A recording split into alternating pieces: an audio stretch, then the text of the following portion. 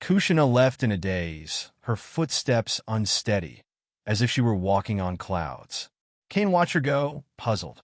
He replayed the events in his mind, convinced that his actions during the massage were entirely above board. Yet, her flustered expression lingered in his thoughts. For the next 2 days, Kushina didn't visit the dessert shop, leaving Cain to his own devices. During this time, Orochimaru fulfilled his promise, sending the fire dragon embryos.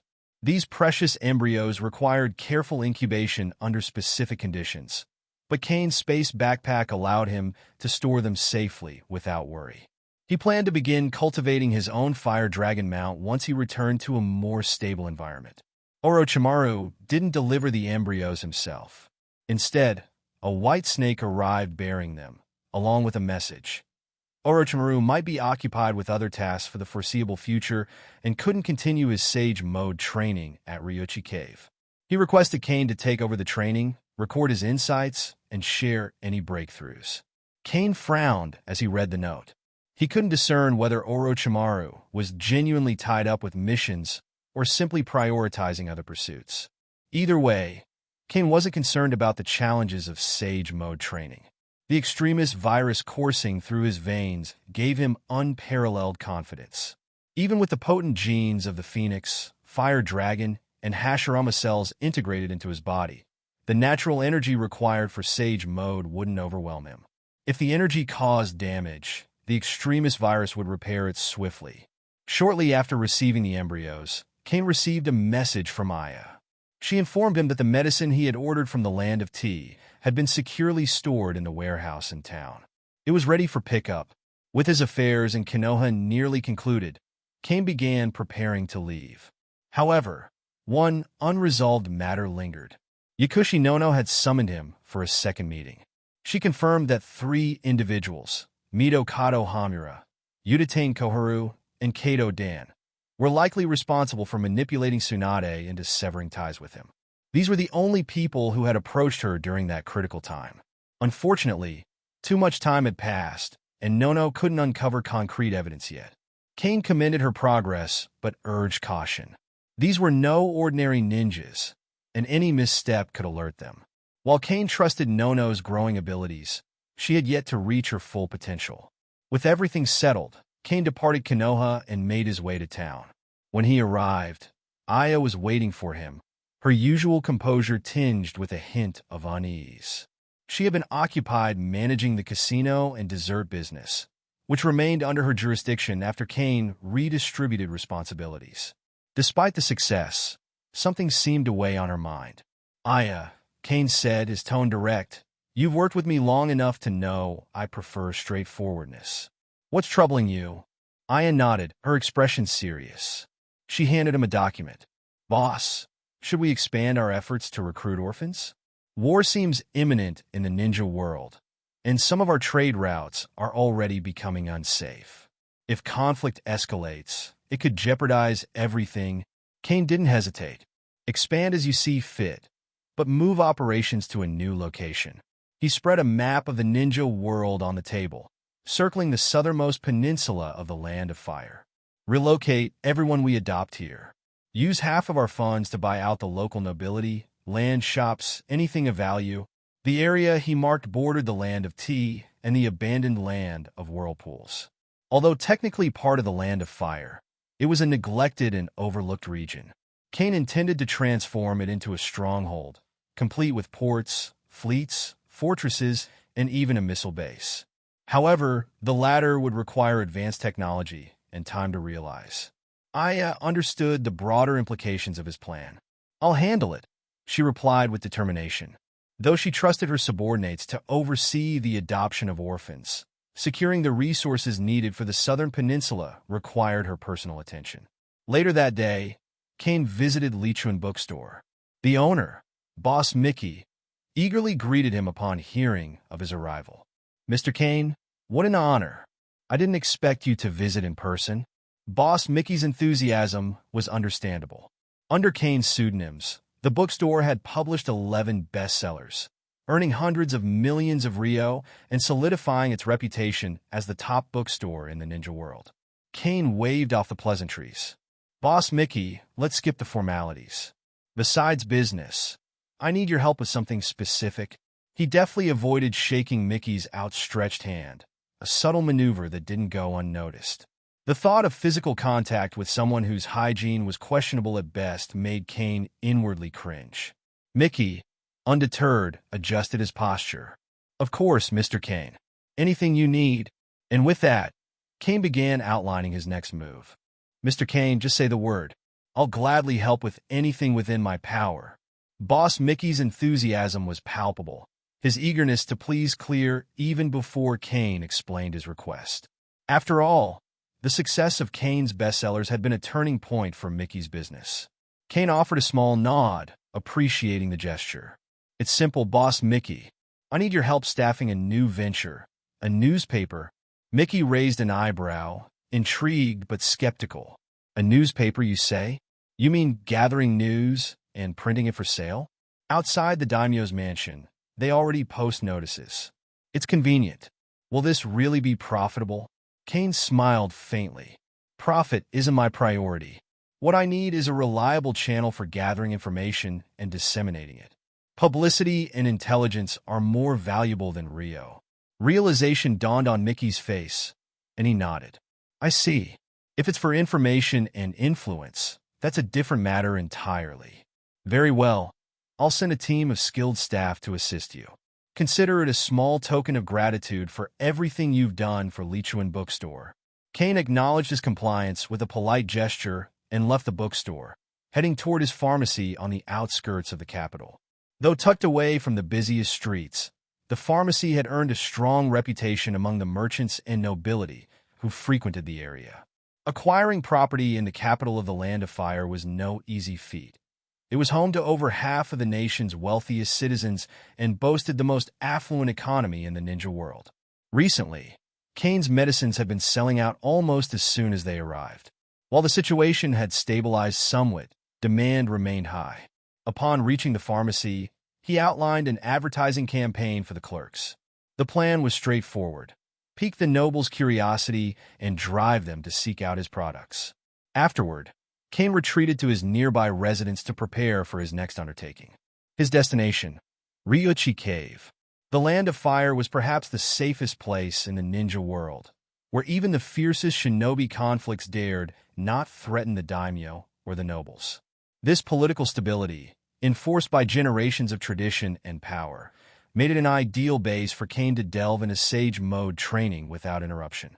He summoned a messenger snake from Ryuchi Cave, delivering instructions for his arrival. Shortly after, he performed the reverse summoning technique. In an instant, Cain felt the pull of the summoning. He did not resist. When the light faded, he stood within the mysterious, ethereal expanse of Ryuchi Cave.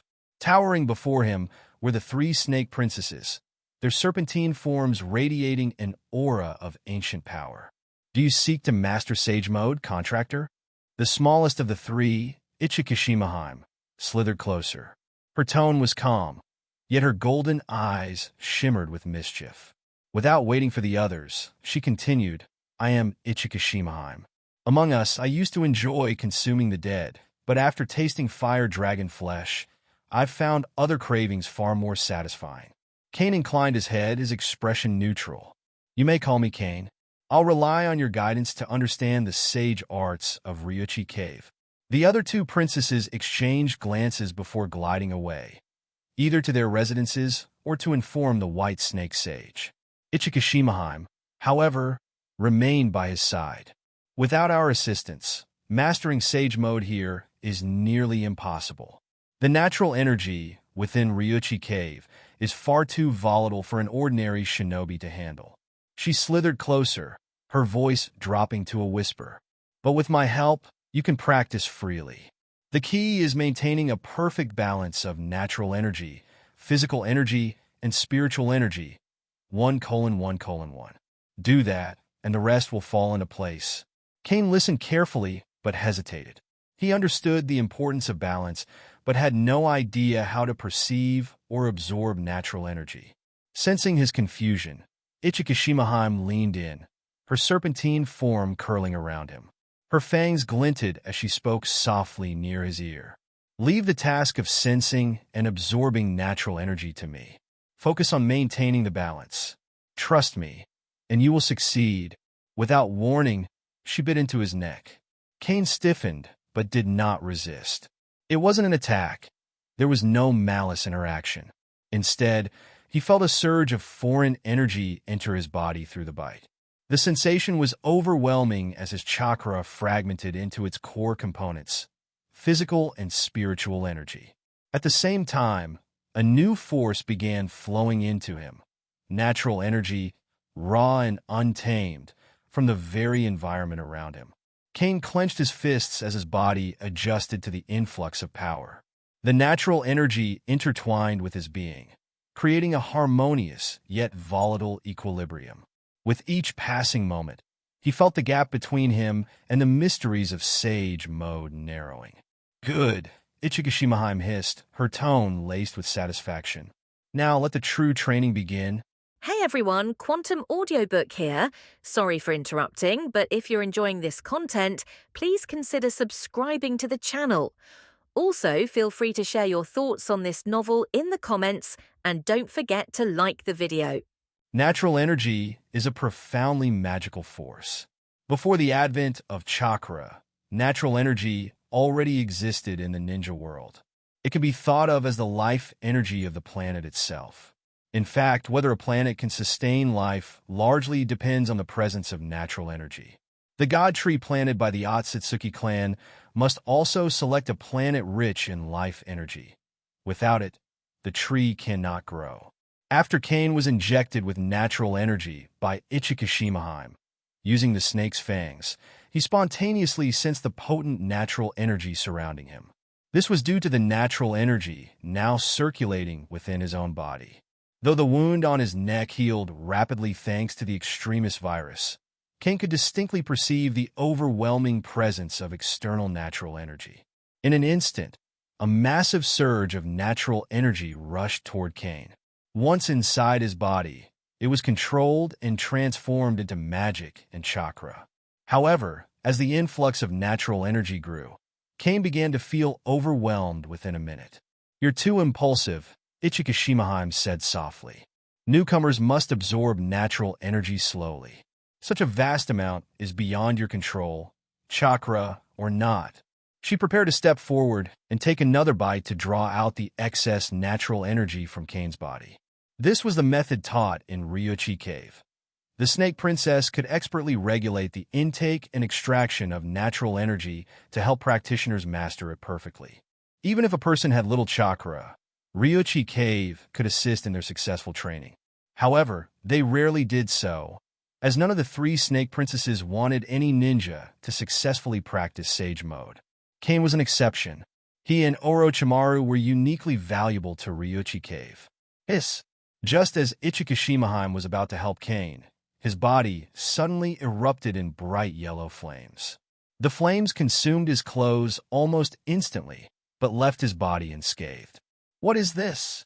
Ichikishimahime's large eyes instantly narrowed into vertical pupils. If she hadn't dodged in time, she might have been burned by the flames herself. To her surprise, she noticed a seductive fragrance emanating from Cain's body. The scent was so alluring that she felt an almost uncontrollable urge to devour him whole. As the flames burned, the scent grew even stronger, surpassing even the fire dragon's appeal to her. Only her rationality and the dangerous aura of the flames stopped her from acting on her primal instincts. The flames filled her with instinctive fear, as if they were uniquely designed to suppress snakes like her. The flames burned for nearly an hour before gradually extinguishing. When the flames finally disappeared, Ichikishimahime couldn't resist any longer. She moved closer to Cain. However, before she could act, Cain's eyes snapped open. Petri Ficus Totalis. Cain cast the spell directly at Ichikishimahime, sending her flying dozens of meters away and slamming her into a stone wall. Despite the impact, Ichikishimahime felt no pain. Over her thousands of years of life, her body had been strengthened many times by natural chakra, making it nearly impervious to such injuries. No matter what Ichikishimahime did, she couldn't move. It was as if an invisible force restrained her body, turning her into stone. "You snakes really are troublesome. Were you planning to eat me?" Cain asked, his tone sharp but calm. While speaking, he retrieved a suit of clothes from his space backpack and began putting them on. Once dressed, he conjured a small spring of clear water into a pothole and examined his reflection in the surface.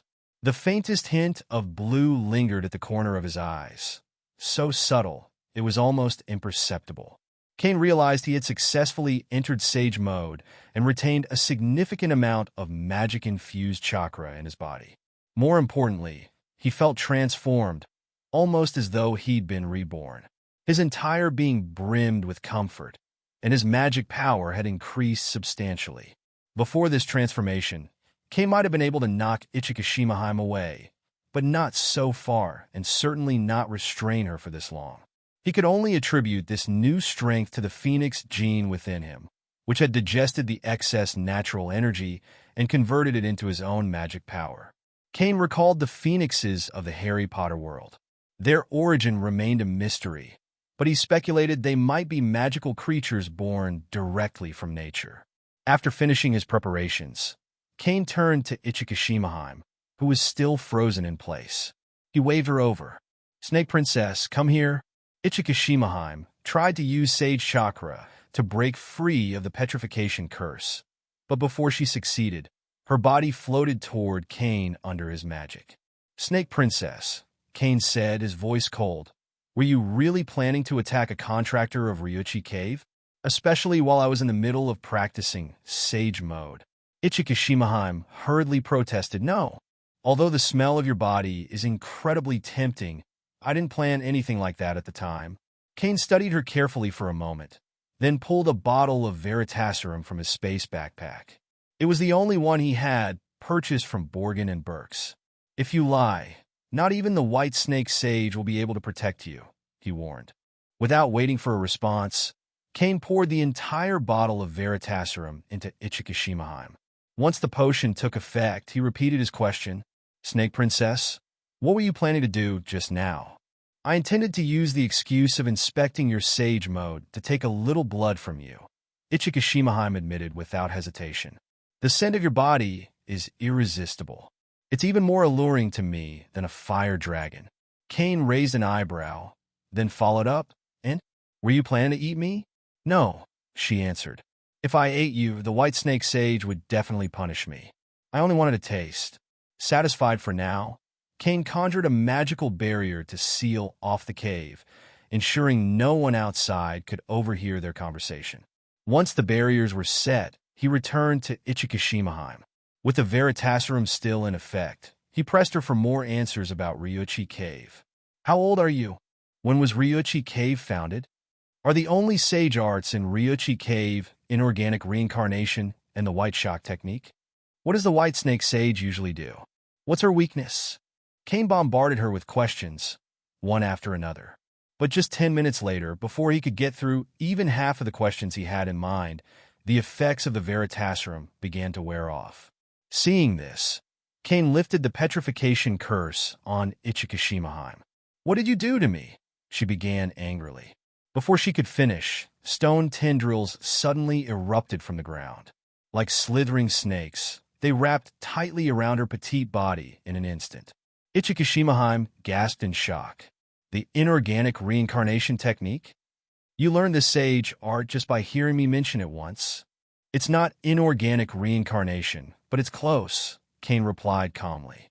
By combining magic with sage chakra, Cain controlled the stones, manipulating their shape with magic while using sage chakra to increase their hardness. With sage chakra infused, the stones became harder than steel.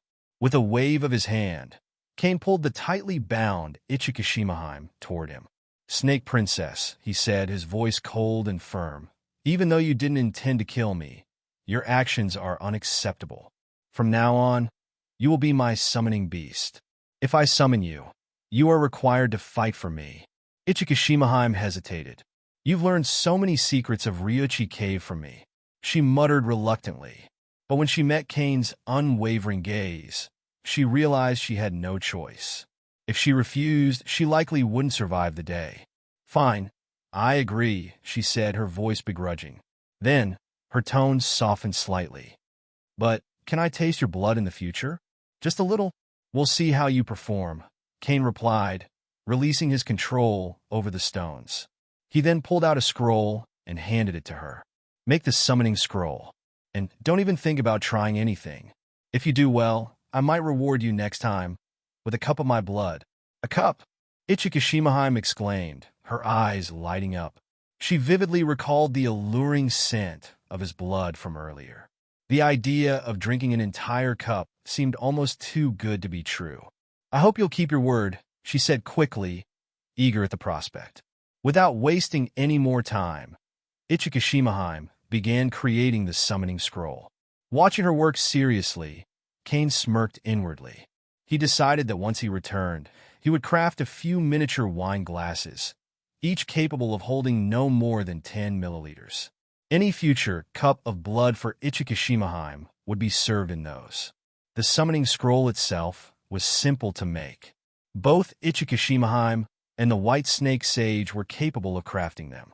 While the White Snake Sage could create summoning scrolls for all of Ryuchi Cave, Ichikishimahime only needed to make one for herself and Cain. Once the scroll was complete, Cain signed his name. From that moment on, he could summon Ichikishimahime whenever he needed her in battle. However, Ichikishimahime's true value lay elsewhere. Her expertise in helping others master Sage Mode would allow Cain to train more subordinates who could wield this powerful technique. Cain wasn't worried about Ichikishimahime breaking her promise. Between his strength and the irresistible temptation of his blood, the ancient snake princess would remain loyal to him as his exclusive summoning beast. After leaving Ryuchi Cave and returning to the capital of the Land of Fire, Cain began to feel the subtle, yet profound changes in his body. Cain discovered that he seemed capable of maintaining the power of Sage Mode indefinitely. According to Ichikishimahime, however, it was unwise to sustain Sage Mode for long periods. Prolonged use of natural energy would steadily drain a ninja's physical and mental energy. Even without using any ninjutsu, maintaining Sage Mode required constant effort to regulate the absorption of natural energy, creating an ongoing toll on both body and mind. But Cain's body was different. The Phoenix gene within him seemed to handle the absorption of natural energy effortlessly, converting it into magic power. This continuous replenishment of magic power allowed him to remain in peak condition at all times. I need to learn some magic, Cain thought to himself. Otherwise, all this magic power would go to waste. Resolving to explore the world of magic, Cain decided to first make the necessary preparations and arrangements within the ninja world before embarking on his next journey. Boss, the new medicines are selling like hotcakes. It's only been 10 days, and we've already sold a third of our stock. We need to replenish as soon as possible, the pharmacy manager in the Land of Fire said to Cain excitedly. Secretly, the manager had bought 2 pills himself and visited the Pleasure District to test them out. If it weren't for his job, he'd have bought a whole box and spent a week holed up in a pleasure house. Cain replied, replenishment will take at least half a month. For now, the production speed is what it is, but rest assured, the next batch will be delivered continuously after this. The pharmacy manager hesitated for a moment before adding, Boss, some people have been asking about you. They seem like noble retainers, judging by their demeanor and appearance. What should I tell them? Ignore them, Cain said dismissively. Cain fully expected Viagra to become this popular. At 150 Rio per pill, the price of just 2 bowls of ramen, ordinary people could afford to buy a couple to try. As for the inquiries, most came from greedy nobles, but Cain wasn't concerned. His pharmaceutical factory was based in the lands of tea and waves, while outside the Land of Fire's influence. At most, the nobles could meddle with his local drugstores. If they dared to cause trouble, however, Cain had a contingency. Their names would find their way onto Kakuzu's hit list. Over the past 2 years, many fools had been replaced by Kakuzu's income-generating efficiency. During this time in the capital, Cain kept a low profile. When he wasn't absorbing natural energy or practicing sealing techniques, his shadow clone was busy establishing a newspaper. Mickey, the owner of Lichuan Bookstore, had lent him all her staff, including an experienced editor-in-chief. After a few days of recruiting, the newspaper was nearly ready to launch. There were some challenges in gathering information and transmitting messages, but Cain had solutions. For now, he'd rely on the telegraph. Eventually, he planned to introduce television and the internet to the ninja world. The existence of telegraphs in the ninja world had surprised Cain, a fact he learned from the editor-in-chief of Lichuan Bookstore. Though inconvenient to use, telegraphs were far faster than horseback messengers. Since neither Cain nor his staff were ninjas, they couldn't rely on ninjutsu or trained ninja messengers. Instead, they had to make do with available tools. Distributing newspapers across the land of Fire all at once wasn't feasible. Telegraphs had limited range, so Cain decided to focus on 4 key locations for now: Capital, Konoha Village, Town, and Main Street. Main Street, once just a cultural relic and tourist attraction, had become a bustling hub thanks to Cain. After opening 2 casinos there, gamblers from nearby areas flocked to the location, transforming it into a vibrant hotspot. The town is similar in nature. Its prosperity naturally attracts the interest and aspirations of people from nearby areas. The proximity of these 4 locations forms a relatively contained and manageable area for Cain's newspaper operations. Currently, the most important hubs for news collection are Konoha and the Fire Country's capital.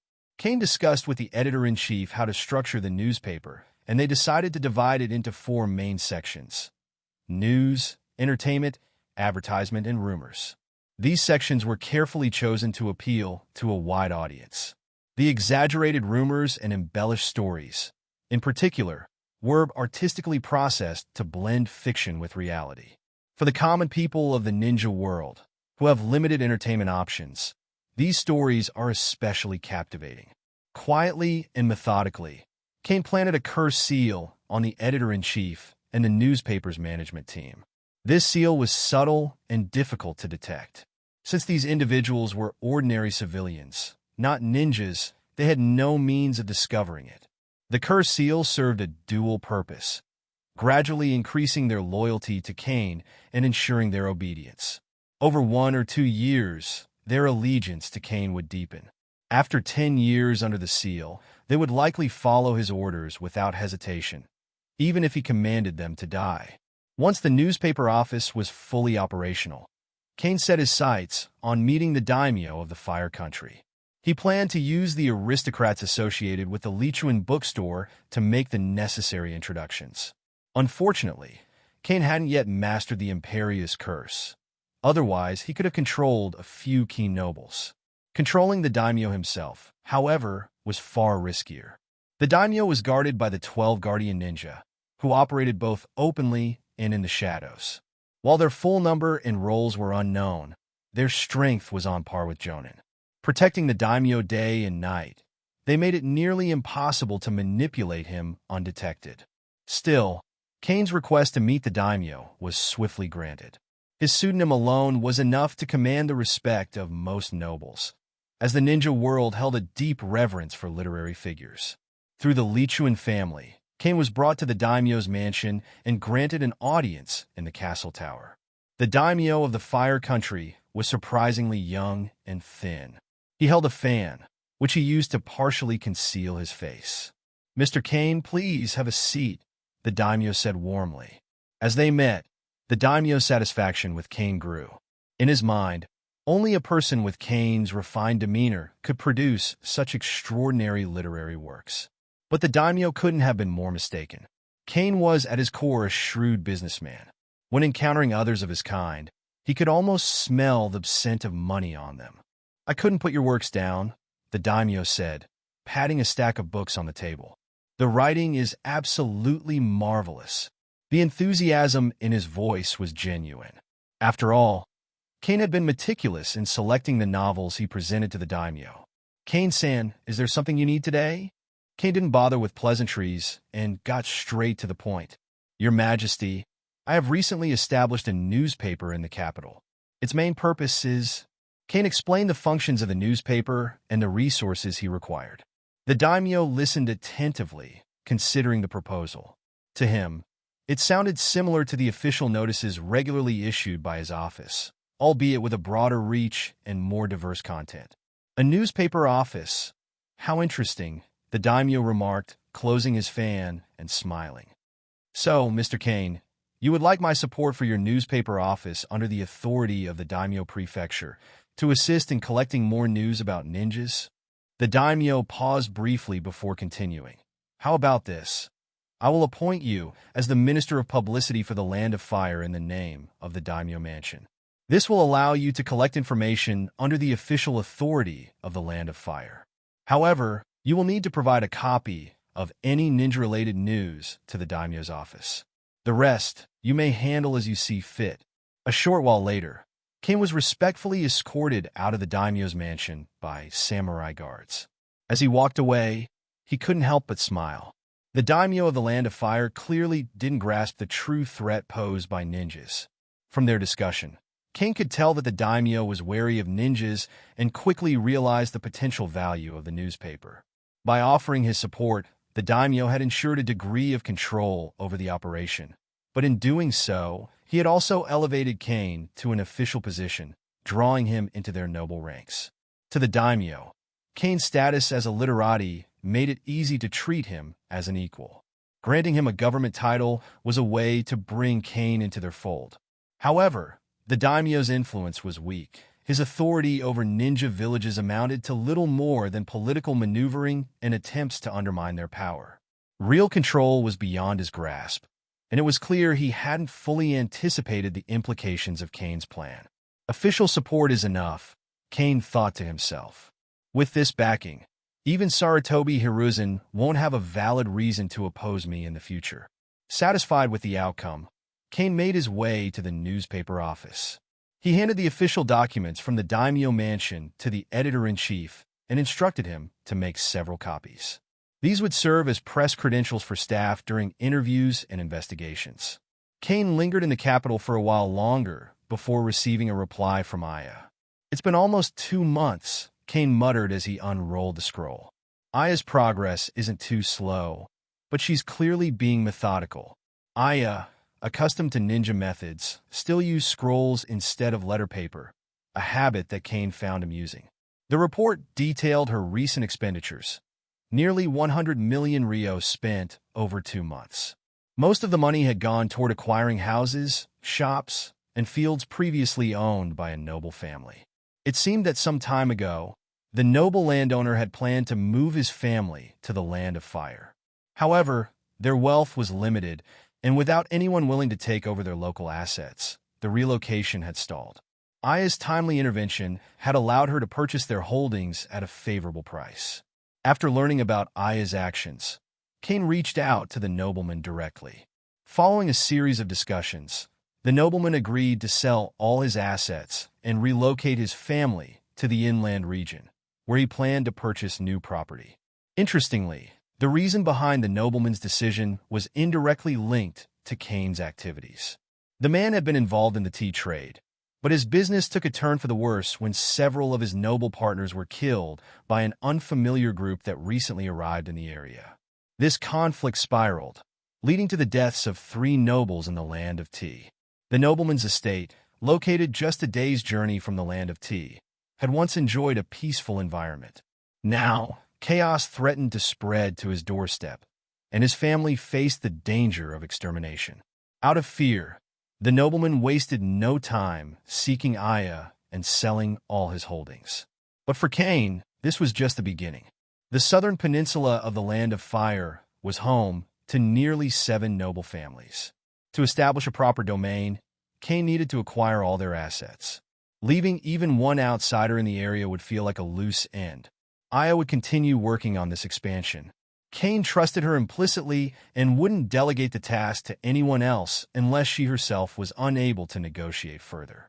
Meanwhile, Kakuzu had proven invaluable to Cain's operations. During the last raid on Konoha Village's frontier ninja stronghold, Kakuzu had only taken 2 mission rewards, but he had grumbled about it to Cain, insisting that with more time, he could have completely dismantled Konoha's border defenses. Kakuzu had effectively become Cain's black glove, handling much of the dirty work. Thanks to his efforts, Cain's casinos had operated safely within the Land of Fire for several years without interference. However, Kakuzu's ruthlessness had recently drawn the ire of Konoha. After killing too many people in the Land of Fire, he was hunted by Konoha's ninjas and forced to retreat to other countries to take on bounty missions for a time. Cain knew Kakuzu's actions were excessive. If he didn't lay low, Konoha would continue sending stronger ninja after him. At this time, the legendary Sannin were still active in Konoha. If Kakuzu became too reckless, he risked facing an opponent capable of killing even someone as skilled as him. Cain-san, I have already disclosed the suggestion you made last time to some friends, but most people think it is unrealistic. It is difficult for the third Mizukage to take the initiative to start a war against other ninja villages.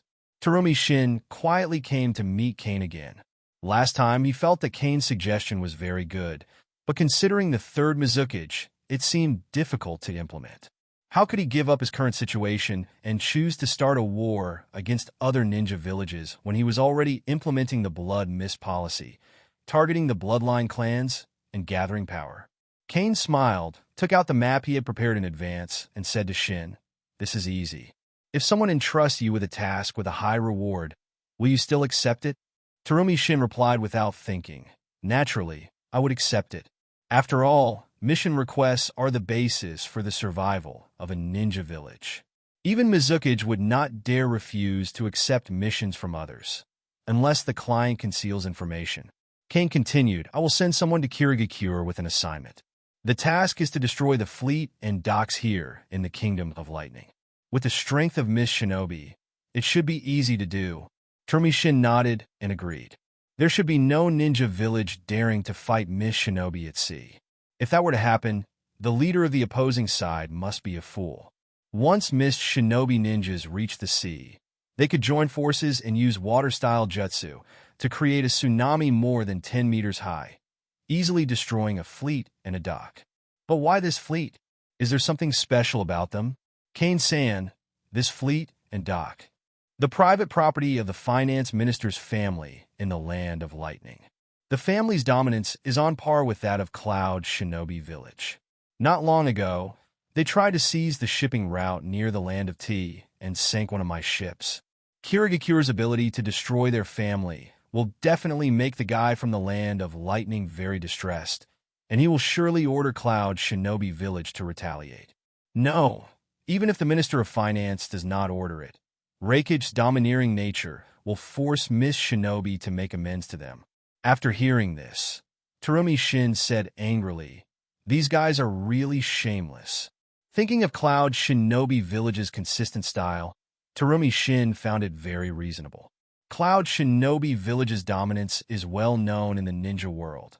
If they want secret techniques, they take them. If they lack resources, they seize them.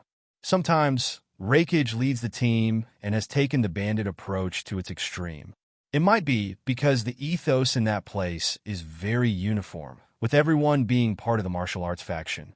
It is said that the second Raikage was a bit dovish, but in the end, he was killed by the Gold and Silver brothers, who were from the martial arts faction. There is only Cloud Shinobi Village in the ninja world that dares to openly suck the blood of small countries. The other ninja villages use alliances to cover up their actions, while Cloud Shinobi Village is difficult to compete with. If there are no problems, someone will go to the ninja village to issue a commission soon.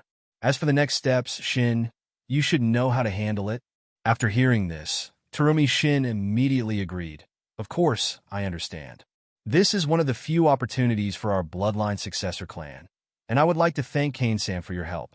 It's nothing. This matter is also beneficial to me. At least there will be one less opponent in the future. Cain then shook his head and spoke to Shin. However, the chances of your bloodline clans taking power are still very slim, unless the third Mizukage makes a mistake and then a new Mizukage is elected. If the struggle becomes too fierce and eventually leads to failure, Shin, I will always welcome you. This was a hint. Cain believed that the chances for the bloodline successor clans to win were low, unless the Kagaya clan took the lead and used the third Mizukage's lack of full control over the village to stage a coup. There was still a chance, but it would be difficult. It is now the 42nd year of Konoha, and local frictions in the ninja world are already happening. This time, Kirigakure's attack on the property of the finance minister of the Land of Lightning would directly accelerate the war. After sending Shin away, Cain thought about the plan a little more. Once the war broke out, he would earn resources step by step. He would sell medicines and medical supplies, gather the population to form a guard, and build up the Land of Tea and the southern peninsula of the Land of Fire by establishing industries and military factories. Eventually, the ninja world would become his backyard. There would be many obstacles. The daimyo of the 5 major countries, the ninja villages Uchiha Madara, Black Zetsu, and the future Otsutsuki. Almost everyone would be on the opposite side. However, there were also some potential allies. Konoha village with the 4th Hokage and Orochimaru. As long as Cain didn't harm the village and provided Orochimaru with knowledge from another world, there was no reason they couldn't cooperate. Mist Shinobi's fleeing bloodline ninjas, the Baron Sand Shinobi, and others could also be potential allies. With that in mind, Cain realized that the plan to make the ninja world his backyard wasn't impossible, but it would take at least 20 years. It only takes 20 years to become the master of a planet, and this planet was still in a feudal state with extraordinary power. If he could fully control it, it would be a great asset to Cain. But the challenge would be significant. As Cain thought about this, his ambition grew infinitely. He saw himself as a colonialist businessman across time and space, but his methods were relatively mild. In the ninja world, he had to be gentle, as there would always be overpowered descendants. Compared to the world of Harry Potter, the ninja world was still in an uncivilized state. If Cain could handle Uchiha Madara and Black Zetsu, he would have the chance to rule the entire planet. Konoha Village Hokage Office. Today, apart from Sarutobi Hiruzen, there are only 3 other people in the room. In order to discuss this matter, Sarutobi Hiruzen had also asked Anbu to guard the door to prevent anyone from interrupting, like Tsunade, who never knocked. I called you here today because I want to tell you something confidential. Sarutobi Hiruzen looked at Namikaze Minato and Kato Dan.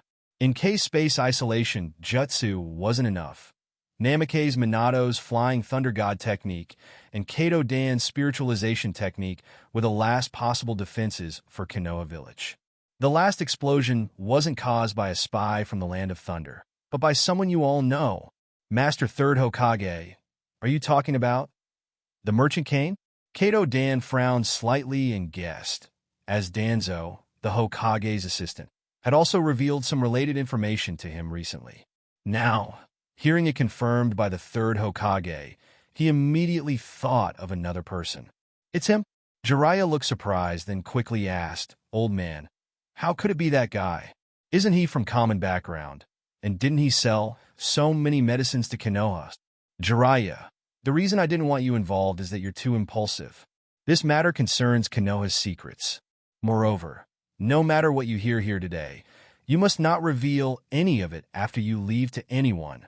Sarutobi Hiruzen tapped his pipe angrily, then glanced at Namikaze Minato, indicating that Jiraiya wasn't as composed as his apprentice. He was originally from common background, but after Nawaki was injured, Cain took out a serum that could cure any injury, though it wasn't perfect. He approached Tsunade for help to perfect the serum, and Tsunade, hoping to save Nawaki, agreed. Sarutobi Hiruzen continued. After that, Hashirama cells were added to the Extremis virus serum, allowing Nawaki to control the Wood-style bloodline. Cain also injected himself with the serum, and now he possesses the same abilities as Nawaki. We know this clearly. At that time, Tsunade still wanted to convince Cain to join Konoha, but she never expected the relationship between Konoha's senior management and Cain to turn out like this. Not long ago, Danzo discovered that the medicines Cain sold had appeared in Kirigakure, violating our original agreement. Along with the risk of Wood-style leakage, Danzo decided to take action against Cain. Cain had previously shown space ninjutsu, so Danzo prepared a barrier to isolate space, based on the research of the 2nd Hokage. Even the summoning technique wouldn't work inside it, but it failed unexpectedly, and Anbu and Root forces lost 5 squads. 5 squads! Upon hearing Sarutobi Hiruzen's words, both Kato Dan and Jiraiya showed anger on their faces. Those were 20 comrades who had just died. At first, they thought it was a spy from Cloud Shinobi Village, but they didn't expect it to be Cain, a businessman. Jiraiya then asked, "Old man, you told Minato to learn the Flying Thunder God technique. Perhaps only the Flying Thunder God technique, being a space ninjutsu, can target the opponent's space ninjutsu. Otherwise, Konoha Village has almost no way to deal with him." Sarutobi Hiruzen shook his head and shared with Namikaze Minato and Kato Dan the information he had gathered from Nawaki about the new extremist virus. The resilience is amazing. Even if his hands and feet are cut off, they can recover within seconds. At the same time, he is almost immune to poisons. Orochimaru tried 4 different types of snake venom on Nawaki, but none had any effect. He also has an extraordinary resistance to illusions. Nawaki's own illusions were mediocre, but now even Orochimaru's illusions have no effect on him. These abilities, combined with an unstoppable space ninjutsu, made even Jiraiya silent. No wonder the old man felt uneasy. Although Cain's strength isn't overwhelming, he is incredibly difficult to deal with. With the explosion that day, Konoha Village wouldn't be able to guard against such a person if he were provoked. Sarutobi Hiruzen said solemnly, "I'm telling you this today because the two of you have a chance to deal with Cain if you join forces. But there is only one chance, so you must not act rashly. Kato Dan's spiritualization technique is very different from illusions. It is directly controlled by the spirit body, which may have an effect for a few seconds. Then, Namikaze Minato will use the Flying Thunder God to teleport in, either to kill or seal him. Minato's Flying Thunder God technique is still newly learned. You must wait until you're fully proficient. At the very least, you must reach the level of the second Hokage's technique. I'm telling you this in advance today, because this matter is classified as an S-level task. Only the 3 of you and the advisors know about it. No one else can be informed. Moreover, you must act as if nothing has happened. Continue perfecting the Flying Thunder God technique and the spiritualization technique. If necessary, Konoha will fully support you." Sarutobi Hiruzen spoke with a very solemn expression, his eyes sweeping over the 3 of them, especially Jiraiya. Jiraiya replied with a displeased expression, "Don't look at me, old man. I promise that even Tsunade and Orochimaru won't get any information out of me. All right, you're dismissed." After leaving the Hokage building, Jiraiya and Kato Dan exchanged a glance, nodded at each other, and headed off in 2 completely different directions.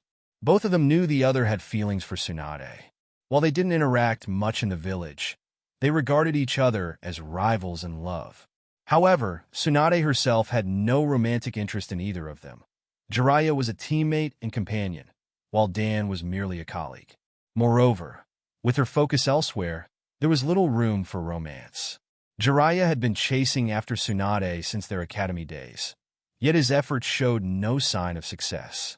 As for Kato Dan, he had made attempts, but at that time, Tsunade's attention was entirely consumed by her younger brother Nawaki's recovery, her work on reforming the medical system, and Cain's special drug development commission.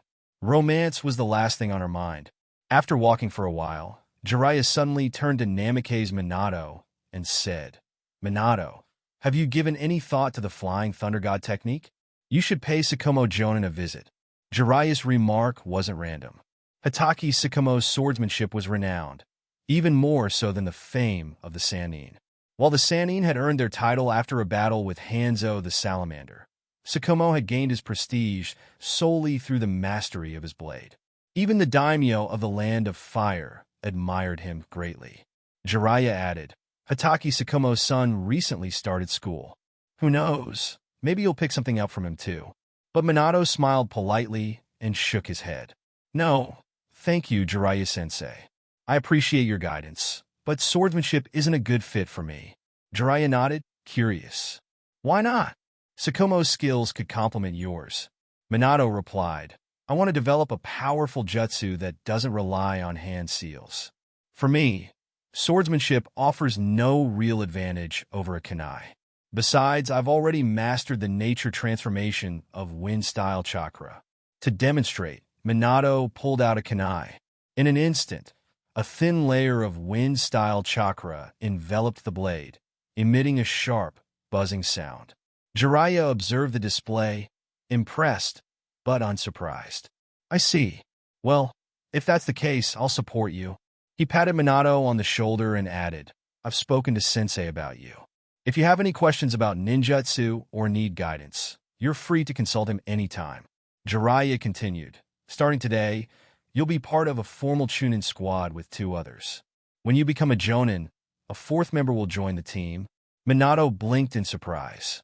Jiraiya-sensei, are you leaving the village? Yes, Jiraiya replied with a nod. The old man has assigned me to another mission. I'll be gone for a while. In truth, Jiraiya had been looking for an excuse to leave the village. Sarutobi Hiruzen, wary of Jiraiya's tendency to act independently, had assigned him a long-term intelligence mission. This was partly to keep Jiraiya out of trouble and to avoid a repeat of the Rain Village incident. If something similar happened again, Sarutobi might have no choice but to mark Jiraiya as a traitor. Minato's expression fell briefly, but he quickly replaced it with a determined smile. When you return, Jiraiya-sensei, I'll have completed the development of my new technique. Jiraiya grinned, resting a hand on Minato's head. I'm counting on it. Although Sarutobi Hiruzen had informed Namikaze Minato and Kato Dan about the hidden dangers within the village, he did not assign them any further tasks. The reason was simple. The failure rate was too high, and they were not yet at the required standard. Even though Kato Dan was an elite Jonin, the intelligence gathered by Root and Anbu revealed that Cain possessed abilities such as spatial manipulation that overrides barriers that isolated space. Against such a formidable opponent, the combined strength of Namikaze Minato and Kato Dan offered little chance of success. The odds of failure were overwhelming. Sarutobi Hiruzen was unwilling to take action until the situation could be handled with absolute certainty. Jiraiya left immediately after announcing his departure, but before leaving, he summoned the other 2 students on the team. While Jiraiya genuinely cared for all his students, talent often created an unavoidable gap between the strongest ninja and the more ordinary ones. The other 2 members of the team, despite their hard work, were unlikely to progress beyond the level of special Jonin in the future. Before departing, Jiraiya treated his students to a farewell meal and officially appointed Namikaze Minato as the new team captain. As captain, Namikaze Minato made only minor adjustments to the team's routine. After discussing it with his 2 teammates, they decided to increase the number of missions they accepted slightly. As independent ninjas, completing missions was their only means of earning money. In recent months, much of their time had been spent learning ninjutsu under Jiraiya's guidance, leaving little opportunity to take on missions. As a result, their funds were running low. Namikaze Minato suggested a balanced approach, completing 6 missions per month, 3 B rank and 3 C rank. This way, they could earn sufficient money while still having time for rest and training. His teammates readily agreed. Namikaze Minato's superior strength and leadership made him a natural choice, and they trusted his judgment without hesitation.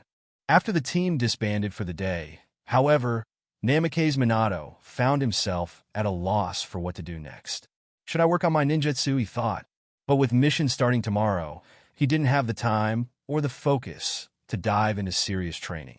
The words of the 3rd Hokage lingered heavily in his mind. In addition to developing a new jutsu, he wanted to improve the Flying Thunder God technique, particularly its limitations against space isolation barriers. Meeting Lord Hokage's expectations weighed on him. He then recalled something else the Hokage had mentioned. Kushina doesn't know the truth about that guy yet, and I was told not to reveal it to her, or to anyone else. Even Jiraiya-sensei won't share this with Tsunade-sama or Orochimaru-sama. I definitely can't tell Kushina.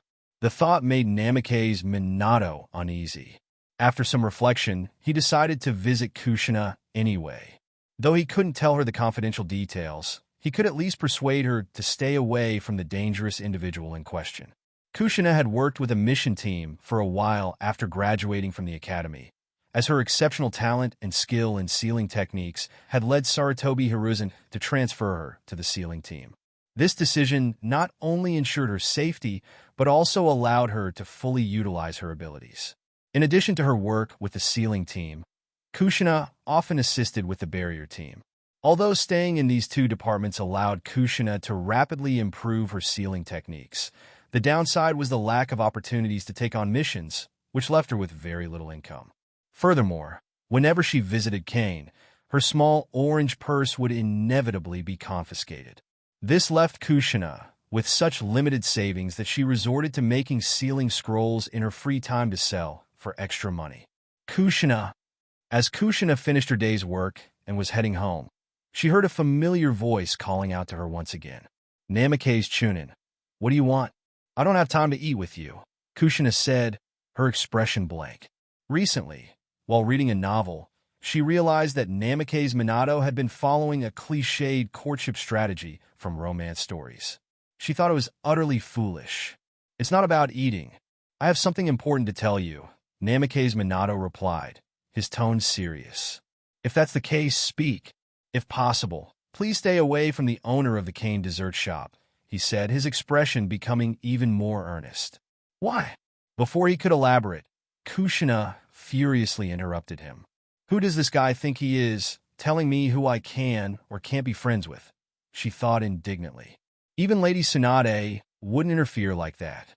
"Because he's dangerous," Minato explained. "Accidents seem to happen around him often, and he's not from Konoha. If you keep spending time with him," Minato hesitated, unsure how much he should say about the deaths of Anbu and Root operatives. Instead, he tried to phrase his warning carefully. "Shut up." Before Minato could finish, Kushina snapped, her eyes shifting into slitted pupils.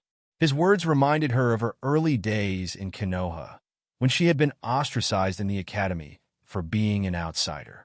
"My business is none of your concern. Don't bother me again." "Wait a minute, Kushina." Clang! 6 golden chains suddenly emerged from Kushina's back. Before Minato could react, the chains wrapped around him, binding him tightly in layers of adamantine links. Flying Thunder God suppressed? Minato was shocked. He tried to activate the Flying Thunder God technique to escape, but the chains had completely suppressed his chakra, rendering him powerless. Oomph!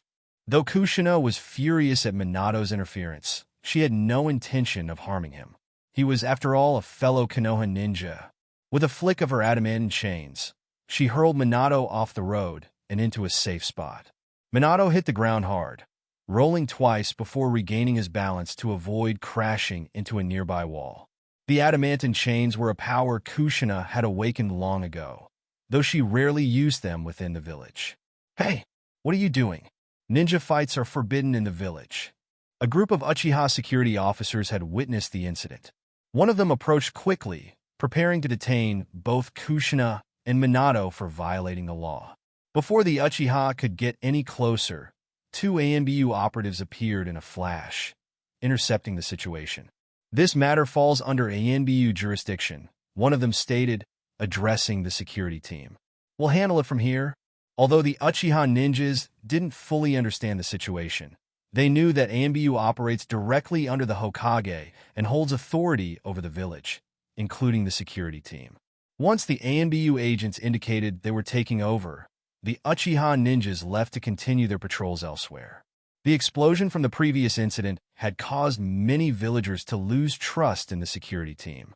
To address this, the team had extended their patrol hours to restore public confidence. "Never mind," one of the Anbu ninjas said curtly.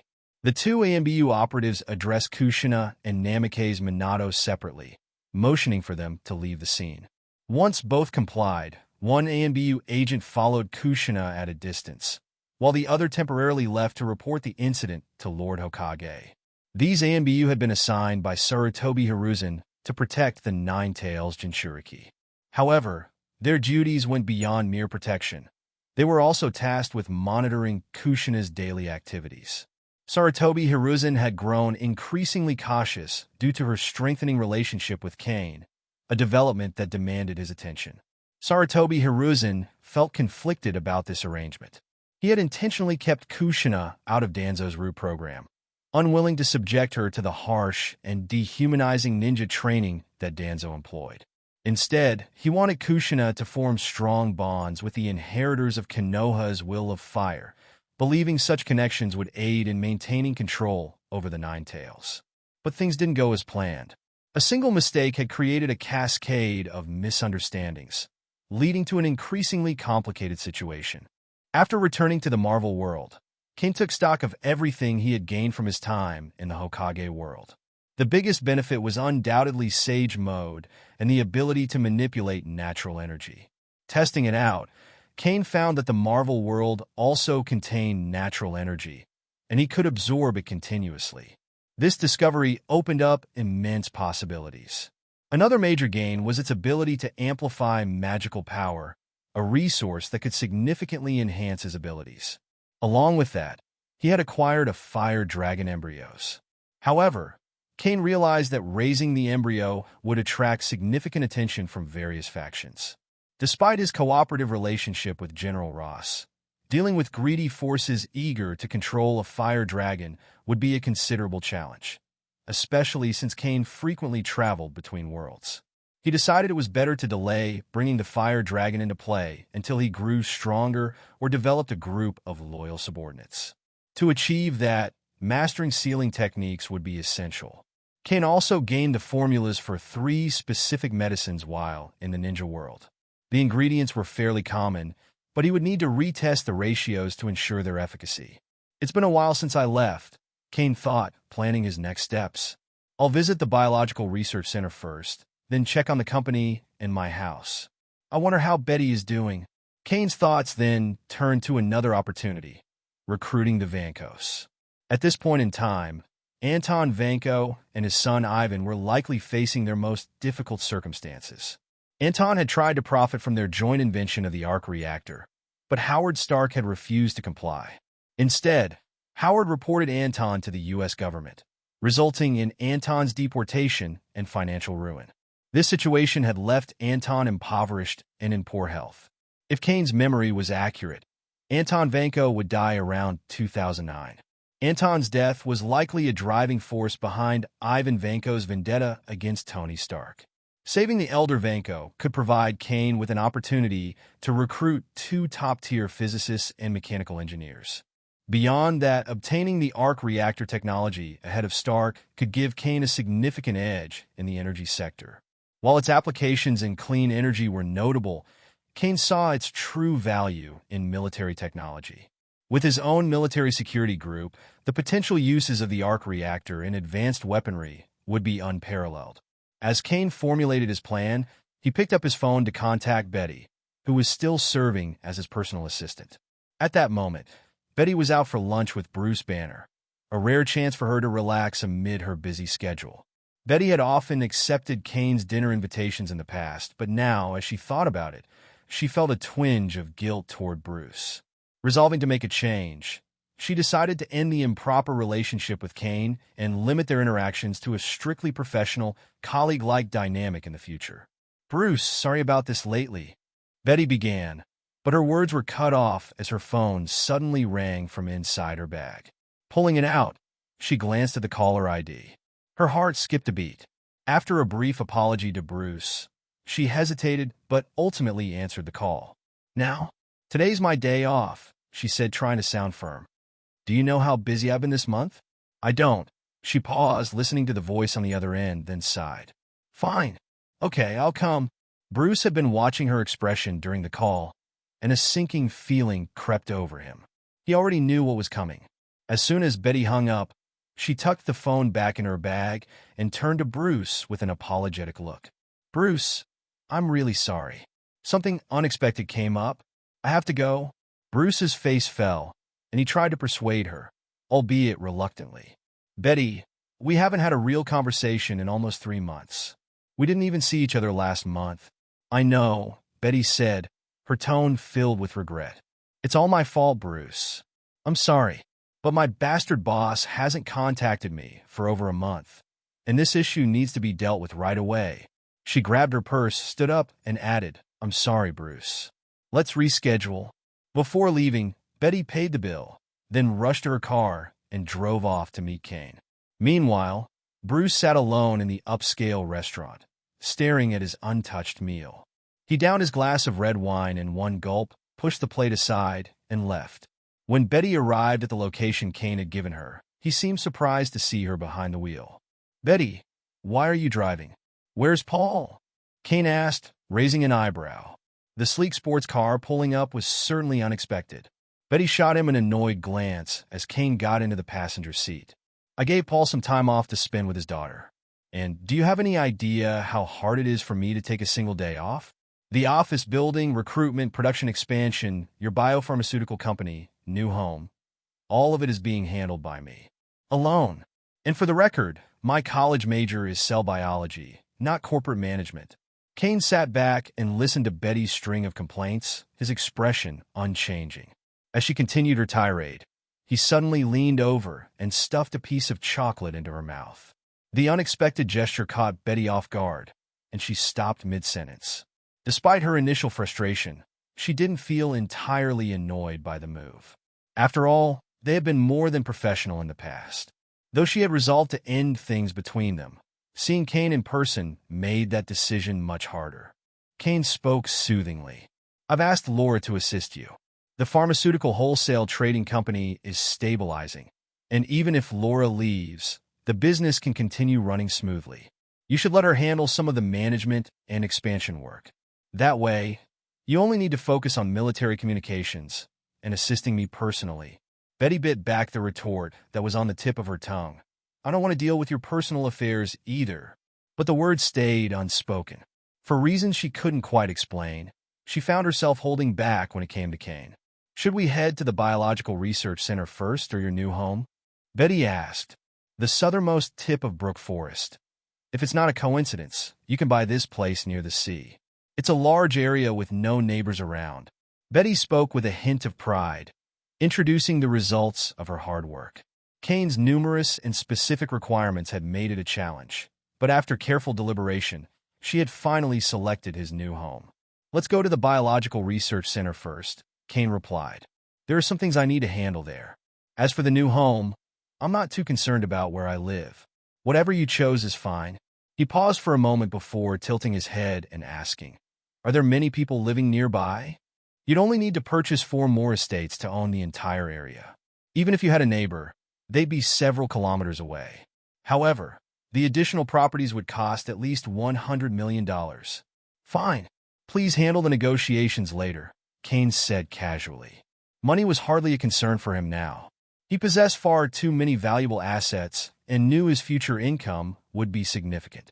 Enhancing his privacy and quality of life was well worth the expense. "Betty, your tone earlier sounded irritated. Did I disturb your rest?" Cain asked, glancing at her. "You can take a few more days off if you need to." "Forget it. It's nothing," Betty replied, brushing it off. "Lunch was just interrupted, that's all. All right, I'll make it up to you tonight." When they arrived at the Biological Research Center, the heightened security was immediately noticeable. The area's security level had been raised 2 tiers since the establishment of Cain's umbrella military security company, which had made the facility its top priority. The progress on the extremist virus was going smoothly, and the recovery medicine for treating severed limbs had reached the final stage of human trials. During Cain's absence, Betty had monitored the progress daily to ensure the project remained on schedule. The delivery date to the military was non-negotiable. Any delay would jeopardize future deals. While Maya and the other researchers assured her that the recovery medicine was flawless, the military required comprehensive testing data before committing to purchases. To meet this demand, the factory and production lines for the medicine were already being set up. Based on the timeline, the pharmaceutical plant would be fully operational by the time the final experimental data was ready. Cain's visit to the research center was mostly a formality, but today brought an unexpected development. Killian had submitted his resignation. Technically, the terms of Killian's contract made it nearly impossible for him to leave at this stage. No research facility would allow such a departure, and even if he were to leave, various restrictions would still apply. However, Killian seemed adamant about resigning. Cain decided to compromise, agreeing to let him go, but only after staying for at least 1 more year. Killian, realizing this was the best outcome he could hope for, reluctantly agreed. As Killian left the office, Cain seized the opportunity to discreetly plant a chakra seal on him, ensuring that his departure wouldn't compromise Cain's interests. Unless someone noticed the curse seal on Killian's back and pointed it out to him, Killian would remain unaware of its purpose. Even if the pattern of the seal were discovered, he wouldn't understand its function. Over the next year, his desire to leave would gradually fade, and in time, Killian would become Cain's most loyal subordinate. After dealing with Killian, Cain gathered Rick's research team to announce the groundbreaking news of the 3 new specific medicines. When Cain explained what these medicines could do, the room fell silent. Not only were Rick and his team stunned, but even Betty Ross was visibly shocked. Cancer, AIDS, and uremia were universally classified as terminal illnesses, diseases without definitive cures. Yet Cain had come forward with 3 formulas claiming to eradicate these conditions. It sounded impossible, almost miraculous. Gentlemen, Cain began, his tone authoritative. This is our next research direction. We're skipping the R&D stage and going straight to clinical trials and regulatory approval. Your task is to prepare the finished products based on the formulas I provided.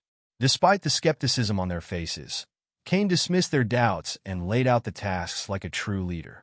It took several hours to organize the manpower, assign responsibilities, confirm processes, and most importantly, secretly plant chakra seals on everyone in the Biological Research Center. By the time he was done, Cain felt he had barely managed to get everything under control. He knew he would need to visit the center frequently in the coming weeks. The team's manpower had to be expanded significantly. Otherwise, Rick's group would be overwhelmed by the workload. Typically, it takes at least 10 years, or even longer, for a drug to progress from concept to market. However, Cain planned to eliminate the research and development phase and leverage connections to expedite regulatory approvals. He intended to have these 3 medicines on the market within 2 to 3 years. For someone with access to magic, this was achievable, and Cain justified it as a moral endeavor. The sooner these life-saving drugs were available, the more lives they could save. After leaving the research center, Betty couldn't contain her curiosity. "Where did you get the formulas for those medicines?" "It's unbelievable," she said, her tone equal parts incredulous and intrigued. "You seemed so confident back there, like you knew they would succeed."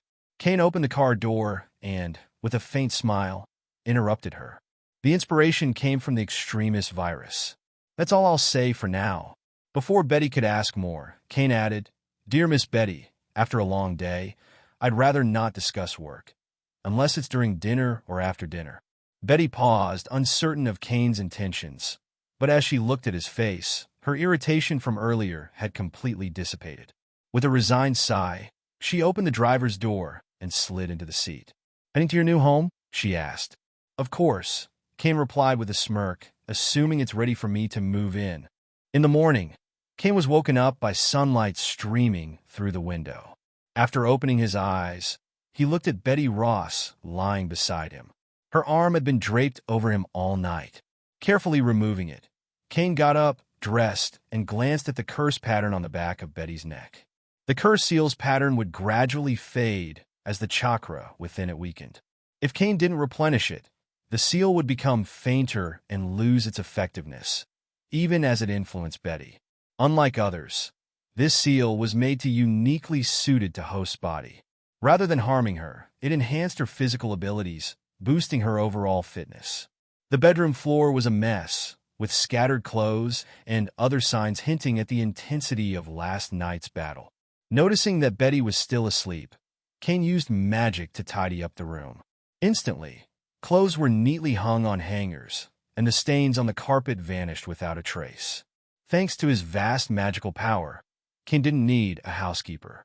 Even in a villa as large as this one, cleaning was a trivial task for him. For the most part, a caregiver was enough for occasional help. Then there was Boa. Its growth rate was alarmingly fast, and even if Cain bought every house in the area, there was still a risk of exposure. He decided it was time to inject Boa with some genetic material from magical creatures. The genes of an invisible beast would suffice, with its fur allowing it to vanish. Even a skilled wizard might overlook its presence. Living near the sea offered additional security. If Boa became invisible and dove into the ocean, it would be virtually impossible for anyone to find. After preparing a simple breakfast, Cain noticed Betty stirring. She woke up just as he finished. Her eyes widened slightly at the sight of the freshly cleaned room and the aroma of food wafting from downstairs. The billionaire making breakfast himself wasn't a sight Betty encountered often. Among her acquaintances, Cain was a rare exception. "Do you need to hire a nanny? You can't clean such a big house all by yourself," she remarked while sitting at the dining table. Picking up a sandwich filled with bacon, fried eggs, and butter, she took a bite, still feeling drained from the night before. Even though she'd had some milk last night, she needed more to regain her strength. "No, I can manage," Cain replied while serving her 2 more sandwiches, sensing that one wouldn't be enough. "As for the other 4 manners, I'll handle those after I renovate this place." Betty raised an eyebrow. "I'm practically turning into your personal butler at this rate. And don't think I've forgotten what you promised last night. You still haven't delivered." She was referring to the special medicine. She felt tricked, as Cain had kept her in the dark about it. "And about those 4 manners," she continued. "If you buy them all, you'll still refuse to hire a nanny or housekeeper. You'll wear yourself out, and they're massive properties." Cain shook his head, dodging the subject. "You'll understand when the time comes. If you're worried, you can always come and check things out. The room on the 2nd floor is yours anytime." Was it true that she had given in? Betty Ross had cooperated last night out of curiosity about the special medicine, not for the pleasure of indulgence. Otherwise, she wouldn't have come here at all. Still, she didn't answer the question. Betty had her own boyfriend, her ideal person. She felt a pang of guilt thinking about Bruce. "Betty, help me find out about someone. Her name should be Helen Cho, a Korean, maybe based in Seoul or the United States. She might be connected to a place called UGN Laboratory." There were still more than 10 years until the Age of Ultron. Cain didn't know how old Helen Cho was, perhaps still in school or already working in a lab. But that didn't stop him from investing in her research ahead of time. Whether nanotechnology was Helen Cho's personal project or tied to UGN Laboratory, Cain wasn't going to let this technology slip through his fingers. "In a few days, I'll need to head to Russia," Cain said. "I'll leave everything here in your hands." "You'd better stay longer," Betty replied, rolling her eyes. "That way, I can finally take a vacation." Her boss had a habit of disappearing for long stretches, only to come back briefly to delegate tasks and, on occasion, spend the night with her. Then she would end up busy again. Betty estimated it would take her at least another month or 2 before she could relax. If this kept up, she might barely see Bruce at all. Maybe it was a good idea for them to take some time apart, to let things settle. But why was she even thinking like this? Betty felt conflicted. Could it be that, after only a few nights, she was already losing her feelings for Bruce? The thought felt strange. Yet, she couldn't deny how good last night had been. Especially the breathless moments, almost like singing a song of surrender. After dinner, Paul was waiting for Cain at the manor gate. Today, Cain didn't need Betty to act as his driver, in every sense of the word. Yesterday, he had replenished the chakra seals for most of the staff at the Biological Research Center. Today, his plans included doing the same for Laura and the personnel at the Umbrella Military Security Company, as well as arranging their upcoming tasks. The first profits from the extremist virus wouldn't come in for another 6 months at the earliest. Until then, Cain's visible expenses were being supported by his own funds and a pharmaceutical wholesale company.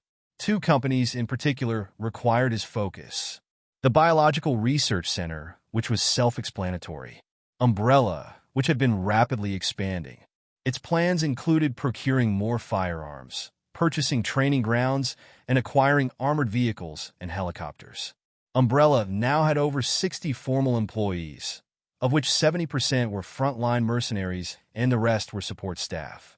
While this number wasn't insignificant, Cain considered it far from sufficient. His goal was to scale the company to at least 200 personnel.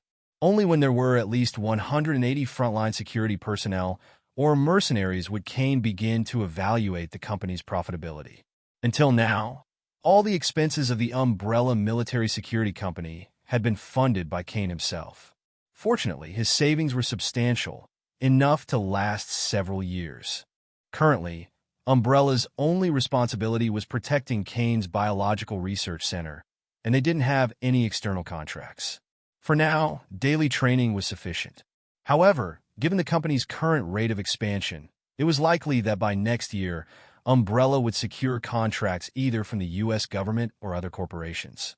Cain's long-term vision encompassed 4 core industries: machinery manufacturing, biopharmaceuticals, military security, new energy development. Once these were fully developed, Cain envisioned himself becoming the most powerful corporate figure on Earth, the Marvel Universe's Umbrella. Arranging things for Laura didn't take Cain long. While Laura had done well in developing a pharmaceutical wholesale trading company, her potential use here paled compared to another venture Cain had in mind. The pharmaceutical company, supported by a full research team, had already secured a military contract, an annual order that alone surpassed the military company's profits. For a time, Laura believed the CEO of the biopharmaceutical company would be Betty Ross. Both companies had been established simultaneously, but Cain's favoritism toward Betty had always been evident. When Laura received the unexpected news, she initially thought it was a hallucination. Once she confirmed it wasn't, she agreed without hesitation. This decision was especially appealing to Laura, as the new position granted her access to project details from the Biological Research Center. She saw no reason to turn it down. Following this, Cain asked Laura to handle the transition formalities with Betty. Moving forward, Betty would no longer personally manage operations, leaving the responsibility entirely to Laura. Moscow. The city was blanketed in snow and ice, but the cold didn't bother Cain. His body, enhanced by Phoenix and Fire Dragon genes, radiated heat like a living furnace. Betty Ross once joked that drinking his milk felt like drinking a glass of hot water. Before arriving, Cain had tasked others with gathering information on Anton Vanko. To his surprise, the investigation went smoothly. The information on Vanko was handed over to him shortly thereafter. It seemed Anton Vanko was still somewhat infamous. Upon returning to Moscow, Vanko was known to vent his frustrations, frequently claiming that Howard Stark had stolen his technology. These accusations persisted until Vanko's health deteriorated in old age. The apartment where Vanko and his son, Ivan, lived was in a state of extreme disrepair, equivalent to a slum in Moscow. Ivan made a living by doing maintenance work to support them both. When Cain arrived at the dilapidated building, he instructed his team to wait downstairs while he went up alone. Even without a visible escort, Cain felt no need for concern. His body was protected by a layer of armor magic even while he slept, and he doubted that Vanko or his son could pose any real threat to him. After Cain went upstairs, just as he was about to knock on the door, a scruffy, middle-aged man stepped out of the neighboring room and stopped him. The man spoke in Russian, a language Cain couldn't understand. "I'm here to see your father," Cain said calmly. He knew Ivan Vanko could understand English. Without waiting for a response, Cain used an unlocking spell to open the door to Anton Vanko's room and stepped inside. Seeing this, Ivan became agitated and rushed to stop him, but as he approached, an invisible force immobilized him. Unable to move, he was compelled to follow Cain into the room, stopping near his father's bed. "Anton Vanko, your health doesn't look good," Cain said, observing the frail man on the bed. "You're dealing with more than one complication. At this rate, you won't last more than a few years. The medical care in Moscow won't save you, and even if you made it to the U.S., no hospital could cure you. But you're lucky. You've met me." Cain pulled a stool and sat by Anton's bedside. Ivan, realizing that Cain meant no harm, became less aggressive after regaining control of his body. He started speaking to Cain in Russian, but Cain held up a hand to stop him. "I don't understand Russian, but I know you can understand English, Ivan Vanko," Cain said. With a wave of his hand, Cain cast a minor healing spell on Ivan. It wasn't a miracle cure, but it improved Ivan's physical condition, restoring some of his strength and energy. "I know that you and Howard Stark co-developed the arc reactor, and that you still possess the knowledge to replicate it. I want you to join my company. I'll support all of your research, provide you with money, fame, and even restore your health. What do you say?" At that moment, Anton suddenly sat up, his movements steadier than before. Ivan, startled by his father's sudden vigor, rushed to help him, but soon noticed that Anton's expression had improved significantly. Anton stared at Cain, his hand touching his chest as if to confirm the newfound energy coursing through his body. "What's the catch?" Anton asked. "Money, fame? Are you just after the arc reactor technology?" Cain smiled. "Not just the technology. You and your son are rare talents in this field. I want your expertise to help improve the arc reactor. Why waste your potential here? Come back to the US with me. Work for my company. Together, we'll build something greater, and you'll reclaim everything you lost." Anton considered Cain's words. The offer was tempting. The mysterious man had already proven his capabilities by healing him. Anton's sudden recovery wasn't due to vodka. It was the work of this stranger. Beyond his own health, Anton thought of his son. Ivan was a genius and deserved better than wasting his life in a decrepit apartment, struggling to survive. "I agree," Anton said finally. "Ivan and I will accept your offer. The arc reactor technology will be yours." Cain stood, smiling. "Excellent. Let's leave this place. It's no environment for either of you. Your travel arrangements are already made, and I promise you'll be well cared for in America. You'll have your health, and the arc reactor will reach its full potential." Father and son exchanged a glance. For the first time in years, there was hope in their eyes as they prepared to leave the dilapidated apartment and their hardships behind. "Oh, my master. Phil has been worrying every day for such a long time. The master will definitely be fine, but Phil is not." As soon as Cain arrived at the house in Diagon Alley, two house elves, Phil and Isaac, rushed to him, tears streaming down their faces. If Cain hadn't forbidden self-punishment, they would have undoubtedly begun hitting their heads against the walls or pillars. "This has nothing to do with you both. Phil, go make me a cup of coffee with extra milk," Cain said with a sigh, feeling helpless about the elves' overly servile nature. Despite his attempts to train them otherwise, their behavior remained ingrained. The best he could do was assign them tasks to distract them. "I will go right away, my merciful master," Phil declared, disappearing instantly with a pop. Though the kitchen was only a few steps away, it was apparently too far for Cain to wait. Isaac glanced around nervously. Not spotting any luggage, he wrung his hands and asked, "Master, your clothes? Help me hang them up?" "Of course. Isaac will clean them thoroughly as well." Cain left them to their tasks and headed to his study. It had been almost a year since he was last here, and he needed to catch up on any major events that had occurred in the wizarding world during his absence. However, Cain hadn't neglected the non-magical world either. He created 3 shadow clones to handle his affairs there, primarily finances and various industries. Before his departure, he had appointed a manager, and Phil had taken Polyjuice Potion several times over the year to impersonate Cain and collect the quarterly financial reports.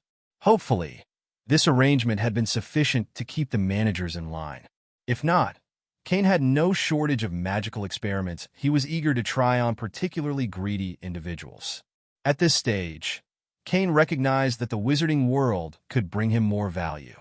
His primary goal for this visit was to obtain more materials from magical creatures, particularly dragon flesh, blood, and, if possible, a dragon egg.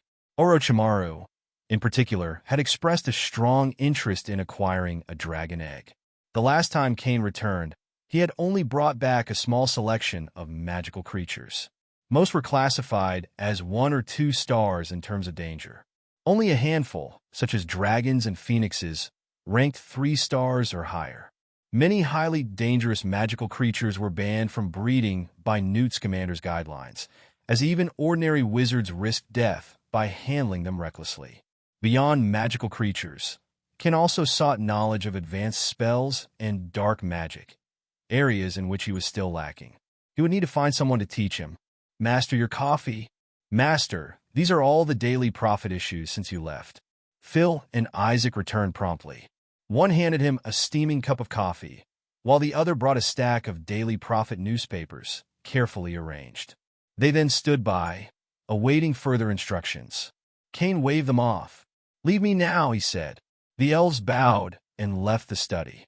Cain turned his attention to the Daily Prophet. Most of its pages were filled with trivial gossip and irrelevant content, offering little of real value. He had to sift through numerous issues before finding any meaningful news. This was one of the reasons why the British wizarding community remained stagnant.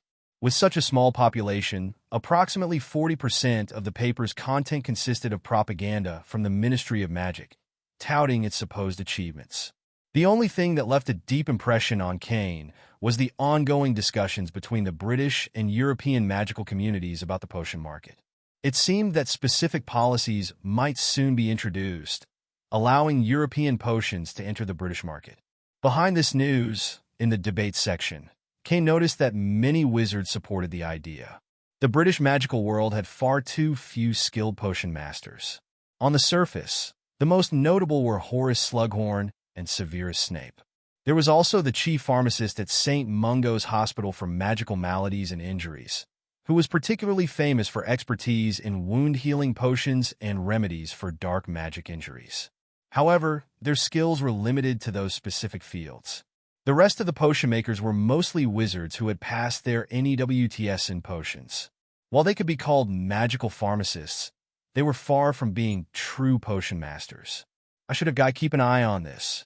If we can secure the exclusive rights to import potions from 1 or 2 European countries, we'll make a fortune, Cain mused, making a note to follow up on the matter.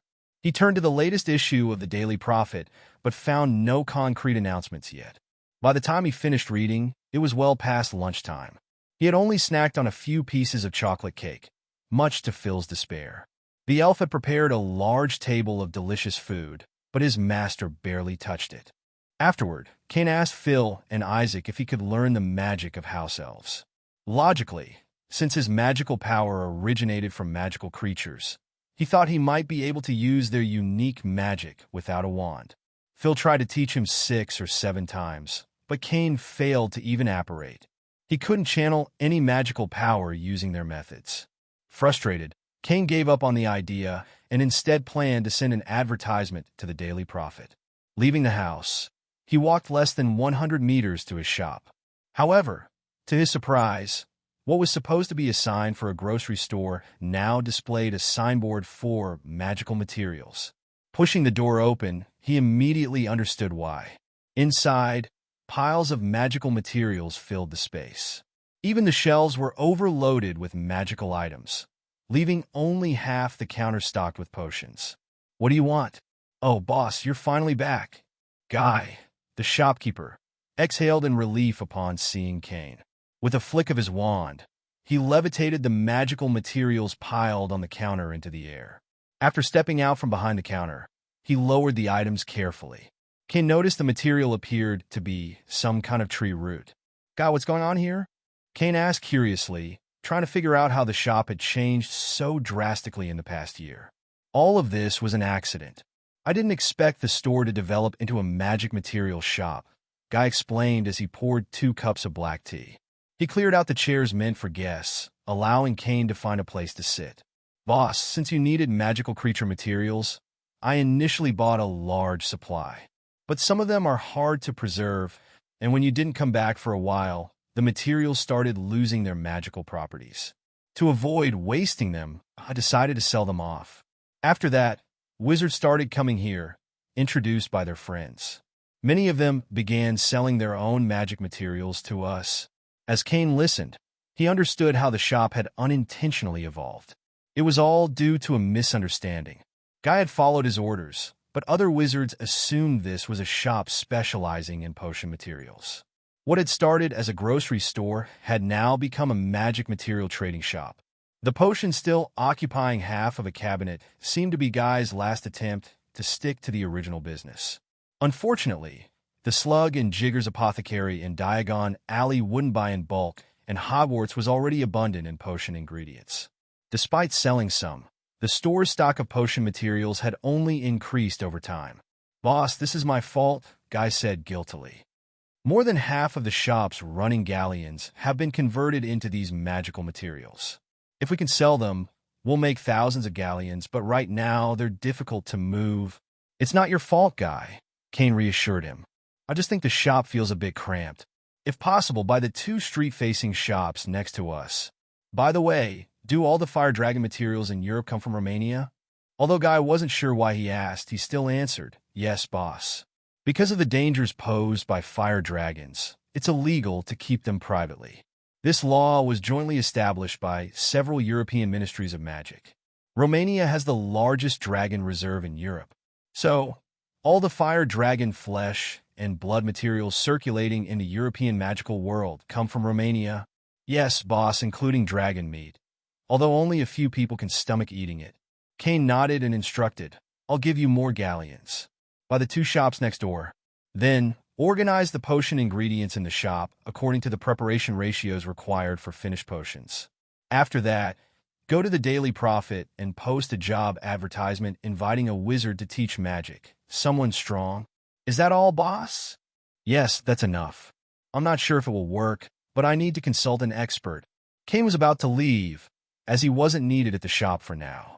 Before he left, Guy handed him some of the rarer potion ingredients as a parting gift. After Cain returned home, he found a letter Newt Scamander had sent him previously, which included Newt's current address. Cain didn't know anyone at the Romanian Dragon Reserve, but the only person he was acquainted with who had a connection to the place was Newt. Although they had only exchanged one letter, Cain could tell that Newt was a friendly and approachable wizard. Soon, Cain received a reply. Newt lived not far from London, and at an owl's speed, it would take just half a day for letters to go back and forth. In the letter, Newt invited Cain for afternoon tea and thanked him for his previous donation. Newt explained that he had given all the galleons to some of his friends who shared his passion for magical creatures.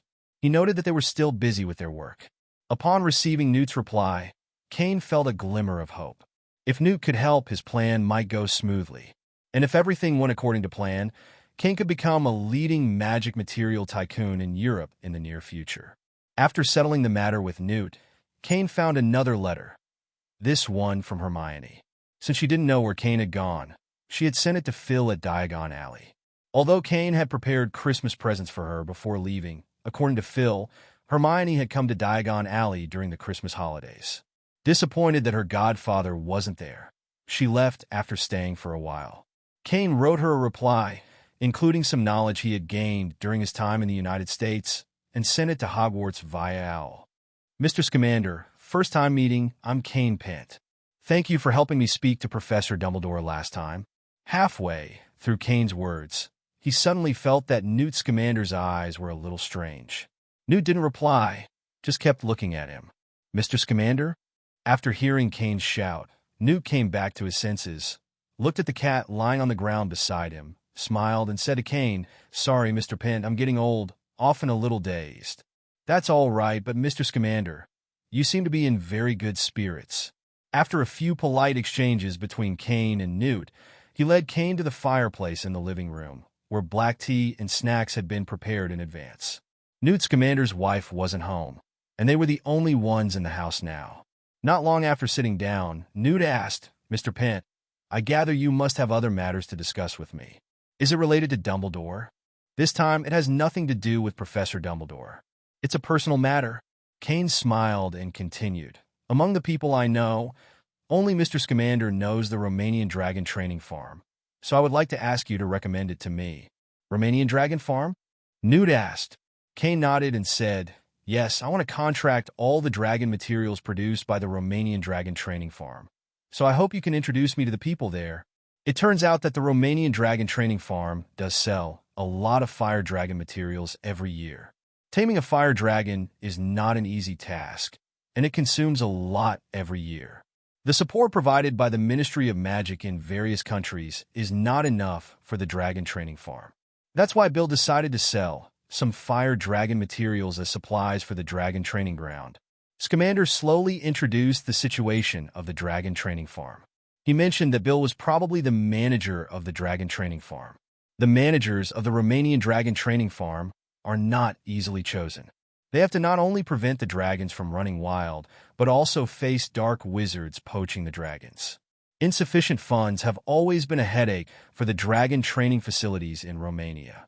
After hearing about the Romanian Dragon Training Farm, Cain nodded thoughtfully and said, "If that's the case, Mr. Scamander, maybe I can help them solve some of their problems. If Bill hears the news, he will definitely be happy. I'll accompany you there." I can find someone I know and apply for the International Flu Network, Scamander said with a smile. Thank you then, Mr. Scamander. Hearing that he agreed, Cain should have been happy, but he always felt something strange in Scamander's eyes. After taking a sip of black tea, Cain couldn't help but ask, Mr. Scamander, is there anything strange about me? Scamander's cloudy eyes lit up for a moment, and he immediately replied, yes. Did you find out too? Cain almost choked when he heard this. He had been polite, but didn't expect Scamander to take it seriously. My cat has a special intuition. It doesn't display special behaviors toward powerful wizards. It only acts like this after facing those powerful magical creatures. Scamander pointed to the cat that was still lying on the ground with its head sunken, as if it were about to bury its entire furry head in the carpet. Could it be asleep? After Cain finished speaking, Scamander took out his wand and lightly tapped the cat on the head with a magic spell. After being tapped, the cat just poked its head slightly and then sank back down. It's amazing, Mr. Pent. Even if Dumbledore wanted to touch it, he could only get a paw. But it showed submission to you?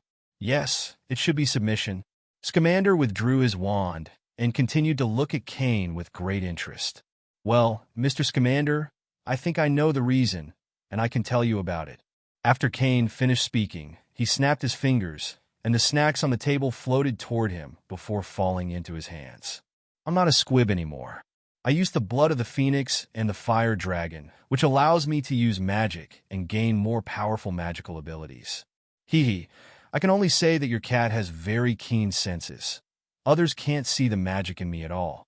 After finishing his explanation, Cain used another levitation spell to lift the cat from the ground to his lap, then slowly stroked its long hair, casting spells without a wand and silent spells. Even the most powerful aurors rarely do both. Mr. Pent, your spellcasting talent is comparable to that of some powerful goblins. Scamander shook his head and said, if I hadn't seen it with my own eyes, I wouldn't have believed this. And the blood of fire dragons and phoenixes, you say? My feeling just now wasn't wrong. The young man in front of me really gives off the feeling of fantastic beasts. Using the cat was just an excuse for Scamander. He wanted to confirm his feelings. After decades of working with magical animals, his knowledge of them was likely the most extensive in the British magical world. The moment he saw Cain, Scamander had this feeling. Then he got the answer he wanted through step-by-step inquiries during their conversation. Scamander became even more interested. With a wave of his wand, he closed the doors and windows, citing the excuse that the house was in disrepair and might leak. Although Cain didn't believe Scamander's flimsy reasons, he stayed and explained many of his doubts to him. After all, this kind of thing only seemed to happen to him, and Scamander had a good reputation, unlike those dark wizards. Thus, Cain demonstrated his powerful magical abilities and almost natural control, as well as his ability to breathe fire. After Cain spewed flames from his mouth, the old man Scamander nearly jumped for joy. He even put down his wand and walked around Cain twice. This behavior didn't subside until his wife, Tina, returned, and Cain also took advantage of the opportunity to leave. He was afraid that if he stayed any longer, Scamander might start to regard him as a magical animal. After Cain left, Scamander thought about it for a moment, then took out a quill and some letter paper and wrote, Dear Dumbledore, regarding the last time you asked me if I had any recommendations for wizards suitable for defense against the dark arts, I met an interesting young man today, and you may know him too. The trip to the Romanian dragon training farm went very smoothly. Although they encountered inquiries from local aurors when entering the country, it had nothing to do with Cain and was all provoked by Scamander. Luckily, Scamander didn't have the iconic leather case, so the Romanian aurors let them go after a brief conversation about the Fantastic Beasts Act. With Scamander's recommendation, Cain met Bill, the manager of the dragon training farm, without any issues. After the meeting, Cain didn't beat around the bush, but directly stated his purpose. He wanted to contract all the fire dragon materials produced in Romania, including the fire dragons that might go berserk and hurt people, which are killed every year. He wanted to buy them all himself. Upon hearing this, Bill instinctively didn't want to agree because it seemed absurd, but Cain knew he would have this reaction, so he quickly outlined the benefits of doing so for him. There would be a unified and fixed sales channel, eliminating the need to deal with numerous buyers each year, thus saving a lot of trouble. Cain also offered to donate 7,000 galleons to the Romanian dragon farm annually. Furthermore, the price of dragon materials would be doubled. Bill was particularly moved by the last two conditions. With the increased income from galleons, they could recruit more dragon tamers and purchase many more protective magical items. This would give them greater confidence in dealing with dark wizards who poached fire dragons. It would also improve the treatment of fire dragons and dragon trainers, benefiting both dragon reproduction and overall farm management. All Bill had to do was sell all the fire dragon materials produced by the Romanian dragon training farm to Cain. The only thing holding Bill back was that there were other wizards in the European magical community who also wanted to buy fire dragon materials, some of whom had a good relationship with him. Cain had anticipated this concern and addressed it by offering Bill some membership cards to his magical materials store. Bill's friends could use these cards to purchase dragon materials from him first. This arrangement not only resolved Bill's concerns, but also promised greater income and a better future for the Romanian dragon training farm. Cain, in turn, could monopolize the fire dragon materials in the European magical world. These materials would eventually be bundled with other magical supplies in his store. This is why he had asked Guy to buy 2 shops. Bill thought about it for a while and finally agreed to Cain's conditions. Cain knew exactly how many galleons he could earn next, so he signed a very powerful magic contract with the Romanian dragon training farm, increasing the damages for breach of contract to 800,000 galleons.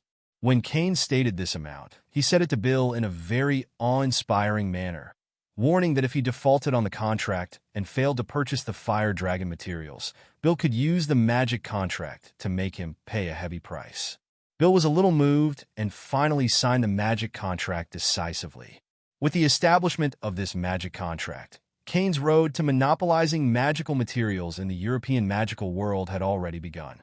After returning, Cain had to purchase a large amount of magical materials, first monopolizing the British magical world, and then expanding into other countries.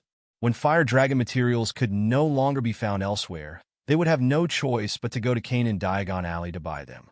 The materials from the fire dragon were among the most versatile magical materials. Even dragon blood, discovered by Dumbledore, had 12 different uses, not to mention dragon meat, dragon hearts, and so on. After dealing with the Romanian dragon farm, Cain and Scamander returned to the UK via the International Flu Network. Before leaving, Scamander greeted Cain and said, "Mr. Pent, I think you will be very busy in the future, but when you are free, you are welcome to visit me anytime." "Of course I will, Mr. Scamander." "Godfather." After getting off the Hogwarts Express, Hermione saw Cain in the crowd for the first time in a while and happily ran over to him. "Hermione, long time no see.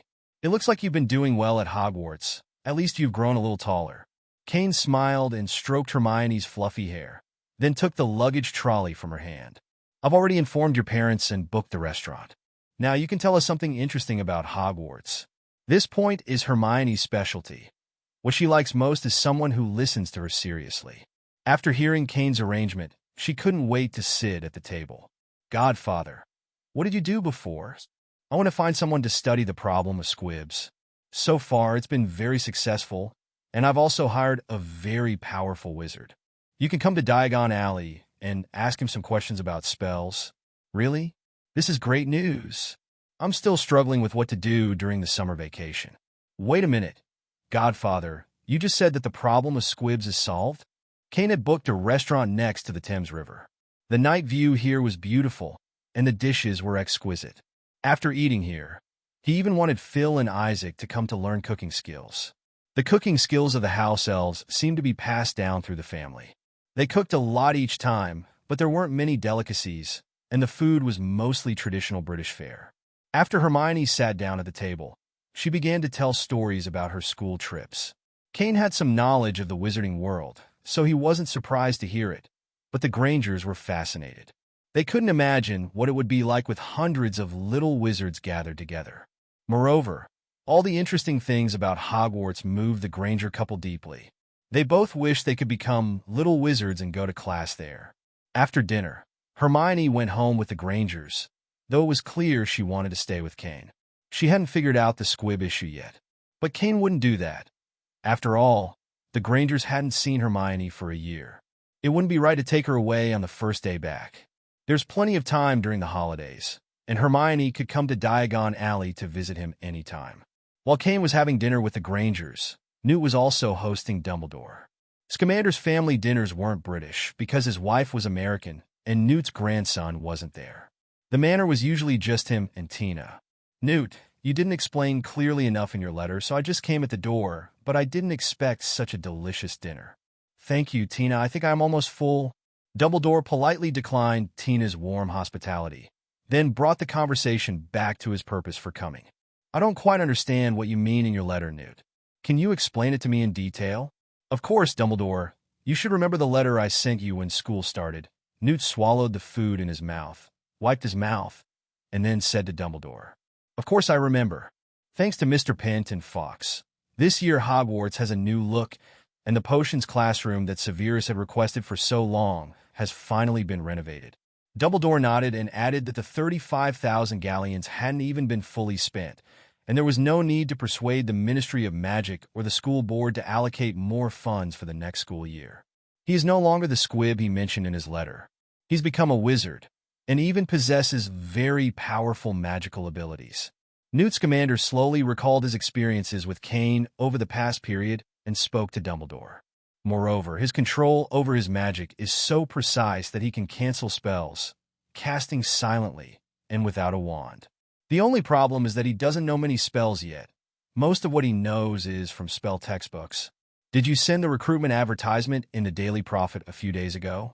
"I believe Mr. Pent is looking for a charms teacher for himself. Also, he's a businessman. Using his extraordinary talents, he signed a contract with the Romanian dragon training farm. Dumbledore, if you want to buy fire dragon materials in the future, I'm afraid you'll have to go through him." During the time Newt spent with Cain in Romania, he hadn't been idle. He had been observing Cain carefully, relying on his special intuition. "If you can't find a defense against the dark arts professor, I think Cain would be a great choice." Newt continued, "He may lack the basic foundations of magic, but he has a strong desire to learn. When I used a spell he didn't understand, I noticed he would secretly try to learn it. After I cast the spell 3 times, Cain had completely memorized and mastered it, which amazed me." Dumbledore listened intently as Newt spoke about Cain, and after thinking for a while, he asked, if that's the case, his strength would be enough to teach the second-year defense against the dark arts class. "But Newt, do you think Mr. Pent would be willing to come to Hogwarts as a professor?" Newt waved his hand dismissively and replied, "Of course, Dumbledore. The professors at Hogwarts have access to the library and even the forbidden section. With Mr. Pent's financial resources, I believe you could even invite him as a Hogwarts trustee. Mr. Pent also seems to have a Muggle-born goddaughter. Yes, she's in the first year, Hermione Granger. I heard she excels in every class." Dumbledore paused thoughtfully. Since Quirrell's incident, he had been pondering who to invite as the new professor. He already had one candidate in mind and had been considering extending an invitation. But after reading Newt's letter and hearing his suggestion, Dumbledore now hesitated. Newt's proposal also moved him a little. One was a genius with the potential to grow into the most powerful wizard and may even become the school trustee at Hogwarts. The other could expose the liar's deceit at Hogwarts, returning the truth to the wizards who had been misled. "Dumbledore, do you have someone in mind to invite? If so, you don't need to worry about my proposal. It might be that my news came too late." After seeing Dumbledore's expression, Newt guessed what he was thinking. He didn't want to embarrass Dumbledore, so he took the initiative to speak. This was just his own suggestion, and it was uncertain whether Mr. Pent would agree. "No, your proposal is very good, Newt," Dumbledore quickly decided. There were other ways to expose Lockhart, but this seemed like the only viable path to get Pent involved with Hogwarts. As he'd said, he would try his best to promote Cain Pent to become a board director at Hogwarts. Recently, pureblood families have been using the influence of the school board and the Ministry of Magic to interfere with the normal operation of Hogwarts. If Cain was interested, Dumbledore believed the school board could become more functional. "I will visit Mr. Pent in the near future." "Newt, thank you." Newt smiled. "As long as I can help, Dumbledore, Godfather." You can actually cast spells silently and without a wand. This is simply amazing. According to the knowledge in the books, this is advanced magic that's only possible for NEWT students, and yet you can do both. Cain watched the Daily Prophet while listening to Hermione's enthusiastic praise for her godfather. After the summer vacation began, this became the norm. Hermione had no interest in traveling to the common areas, so she came to Diagon Alley almost every day at the start of the holidays. Yesterday, after the Grangers went on a trip, they moved in with all their luggage. Cain could only marvel at how trusting the Grangers were to leave their daughter with him at the age of 12. Hermione, you'll be able to do it in the future. I just have the advantage of my age. At least I'm not as good as you when it comes to brewing potions. Cain was generous with his praise. Under his influence, Hermione became more interested in potions. During the holidays, she often studied with Guy, and Hermione's progress surprised him. He felt that with her current pace, she could attempt the NEWTS exam as early as 4th year. Ding dong! Suddenly, the doorbell rang downstairs. Isaac immediately went to open it, while Phil came to the study to report the news to Cain. Cain and Hermione often liked to stay in the study during the week, as he had many books there. It should be the hired wizard who's arrived. Hermione, come and take a look with me. Yes, Godfather. Hermione jumped up like a bunny, then slipped her little feet, wrapped in silk stockings, into the slippers, and followed. She liked to sit on the ground and read, so it would be uncomfortable to wear shoes at that time.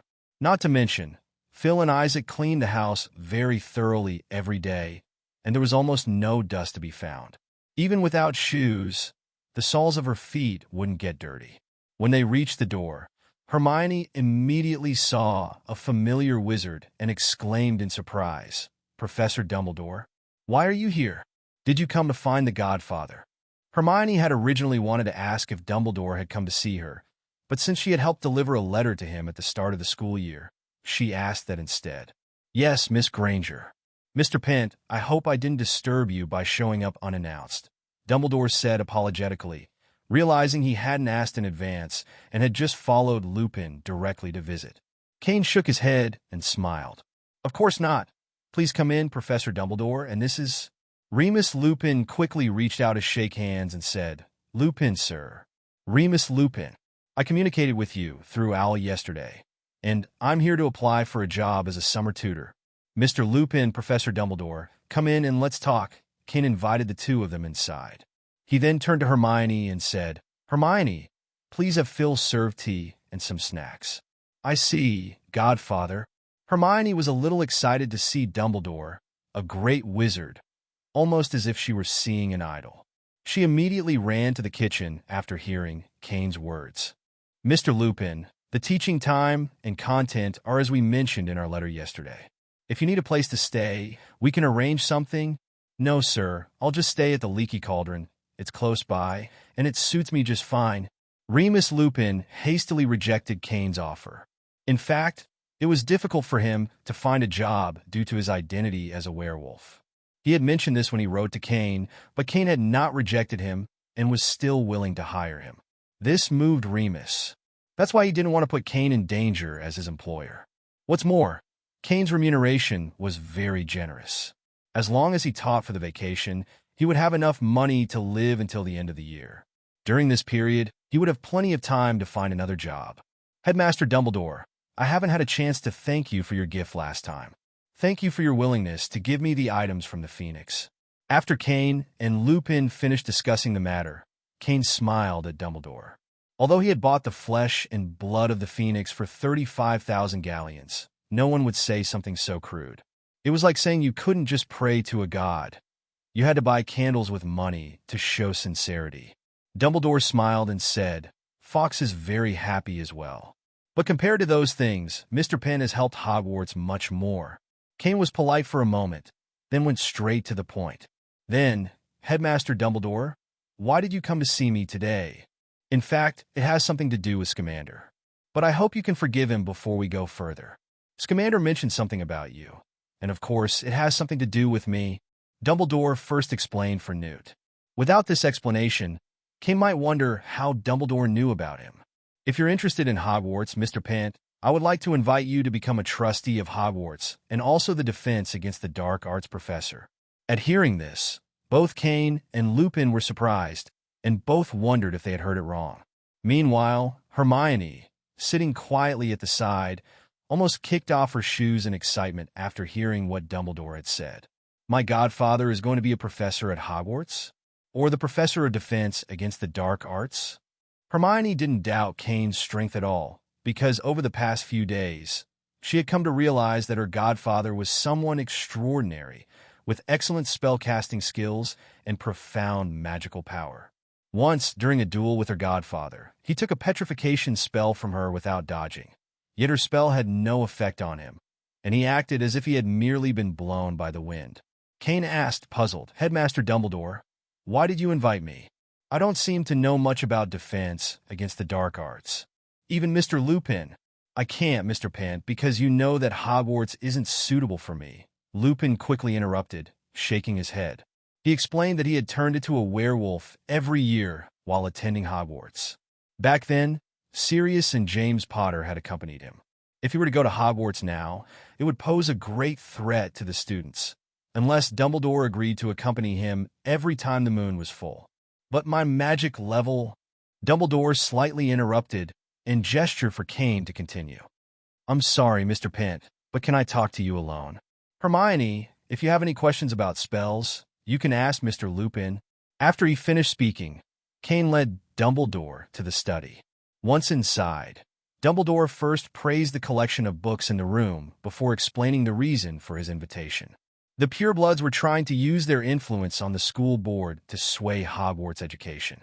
It seemed they had lobbied the Ministry of Magic to cut funding for Hogwarts, with the board increasing its influence in the school as a result.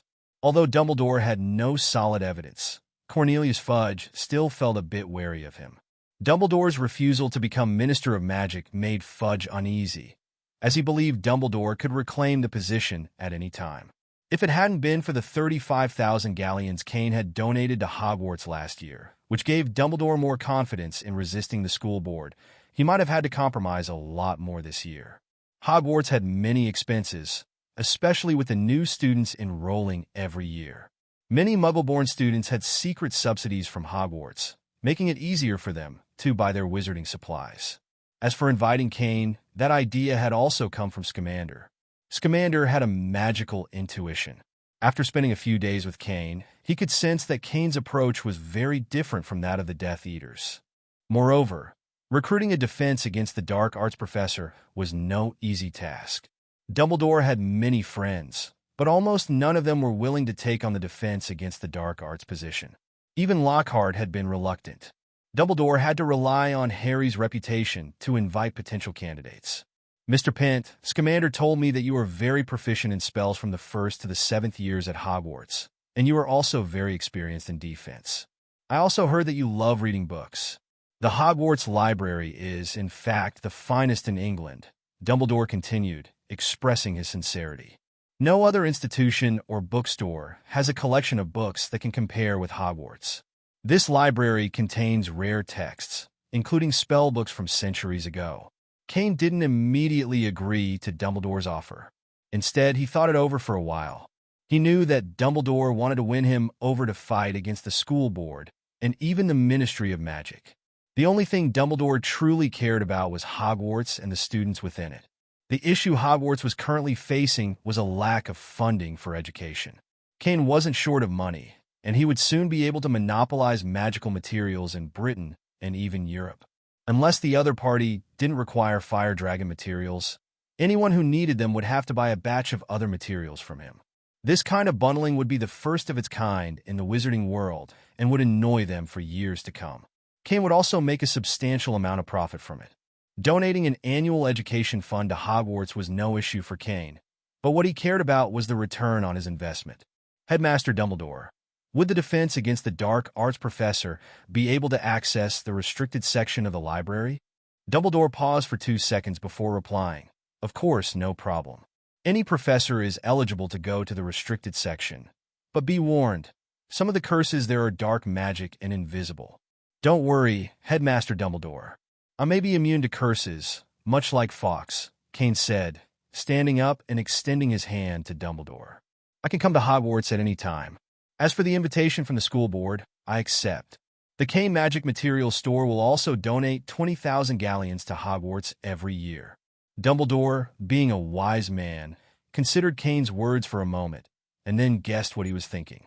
"If there are interviews, I have most of the time, Professor Pent," Dumbledore replied. With their hands clasped together, Cain and Dumbledore reached a consensus. Cain would donate 20,000 galleons a year, which would cover nearly half of Hogwarts' expenses.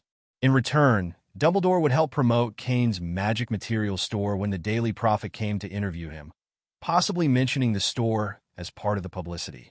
As the greatest wizard in Europe and the head of the most famous magic school in the UK, the association between Cain's store and these two would provide extensive exposure.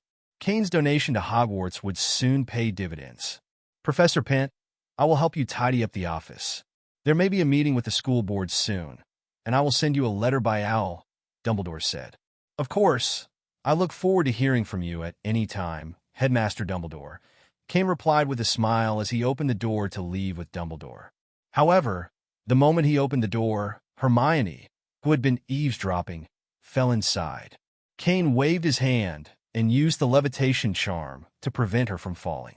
Hermione, slightly embarrassed by being caught, quickly combed through her messy hair and, with a flushed face, said, "Godfather, Professor Dumbledore, I just wanted to ask, would you like some tea?"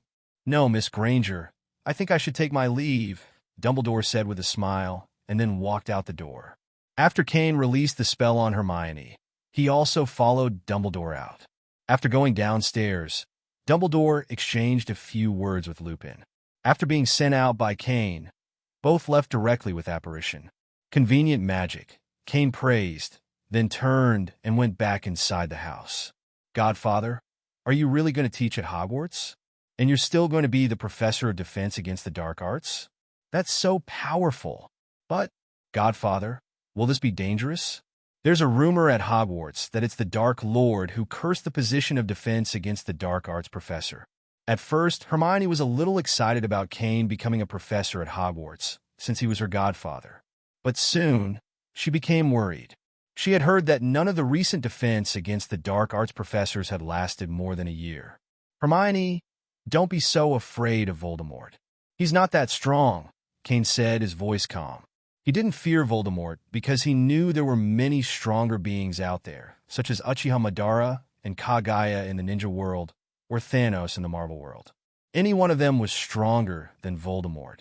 After hearing Cain's words, Hermione looked at him with concern. "But Godfather, Voldemort is really powerful. Is he strong?" "Hermione, who do you think is stronger, Voldemort or Dumbledore?" Hermione replied decisively, "Of course, Dumbledore. If there's a wizard as strong as Dumbledore in the British wizarding world, then Voldemort can only go to Knockturn Alley and work as a broker," Cain said with a smile. He stroked Hermione's messy hair, wondering if he should buy her a dead angler, though the curly hair felt soft enough. "You have to remember, Hermione," Cain continued, "all fear comes from insufficient firepower. When you're strong enough, Voldemort will be nothing." During the holidays at Hogwarts, Cain was learning magic from Lupin in addition to managing the magic material shop. His mastery of magic power also opened Lupin's eyes.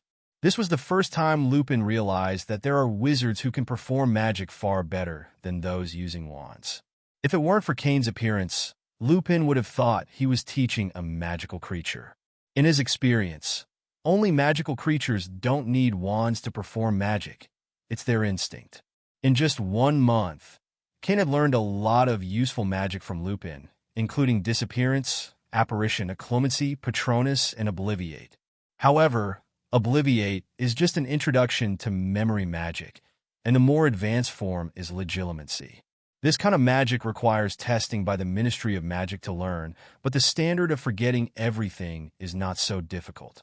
Lupin didn't know much about Legilimency and Occlumency. He had some skills in those areas, but they weren't his strengths. The things he was least good at were Obliviate and Transfiguration. As for Lupin's expertise in magical creatures and casting spells, magical creatures were very useful. Cain asked him a lot of questions and planned to choose some textbooks for the defense against the dark arts class. There was no need to ask Lupin for help with wandless casting. Perhaps only magical beings could have been Cain's teachers in that regard. Lupin doesn't use a wandless to cast spells, which weakens the power of the magic, but Cain's magic, when cast without a wand, is actually stronger. Cain didn't learn black magic from Lupin. Though Lupin was quite high-level, he was a bit stubborn. He certainly knew a lot of black magic, but casting black magic is deeply connected to the user's emotions and is very dangerous. Learning black magic could cause irreversible damage. Since Lupin wasn't sure, he didn't dare to teach it, but he did teach Cain advanced transfiguration, specifically Animus. Lupin wasn't very good at common transfiguration, but he was well-versed in Animus and didn't care much about the Ministry of Magic's regulations requiring registration. Although he didn't say why, Cain could guess that Lupin's knowledge of Animus came from his 3 wizard friends who were illegal practitioners of the art. The process was very troublesome, so troublesome that it could take several years to succeed in a transformation. If one wanted to ensure a smooth transformation, it was better to ask a wizard with expertise in psychologism for help. But Cain chose to use high-tech methods. He could go directly to the Ministry or Hogwarts to obtain the data, which wasn't difficult for him. If all goes well, it would be great if Cain could learn Animus within 3 months. According to Lupin, several of his wizard friends took a semester to learn Animus. Hermione was also very interested in Animus, but Cain forbade her from learning it. He dared to learn it because he had the powerful healing abilities granted by the Extremis virus. But Hermione was not yet in her 2nd year and had just started with Transfiguration. Maybe Cain would allow Hermione to try it when she reached her 4th year, but not now. Godfather, look at this quickly. Your name and image appear in the Daily Prophet. One day, when Cain was enjoying his leisure time, Hermione suddenly rushed over, half of her shoes off, holding a copy of the Daily Prophet in her hand. Cain had no choice but to put down his half-drunk lemon tea and reach for the newspaper. However, Hermione handed it halfway to him and then suddenly withdrew her hand. She sat beside Cain and said, "Let me read it to you, Godfather." After that, Hermione read all the news about Cain in the Daily Prophet with some emotion. Dumbledore's education reform is really worrying. He even invited an unknown wizard to be the professor of defense against the dark arts. It's really annoying. They don't even know you, Godfather. The owner of a magic material shop? Maybe it's more appropriate for him to go to Hogwarts and teach herbalism. What this guy said is also very annoying. A reporter interviewed Mr. Malfoy from the Hogwarts School Board. He expressed concern about the new school board and believed that Muggle-born wizards might not understand Hogwarts' long history. Before Hermione could finish reading, Cain patted her on the head and interrupted. "Okay, Hermione, if you read any more, you'll turn into a balloon and explode. Don't pay attention to those words. These people are just standard greedy people. You can look at it tomorrow." Cain had already sent a gift to these so-called critics.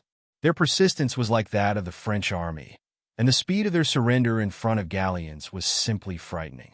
"These people are not only discriminatory, but also jealous," Cain said with a smile. When he returned from the Romanian dragon training ground, Cain had asked Guy to buy a large number of fire dragon materials on the market. Half a month ago, fire dragon materials in the British magical world were scarce. Moreover, with Cain's involvement, the prices of various fire dragon parts had risen significantly, and the price of dragon blood had even tripled. Some people had already noticed the abnormal price increase of fire dragon materials. They sent people to Romania, but the news they received was unpleasant. The fire dragon materials had been contracted by Cain, and if they wanted to buy fire dragon materials in the future, they could only purchase them from the black market wizard who poached the dragons, unless they bought from Cain. However, Cain had provided galleons to the Romanian dragon training farm, which had strengthened the trainer's ability to fight against poachers. As a result, dragon materials would become increasingly rare on the black market in the future. During this more than a month, Cain had received 2 potion stores from Europe. Because they couldn't buy dragon materials, they had to sign a transaction contract with Cain's magic material store. The inventory that Guy bought was directly reduced by more than half, so he and 3 other employees had to purchase a large amount of magic materials and carry out annexation expansion. Guy had been promoted by Cain to be the store manager, and he hadn't touched his favorite brewed potions for more than a month. Instead, he was busy with business wholeheartedly. Godfather, are you ready for defense against the dark arts after school starts? After Hermione put down the Daily Prophet, she turned her head and asked Cain, her piercing brown eyes looking at him expectantly. I haven't prepared anything for my second year, although Phil said he can help me, but if Cain still couldn't understand this look, then he was blind. After thinking about it for a while, Hermione brewed potions for 20 days in a month, so he really should go out with her. Let's go, Hermione. I was planning to go out for a stroll today. You're in your second year now. Do you want to bring a flying broom to Hogwarts? I heard the firebolt works really well. Hermione wasn't happy for long after hearing about the shopping. She quickly shook her head and said, No need, Godfather. I don't like flying broomsticks. If she had to choose between potions and broomsticks, Hermione would definitely choose to brew potions. She had made amazing progress in potions. She had been able to brew the polyjuice potion last month and was now trying other types of potions. Then Hermione went to change clothes. She often wore white tights at Cain's house, and although the reason given was that they were more comfortable, Hermione would change into other clothes when she went out. Now that school was approaching, Diagon Alley was full of wizarding families who had come to buy items. The Grangers didn't come today. Maybe Hermione had gone back to tell them yesterday. Godfather, we can go to the bookstore first. Today is Mr. Lockhart's new book launch. I want to buy a set of his travel notes. Hermione was wearing a wizard robe, full of active and youthful energy. She now resembled a little white rabbit leading the way. Lockhart? He writes well, but he seems like a liar himself. Cain thought of this person and whispered in Hermione's ear. This guy had a lot of fans. If Cain had said this in public, he might have been in trouble. Hermione opened her small mouth in disbelief and said, How is that possible? Cain replied, This is what Dumbledore told me. He originally chose Lockhart for the defense against the dark arts class because Hogwarts could expose him, but now it's replaced by me. Dumbledore should have other plans, though. The greatest wizard of this century, and one of her favorite wizard writers. Hermione was a little embarrassed when she heard these words. After a moment, she still decided to trust Cain and Dumbledore, but she still seemed to find the idea as unpleasant as the taste of earwax-flavored jelly beans. Cain smiled when he saw Hermione's puffy cheeks and persuaded her. His stories are all plagiarized from other wizards, using Obliviate. The ones in the book should be true, and you can replace them with others when you read them. Stories are true. Absolutely not. It's plagiarism. It's a crime. Hermione said angrily. I hope Professor Dumbledore exposes this shameless guy soon. Next, Hermione deliberately avoided the bookstore, taking Cain to other places to buy what she needed. What she could change were the wizard clothes and textbooks. After visiting some dessert shops, Hermione finally went to the bookstore. However, when Cain and Hermione arrived at the bookstore, they saw a commotion in front of it, as if someone was fighting. Godfather, those are my friends, Harry and Ron. Hermione spotted her friends from the academy in the fight and tugged on Cain's clothes. Can I help them, Godfather? That guy Malfoy is very annoying at school. People around you will notice you. The Ministry of Magic does not allow wizards to use magic duels in Diagon Alley. Put away your wands, Hermione. Cain told Hermione to put her wand back and cast a silent binding spell, remembering that Lucius Malfoy had vilified him in the Daily Prophet. The next second, Lucius Malfoy, who was fighting, was imprisoned by a magical force. His eyes widened, and he was punched several times by Arthur Weasley. However, Arthur also noticed that Lucius was imprisoned by magic, so he wouldn't fight back. After he stopped, Lucius suddenly regained his freedom. You have a good helper, Arthur, Lucius said to Arthur Weasley with resentful eyes. It was the first time he'd been so humiliated. Under the watchful eyes of dozens of people, he was punched several times by Arthur, his deadly enemy, and couldn't fight back. And most importantly, he hadn't figured out who had cast the spell. Otherwise, he could have reported it to the Ministry of Magic to have Arthur find. Isn't this Mr. Malfoy? Someone next to them suddenly spoke. After hearing this, Lucius and Arthur turned their heads to look in the direction of the voice. They saw a handsome wizard with a noble air. After the young wizard greeted them, He walked towards them, followed by a little wizard with fluffy hair. It was just that Arthur felt this person looked familiar, as if he had seen him somewhere a few days ago. "Mr. Cain Pent?" Lucius gritted his teeth and called out Cain's name. He probably guessed who had cast the imprisonment curse on him. Cain was a professor of defense against the dark arts at Hogwarts and a colleague of his on the school board. So, pureblood families address each other by their full names? "Mr. Lucius Malfoy," Cain said, mimicking Lucius's formal tone as he patted Hermione's fluffy hair. Then he continued, "I noticed that dragon's blood pastries aren't as readily available these days. My goddaughter loved those, but it's a shame they're nowhere to be found. Mr. Malfoy, do you know anything about that?" Hermione was momentarily taken aback, but she quickly played along and added, "Yes, Mr. Malfoy, I do enjoy dragon's blood pastries." After saying this, Hermione remembered the last time she had dragon's blood pastries. Phil had brought them for her, but she'd barely managed a bite before spitting it out. She'd even seen her godfather Cain's face contort in discomfort after eating one. Only a weirdo could love that stuff. Lucius took a deep breath. A significant portion of the Malfoy family's business relied on dragon materials, but Cain's maneuvering had made that business difficult, reducing the family's income substantially.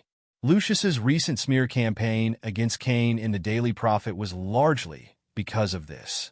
He had even lobbied the Ministry of Magic for support, as had many potion-making families in Europe. But with Cain's contract with the Romanian Dragon Training Center, cutting him out was no easy task. "Pureblood families don't falter so easily, Mr. Pent," Lucius replied stiffly. Summoning his entourage, he pushed through the crowd and exited. Cain shook his head. If pureblood families didn't cling so tightly to their lineage, there could be opportunities for collaboration. Gathering 3 or 4 pureblood families could yield immense power and wealth, potentially allowing them to monopolize several magical commodities.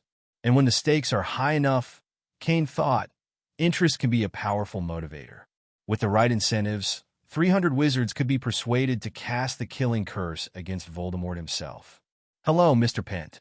I'm Arthur Weasley," said Arthur as he stepped forward to greet Cain after Lucius left. Then, in a low voice, he added, "Thank you for the restraining spell just now, Professor Pent." Cain chuckled. "Think nothing of it. I don't like that guy either." While Cain was speaking with Arthur, Hermione moved over to her friends. "Harry, Ron, are you two all right?" she asked. Harry looked thoughtful. "Hermione, is that your godfather? Is he the new defense against the dark arts professor? I read about him in the Daily Prophet." At the Weasley's house, Harry had read previous issues of the Daily Prophet out of curiosity about the wizarding world. "Of course! My godfather is really powerful," Hermione said excitedly. "Harry, you'll have a chance to learn a lot from him once school starts. Other than Dumbledore, I've never seen a wizard as skilled as my godfather." Hermione's face glowed with a mix of pride and admiration. Before Cain learned magic, she had respected and relied on him. But now, after witnessing his spellcasting skills and ease with magic, her respect had deepened into reverence. And he treated her incredibly well. When Hermione shared stories of her life with her godfather with her friends from wizarding families, they thought she was exaggerating. Such a lifestyle was rare, even among pure-blood families, let alone for someone from a Muggle background like Hermione. Ron looked unconvinced, his expression skeptical. "Is he really that powerful? He seems pretty young to me." "Ron, you just haven't seen Godfather Cain in action yet. At Hogwarts, you'll get plenty of chances," Hermione replied, raising her chin slightly. Though she disliked it when people doubted her godfather, just like the critics in the Daily Prophet, she figured Ron's opinion was likely influenced by them. She was confident that once he spent time around Cain, he'd see his brilliance. "Hermione, are you ready to go?" Cain called over, having wrapped up his conversation with Arthur. There wasn't much left to discuss, as Arthur's fascination with Muggle objects didn't overlap with anything Cain found interesting. "Yes, Godfather, we can talk more about it once we're back at Hogwarts," Hermione replied, trotting over to his side, eager to do a bit of shopping. As Cain noticed Arthur's enthusiasm for Muggle inventions, he thought about something important in the magical world: enchanted objects. Arthur's modified car, was a basic example of wizarding alchemy. But Cain was more intrigued by goblin-crafted magical items, which often remained impenetrable to wizard understanding even after centuries. It also reminded him that the basilisk at Hogwarts was valuable, and that he'd forgotten to retrieve the notebook from Ginny. Once he was back at Hogwarts, Cain planned to get the vanishing cabinet from the Room of Requirement so he could travel easily between Hogwarts and Diagon Alley. His business was just beginning, and in the European wizarding world, there was always high demand for dragon materials and enchanted items. With exclusive access to dragon materials, Cain could dominate the entire European market. In fact, he had already started by marking up the price of his magical materials 1.5 times. He was making more galleons by reselling than others earned by laboriously cultivating herbs.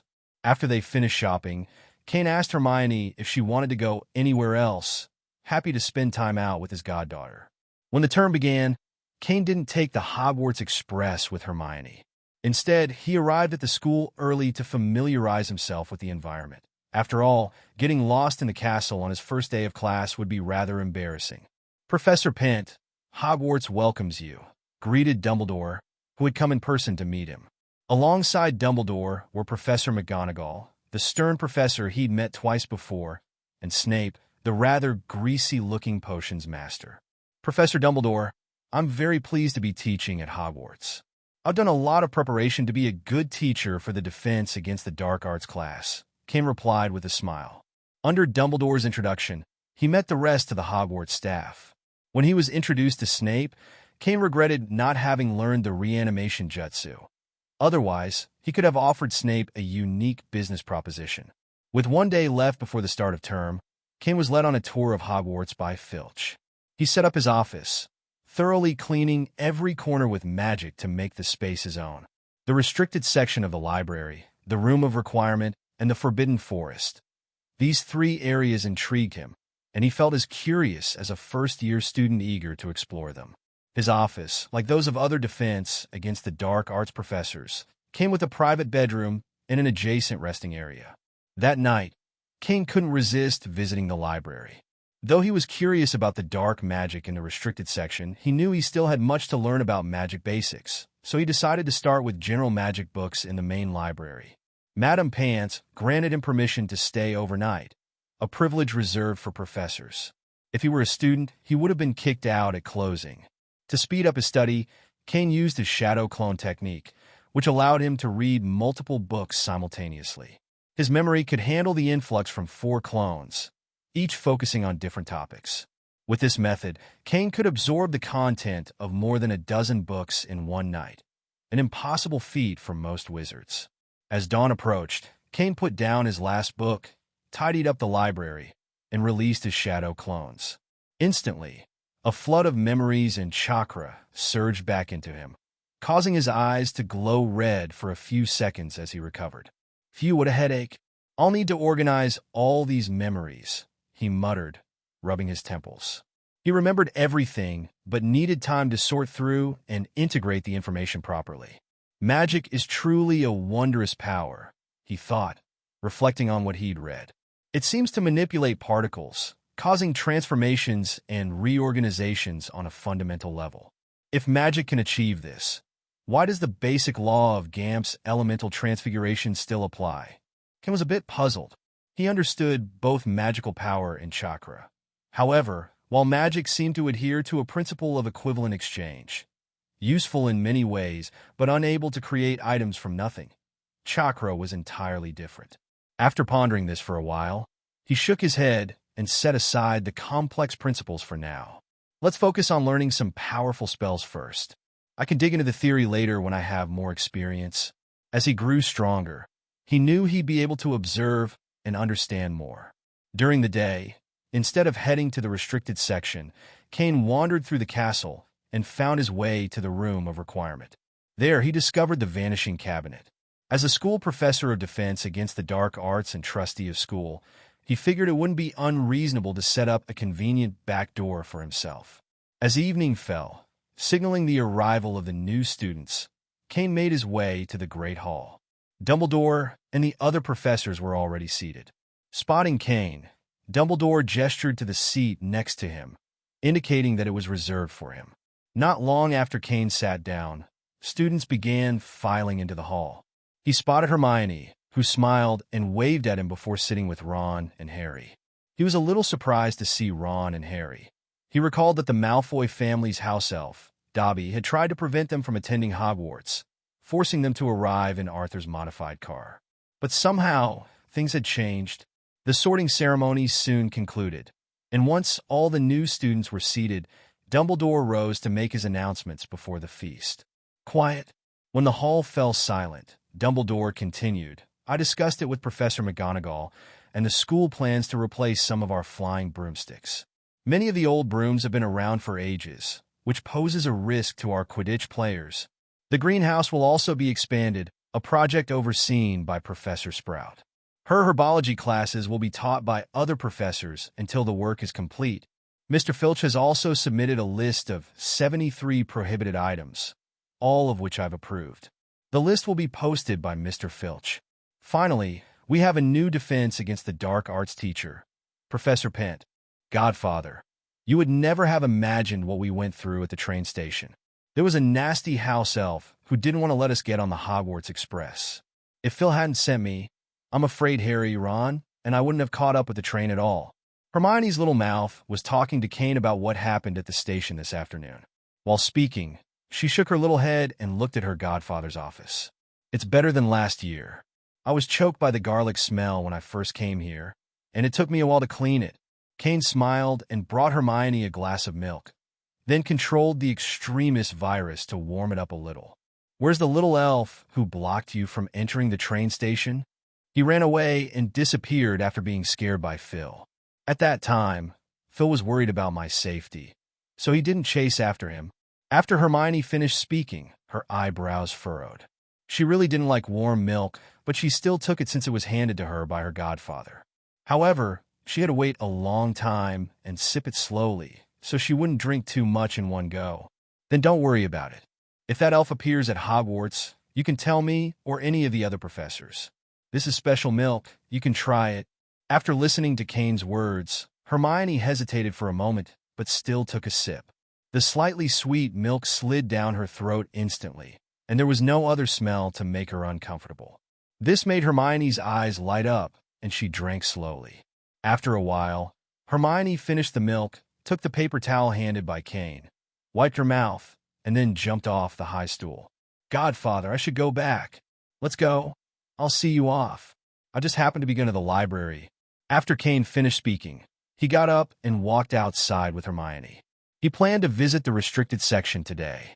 He currently had too few attack methods, and Cain always felt that with his magic power and bloodline, it would be better to use magic. Mainly, it was too cumbersome for him to make seals. Of course, Cain was still very interested in some ninjutsu that didn't require seals, like dust release and the like. On the way back, Hermione suddenly raised her head and asked, "Godfather, can I come to your place more often in the future?" "Come here often?" "Of course, it's no problem." After Cain finished speaking, he took out a key and placed it in Hermione's hand. "My room has anti-spells and protective charms. If you get caught while roaming at night, tell Administrator Filch you're looking for me. I never travel at night." Hermione blushed and lowered her head, though her tone wasn't very convincing. While she hadn't said it before, it was likely that she had done this kind of thing. After that, Hermione still held the key tightly and planned to hang it on a chain when she went back. During dinner in the Great Hall today, after Dumbledore announced that Cain was the new defense against the dark arts professor at Hogwarts, Hermione applauded the most, followed by the other girls. Compared to other professors, the young and handsome Cain could certainly drive some girls crazy, especially with his phoenix blood. If you stared at him for a long time, you could feel the noble temperament of the phoenix. However, Cain preferred to explain this phenomenon with the magic class. He agreed that wizards' magic comes from magical creatures, just like Merlin, who is said to have had half the blood of a magic creature. But this is just a rumor without solid evidence. When Hermione was having dinner just now, there were Gryffindor seniors sitting around her. Because Ron's big mouth had revealed that Cain was her godfather, many Gryffindor seniors wanted to inquire about her godfather. Hermione didn't want to disclose any news about him. In her opinion, No one at this school was suitable to know about her godfather. After sending Hermione back, Cain turned around and walked towards the restricted section. What he didn't know was that after he left, Hermione was surrounded by a group of senior Gryffindor girls who wouldn't let her leave until they got some information about Cain. In the end, Hermione had to reveal a few false things about Cain before the senior girls would let her go, such as Professor Pent likes to eat garlic, and Professor Pent's favorite drink is dragon's blood brandy, among other trivial details. Cain was worried there would be too much noise in the restricted section, so he cast a sound-blocking spell and began searching for books slowly, but he was using shadow clones to help with the search. After a while, he found 3 banned books: the Book of Spells, the Most Poisonous Magic, and Secrets of Sophisticated Dark Arts. The first book was full of magic spells, including many that Cain hadn't learned in the past few years. He made sure to write them down to make up for the spells he had mastered. As for the latter 2 books, they were about dark magic, including Fiendfire, Cruciatus, and others. The dark magic in these books was extremely difficult, and many of the spells required the caster to channel their emotions in order to cast them successfully, which made them very dangerous. It would be impossible to learn them all in one night. Cain first wrote down a few useful spells and planned to ask Dumbledore the next day if the Forbidden Forest needed to be cleaned up. If there were too many magical creatures causing trouble inside, it would be the perfect opportunity for Cain to get in touch with dark magic. Fiendfire, Fiendfire, Cain murmured after reading the incantation for the curse. The next second, he felt the magic surge within him, and a swirl of fiery flames appeared in his palm. Fiendfire was extremely violent. It would burn anything that could be burned, and if uncontrolled, it could incinerate an entire city. However, now Cain found Fiendfire to be surprisingly docile, as obedient as a pet in his palm. Is this the bloodline of the Phoenix? It's really too strong. Cain praised it and even placed his palm into the Fiendfire, but the fire didn't hurt him at all. Instead, he felt warmth. Fiendfire was not difficult for him, and as for the other dark arts, it was not suitable to test them in the restricted area. Cain simply wrote down all the relevant content and planned to write it out with magic when he returned. It's a pity that Muggle devices are not allowed at Hogwarts. It is said that any charged devices cannot be used here, and Cain wasn't sure if batteries would work. However, with the help of magic, it would be easy to copy everything again. He was already doing this, writing down the more interesting records in the Hogwarts library, then copying them to take back as a collection. After a busy night, he returned to the office at dawn. Cain didn't go to the Hogwarts cafeteria for breakfast, but had a simple meal in his office. Afterward, he tidied his clothes and headed to the Defense Against the Dark Arts classroom on the 4th floor. When Cain arrived at the classroom, the students were already seated neatly. Cain Pent. Cain's name appeared in the air and disappeared after a few seconds. To be honest, I have no teaching experience, but since Professor Dumbledore invited me, I won't waste this class. Does anyone know the meaning of defense against the dark arts? As soon as Cain finished asking the question, Hermione raised her arm high above her head. Miss Granger, teach us to defend against all kinds of dangerous magic and dangerous creatures, Professor Pent. Hermione replied with a slightly raised face, only calling Cain Godfather when the 2 of them were alone in private. For the standard answer, Gryffindor will get 2 points. However, the answers in the textbook are not comprehensive enough. If I were to rate the degree of danger, humans would definitely come first. Other dangerous creatures have clear weaknesses and countermeasures, but only dark wizards have no standard solution. After Cain finished speaking, he extended his hand to the students below and waved to both sides. In the next second, the desks and chairs that 2 students were sitting on were taken away by a magical force and piled up against the walls on both sides. Once the students stood up, the floating spell was lifted. Oh, Professor Pent is amazing! Several female students whispered among themselves with expressions of admiration. Their behavior irritated Hermione, but before they finished speaking, Cain cast a traceless extension spell on the left and right walls, causing the room to expand by a whole circle. He doesn't use a wand, Ron whispered to Harry with a shocked expression. It was the same when he moved the tables and chairs just now, and it didn't even seem like he was using a spell. Silent casting and wandless casting. Students like Harry and Ron who don't know much about magic may not fully understand it, but some Slytherin students certainly do. Those who can perform both are definitely powerful wizards. The next step is to train the timing of your shots. When facing an enemy, you can protect yourself by defeating the opponent first. So, as long as you feel the opponent may attack you, you must take the first step at that moment. What Cain was teaching these young wizards was the attitude of the American police when confronting an enemy. With this level of vigilance, even when facing dark wizards, there is a chance to deal with them. If the occasion weren't so sensitive, he might have even wanted to discuss dealing with people of different ambitions. In the first class, you can treat me as the enemy.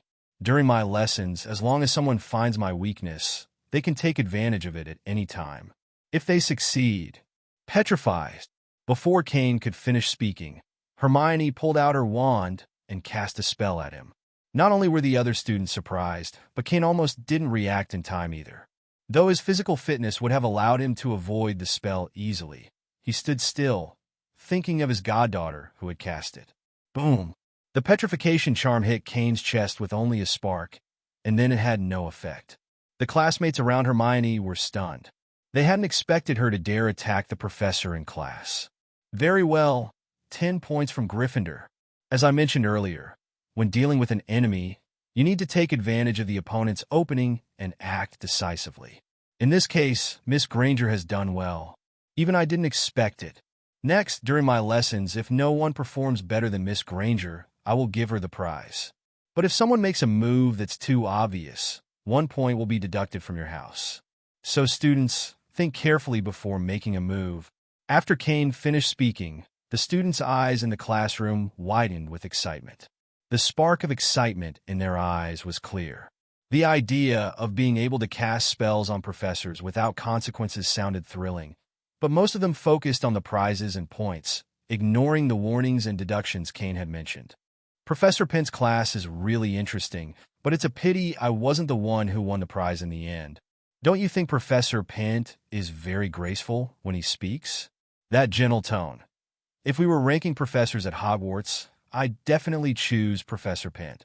Me too. Do you know how old Professor Pent is? If the difference is less than 15 years, I might tell my parents. In the corridor after class, a group of female students were discussing the class, but most of their conversation revolved around Cain himself. Hermione, standing a little further down the corridor, squinted at the girls and, with a groan in her heart, almost moved forward, but she didn't go far before being caught by Harry and Ron. Hermione, your performance in class was great. You added 17 points to Gryffindor. Yeah, Hermione, the whole Slytherin team only got 12 points, and you alone surpassed all of them. Hermione took a deep breath when she heard their flattery, and the corners of her mouth couldn't help but rise. But she still tried to say solemnly, "But because of your impulsive actions, 4 points were deducted, which means Gryffindor is only 1 point ahead of Slytherin. We'll make it up in the next class." Yeah, trust me, Hermione. Hermione couldn't help laughing. If it had been a normal situation, the two of them would never have been so flattering, probably because they had heard about the prizes mentioned in class just now. So, do you want to borrow the firebolts? After exchanging a look, Ron and Harry smiled sheepishly. They really wanted to try out the newest broom, which hadn't even been released yet. They'd heard that only goblin craftsmanship could create it, and it was the fastest broom so far. The firebolt could only be purchased through special channels. Harry hadn't expected Professor Pent's prize to be a firebolt. Otherwise, he would have tried harder to perform well in class. Okay, the firebolt won't arrive until next month. I don't like flying broomsticks, but I'll lend it to you two then. When Harry and Ron heard this, they couldn't help grinning from ear to ear, smiling at Hermione. Thank you, Hermione. You're so kind. Harry even imagined trying out the firebolt's speed in a Quidditch match. If he could fly on that broom, he'd have a much better chance of catching the golden snitch. Everyone knew that Hermione didn't like flying broomsticks. Apart from the necessary broomstick lessons, she never touched them. After hearing Harry and Ron's request, Hermione reluctantly agreed to lend them the firebolt, with the condition that they didn't damage it too much. Of course, Harry and Ron agreed without hesitation, though they weren't sure if they could live up to the promise. Word of Cain's teaching style quickly spread throughout Hogwarts, but more attention was paid to his generosity. After the first day of class, many of the little wizards eating in the auditorium were still discussing the arrival of Professor Pent. They heard that the prize for the first-year students was a set of custom-made clothes from the best clothing store. Although it wasn't as valuable as the Firebolt, it was still an expensive item for the average wizarding family. The price of a set of custom-made clothes at such a store ranges from over 100 galleons to more than 300 or 400. Many senior students guessed that with Professor Pent's generosity, it would definitely not be the cheapest set. The Year 1 award went to a Ravenclaw student for answering Professor Pent's questions correctly 3 times in a row. As for the older students, it was estimated that it would be difficult to earn a reward from Cain, as George Weasley met Cain in the corridor and asked him curiously. Cain replied that he had higher expectations for the senior grades. "Ginny, what's wrong with you? Why aren't you eating?" When Ron had almost finished his meal, he noticed that his younger sister didn't seem to have eaten a bite, so he asked, Ginny hesitated for a moment before replying, "I think I've picked up a dark magic item. I'm not sure if it is, but after Professor Pent's class today, I feel like it looks like a dark magic item." Ginny had her own thoughts and wanted to help everyone all the time. She sensed a deeper calculation. No one helps others for no reason. Ginny felt that what she'd learned in class was very similar to her situation. She wasn't as good as her older brothers, and after coming to school, her performance had been average. Why did the diary help her? Dark magic items? That's a very dangerous thing. Even Aurors have to be very careful when dealing with dark magic items. "Ginny, what exactly is it? You have to tell the professor." After hearing Ginny's words, Hermione stopped eating, her concern evident. She had learned a lot during the 2 holidays. She had studied with Guy in her first year before going to school, and with Lupin in her second year. Her knowledge base could easily rival that of a 4th-year student. "Dark magic items, Ginny? How did you get one?" Ron ate the sausage in his hand, then looked at Ginny with concern. Harry, sitting beside him, also encouraged, "Go to the professor, Ginny. Let Professor Pent take a look. If it's nothing, at least it will put your mind at ease." Ginny nodded, and the 4 of them hurried back to the Gryffindor common room. After Ginny retrieved the diary from her dormitory, they rushed to Cain Pent's office together. "Professor Pent?" After Harry and Ron called out a few times outside the door, it opened. The first thing they noticed when they entered was a strong, spicy smell. "Godfather, are you eating hot pot?" Hermione blinked her brown eyes and looked at Cain, her cheeks puffed up slightly. The Godfather didn't even call her to join him for hot pot. This oriental dish was something Cain had taken Hermione to try during the holidays. She couldn't handle spicy food, but she liked the slightly sour and sweet tomato hot pot. Now, as the smell of hot pot wafted through the air, Hermione's stomach immediately reminded her that she hadn't had dinner yet. Cain smiled, then used magic to clear the atmosphere in the room and said, "I'm not used to the food at Hogwarts. What brings you here to see me?" Ron spoke urgently. "Professor Pent, it's my sister. She seems to have accidentally found a dark magic item." He then nudged Ginny with his arm, signaling her to take out the diary. When Cain saw this, he knew that his remarks in class had made an impact, even if his hints had been subtle.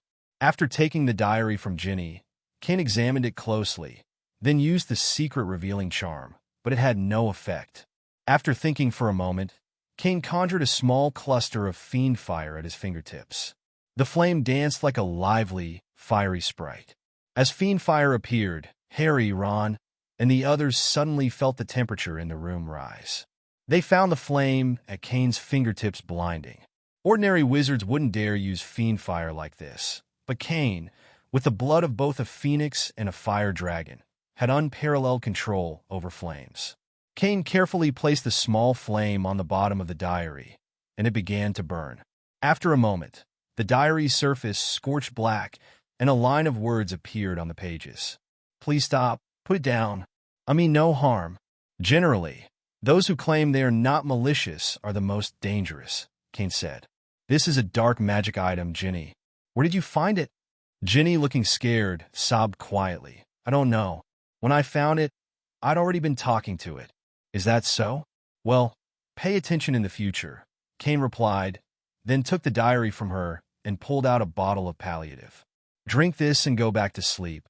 Cain would have a word with the bully Tom later.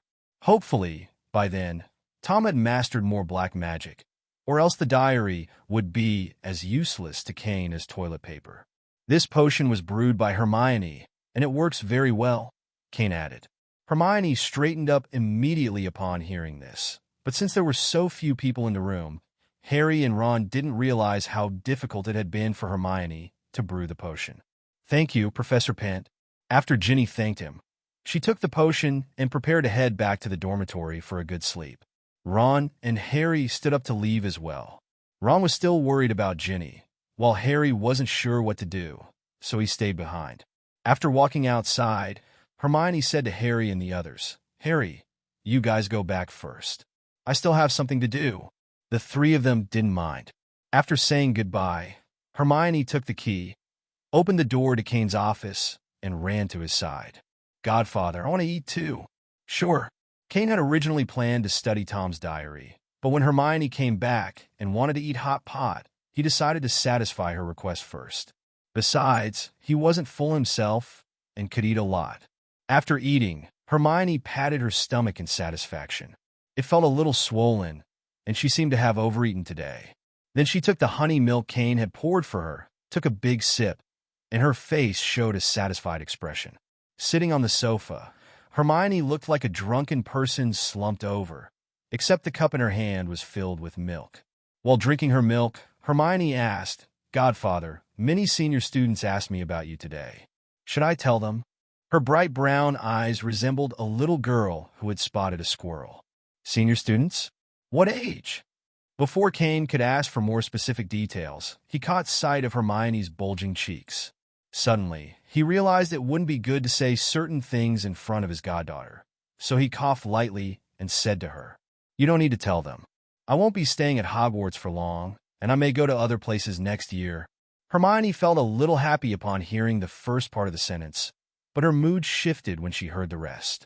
However, she soon thought that she could still communicate with her godfather anytime, unlike others, and her mood improved dramatically, like a roller coaster ride. After resting for a while, Hermione went back. Cain cast a protective spell in the room, then took out the diary. "Dear Tom, I hope you can offer me something different, or you may end up spending the rest of your life with mermaid feces. Tom, the person you were talking to has changed. I am not like Ginny Weasley. If you don't give me anything useful, I will destroy you outright." Cain picked up the quill pen and wrote this sentence in the diary. Not long after, a reply appeared, the words seemingly tinged with a sense of grievance. "I will help you. This is my duty. I was created with a mission, to assist anyone who possesses me." Cain didn't waste time with pleasantries and wrote directly in the diary. What is the principle behind Obliviate? What are the dark magic curses? What is the spell that allows wizards to fly into the sky? These were the spells Cain didn't fully understand. Many of them involved countering dark magic, but what intrigued him the most was the flying magic often used by Death Eaters. Dumbledore and the Order of the Phoenix seemed capable of it as well, but Lupin hadn't taught him the spell. Left with no other options, Cain decided to probe Tom. The flying magic used by the Death Eaters could rival the speed of a firebolt, reaching up to 240 kilometers per hour. It was incredibly convenient and, as far as Cain could tell, had no apparent drawbacks. After jotting down a long list of questions, Cain watched as answers slowly appeared in the diary. He quickly transcribed them. "Tom, you insidious fellow. How dare you lie to me?" Tom's evasiveness made Cain suspicious. To ensure compliance, he conjured a small burst of fiend fire at his fingertips and let it burn under the diary. "No, I didn't lie to you. These answers are all true. Please stop. Don't burn me again. Stop. You're clearly lying to me.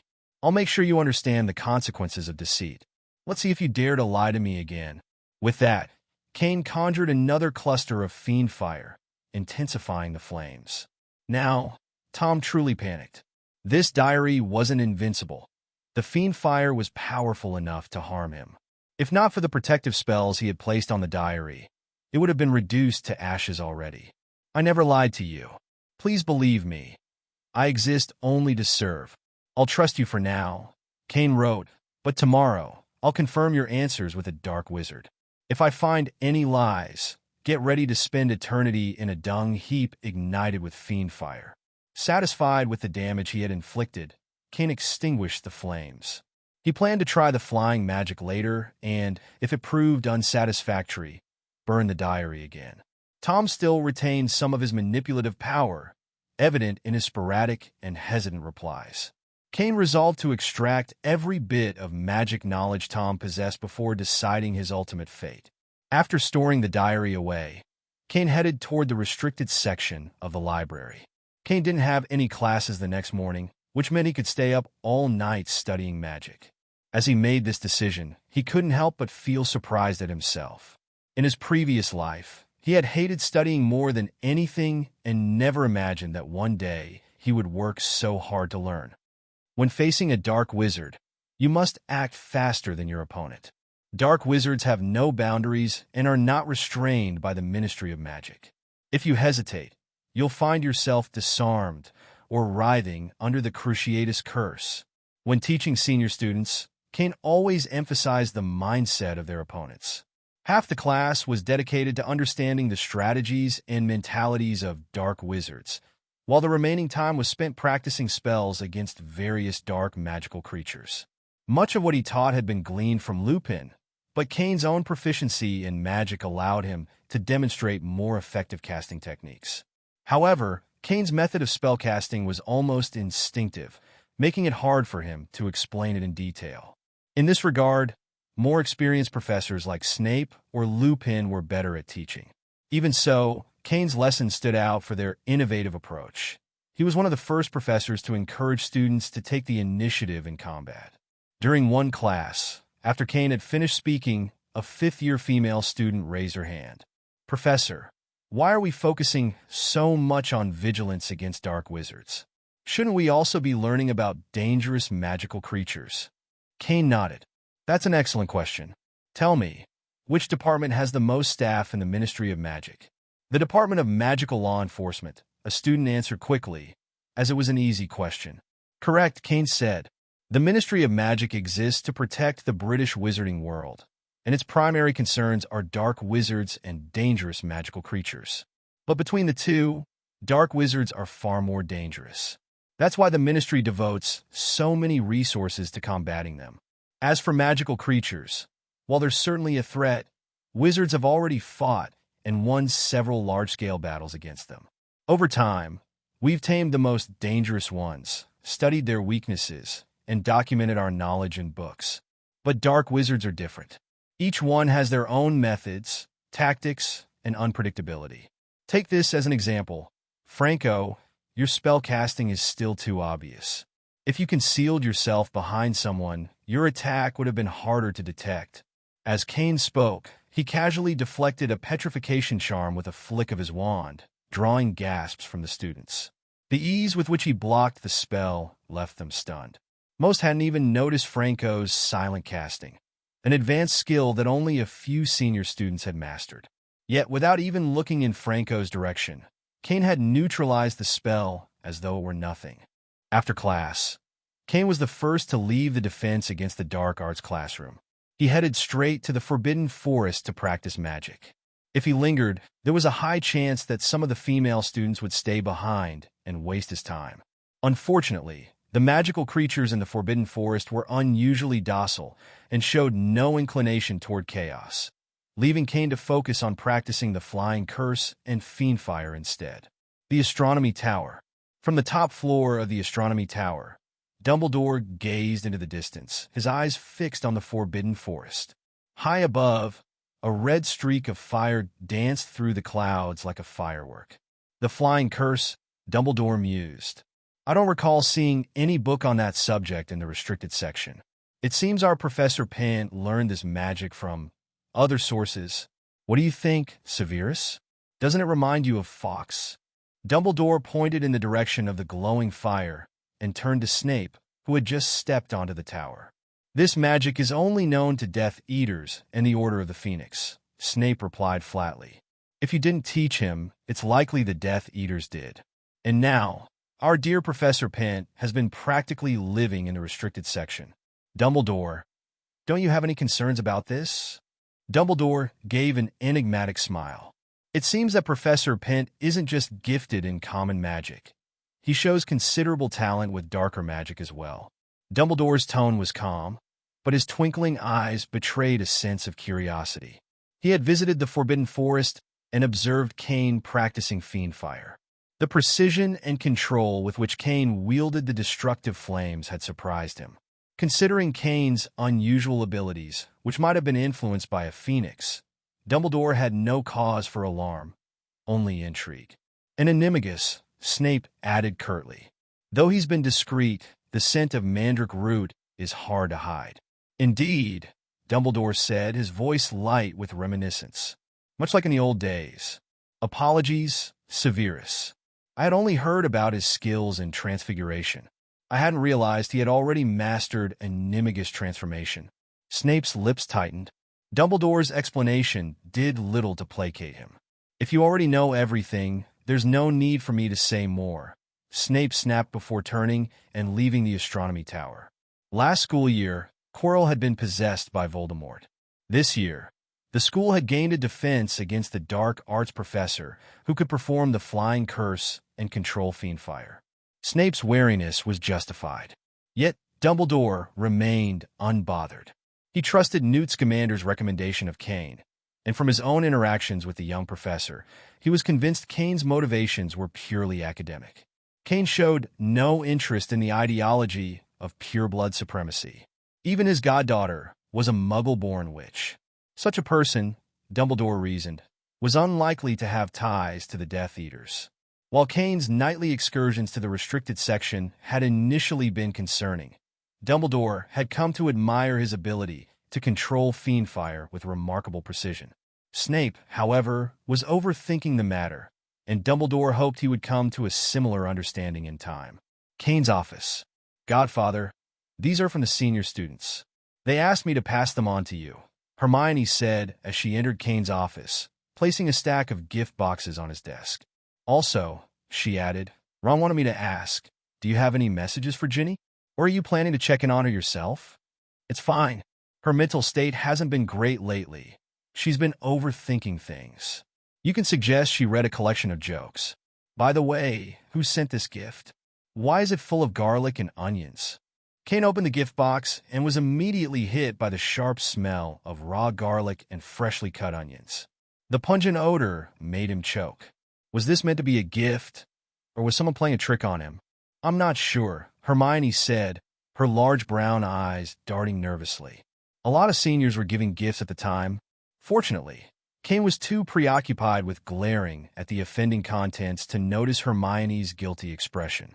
By the way, Hermione, Cain said, turning his attention back to her, I might leave Hogwarts for a while during periods when I have fewer classes. I'll be using the vanishing cabinet over there. He gestured toward the cabinet hidden behind a curtain in the corner of his office. The other end connects to my home in Diagon Alley. Only you and I are allowed to use it. But remember, no skipping classes. Hermione's eyes lit up slightly at the mention of the vanishing cabinet. She hadn't expected such a convenient tool to be at her disposal. I understand, Godfather. I'll make sure to inform you before I use it. Cain nodded. Once the expansion of the greenhouse was complete, Professor Sprout's herbology class would resume. At that point, his own teaching schedule would be lighter, giving him more time to return to Diagon Alley and handle business matters through the cabinet. Recently, Cain had worked with Guy to secure exclusive contracts with many herbal-producing regions. The agreements, which included high liquidated damages, gave Cain's magical materials store a dominant position in the market. As a result, several prominent European wizarding families, including the Delacour family, had approached Guy with letters requesting supply contracts for rare magical materials, such as those sourced from dragons. Cain's business was flourishing, but he preferred to keep his work life and school responsibilities separate. One more thing, Hermione, he added decisively. If any more senior students try to give me gifts, tell them this behavior is strictly prohibited. Students should focus on their studies, not on sending presents. Mr. Delacour, if there are no issues, please sign the contract as we discussed earlier, Cain said. Of course not. I wish us good business, Mr. Pent, replied Mr. Delacour. Cain shook hands with the middle-aged man. The smiles on both their faces appeared sincere, though sincerity in business often depends on who profits in the end. The contract's liquidated damages were set extremely high. Breaking the contract would be akin to making the other party a millionaire in the wizarding world. If someone refused to honor the agreement or pay the penalty, they would have to forfeit their life and family reputation instead. The stakes were too high. No one with a respectable family or business would dare breach it.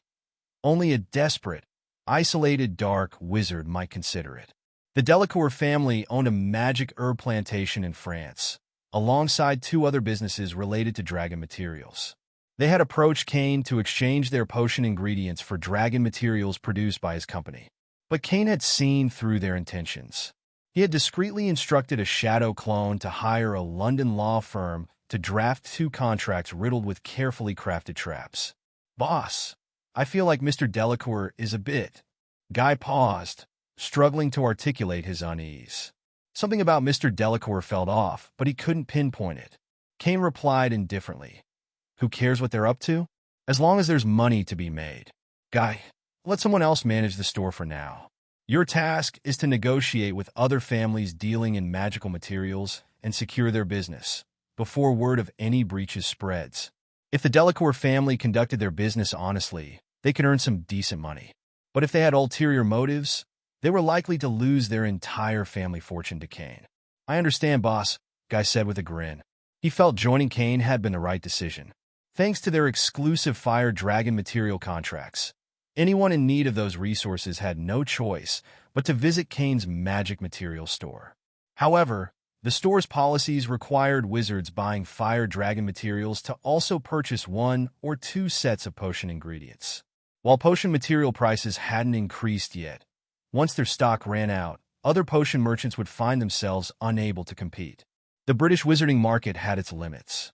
Many wizards didn't need potion ingredients immediately, but those overseeing such operations were understandably nervous.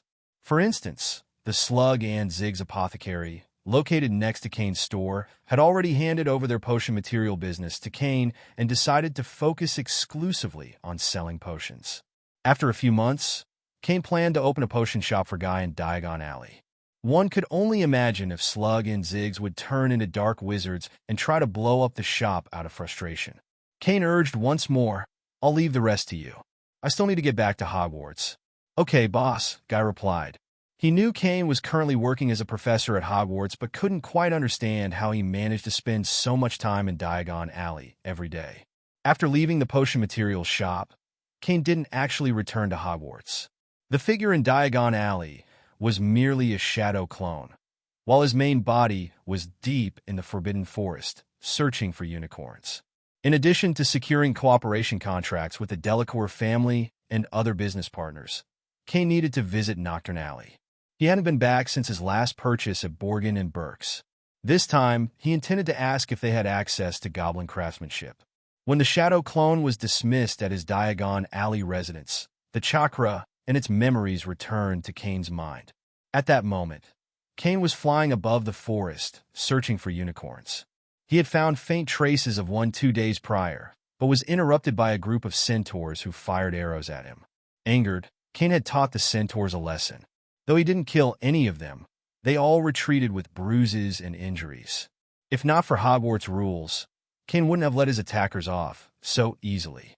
The goblin's craftsmanship is truly well guarded. Even dark wizards don't dare dabble in such business, Cain muttered to himself. He carefully reviewed his findings and concluded that Borgin and Burke's hadn't lied to him. To protect their trade secrets, goblins would rather destroy their craftsmanship than allow it to fall into human hands.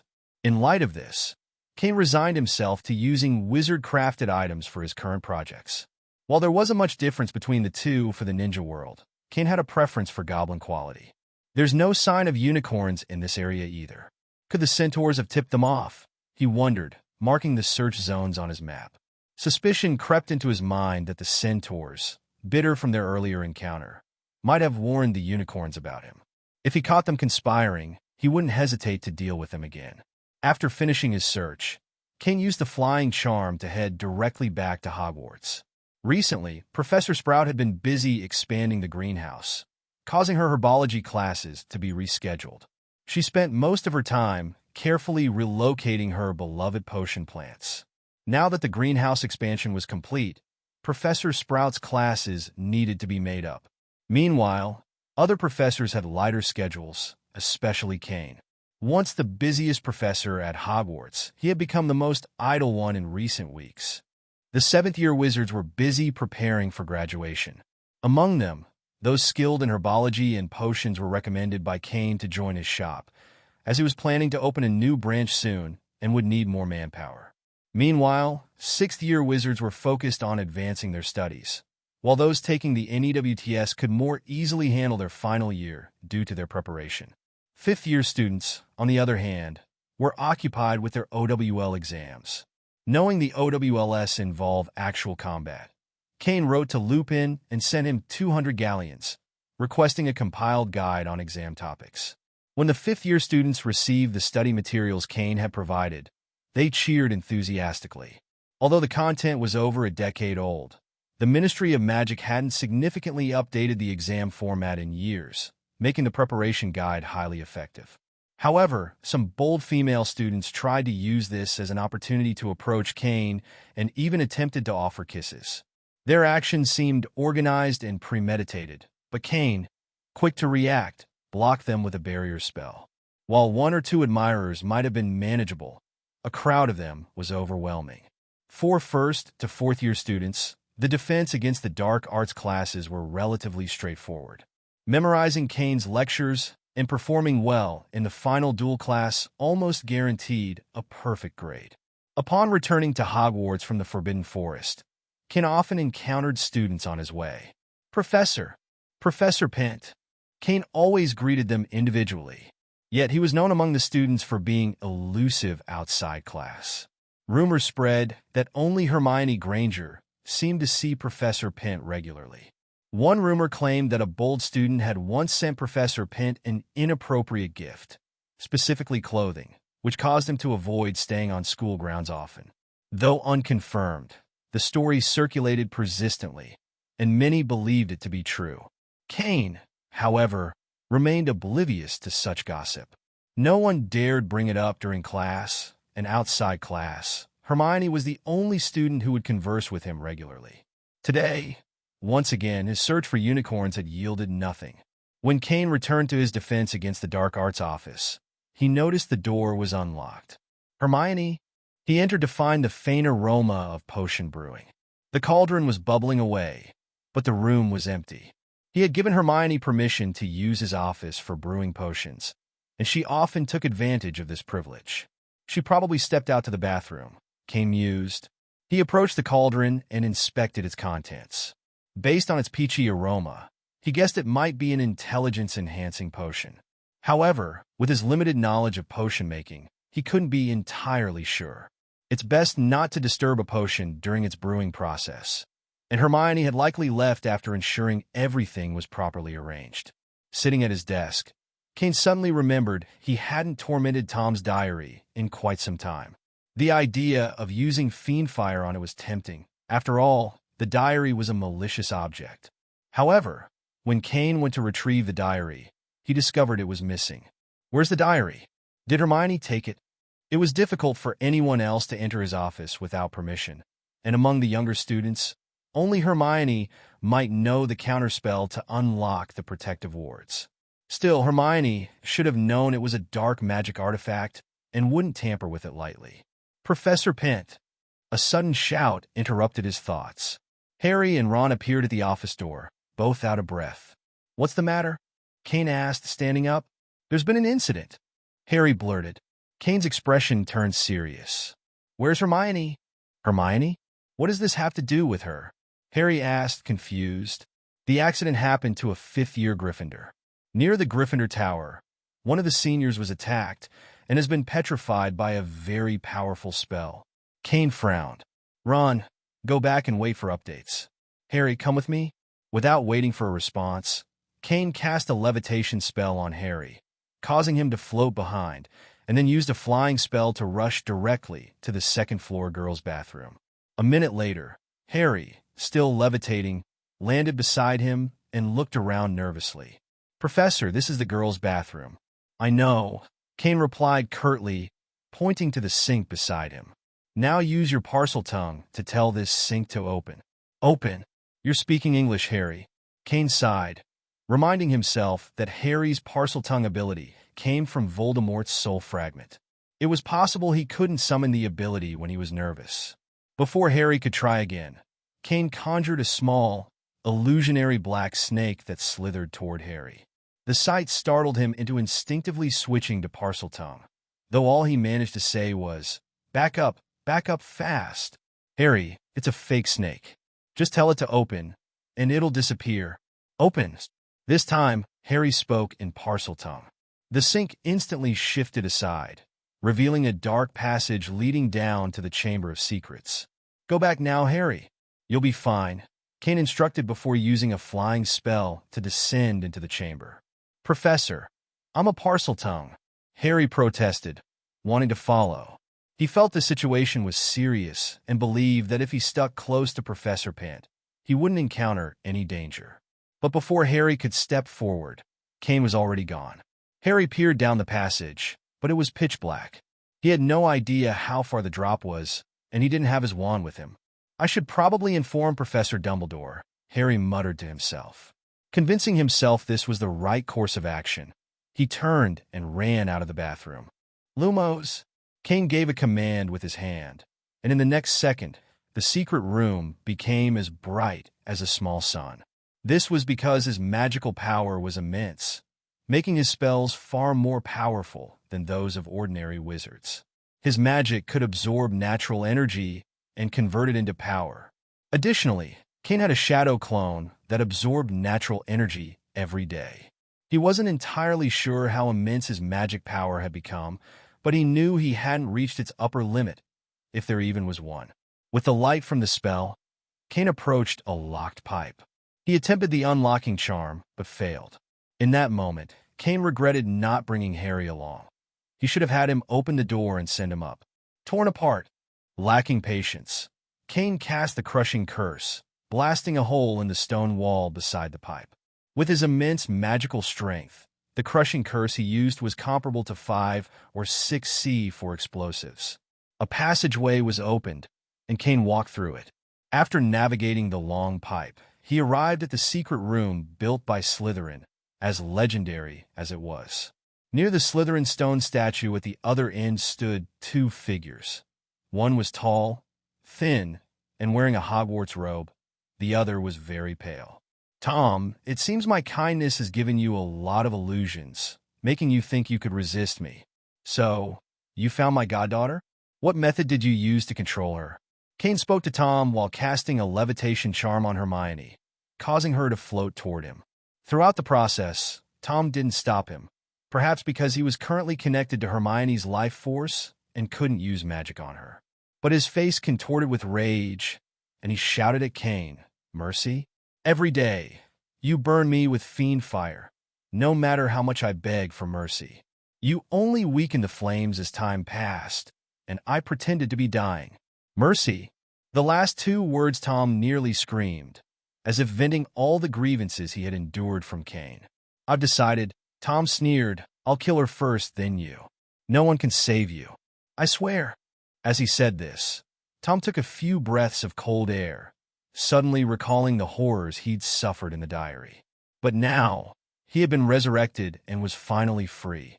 Cain, ignoring Tom's helpless rage, held Hermione in his arms as she floated over to him. He carefully examined her condition. "Hermione, are you okay?" "Godfather," Hermione said weakly, her eyes dull. She couldn't speak further. "You can't save her," Tom said smugly. "This magic is irreversible. Now she's nothing more than nourishment for my resurrection." Tom's pride swelled. The idea of tormenting Cain by making him watch his goddaughter die, only for her to be consumed by Slytherin's basilisk, was the perfect gift to accompany his resurrection as the Dark Lord. "Do you want to know how I controlled her? It's ridiculous, really. Back then, I thought there was no hope. Tom, I don't know where your confidence comes from, exposing your weaknesses and lecturing me seriously, but you're still more ridiculous. After Cain finished speaking, the diary beside Tom Riddle flew toward him. "No! The diary, come back!" When Tom saw this, panic suddenly gripped his heart. The magic was not yet complete, and he hadn't been fully resurrected. But his recall spell didn't work, and his current magic power still relied on a second-year Gryffindor. How could it possibly compare to Cain's strength? The diary, come out and kill that person. The previous sentence was Tom attempting to use the flying charm again. After failing, he started summoning the basilisk. After 2 failed attempts with the flying charm, he finally remembered that the one tormenting him in front of him was a defense against the dark arts professor who liked to study dark magic. As Tom summoned the basilisk in Parseltongue, the stone statue of Slytherin made a tremendous movement, and a hole opened in its mouth. The sound of the basilisk slithering echoed through the room. But by this time, the diary had already flown into Cain's hands. Cain shook his head and said to Tom, "Tom, if you'd been honest, you might have lasted a while longer. But now, you have no value left." Boom!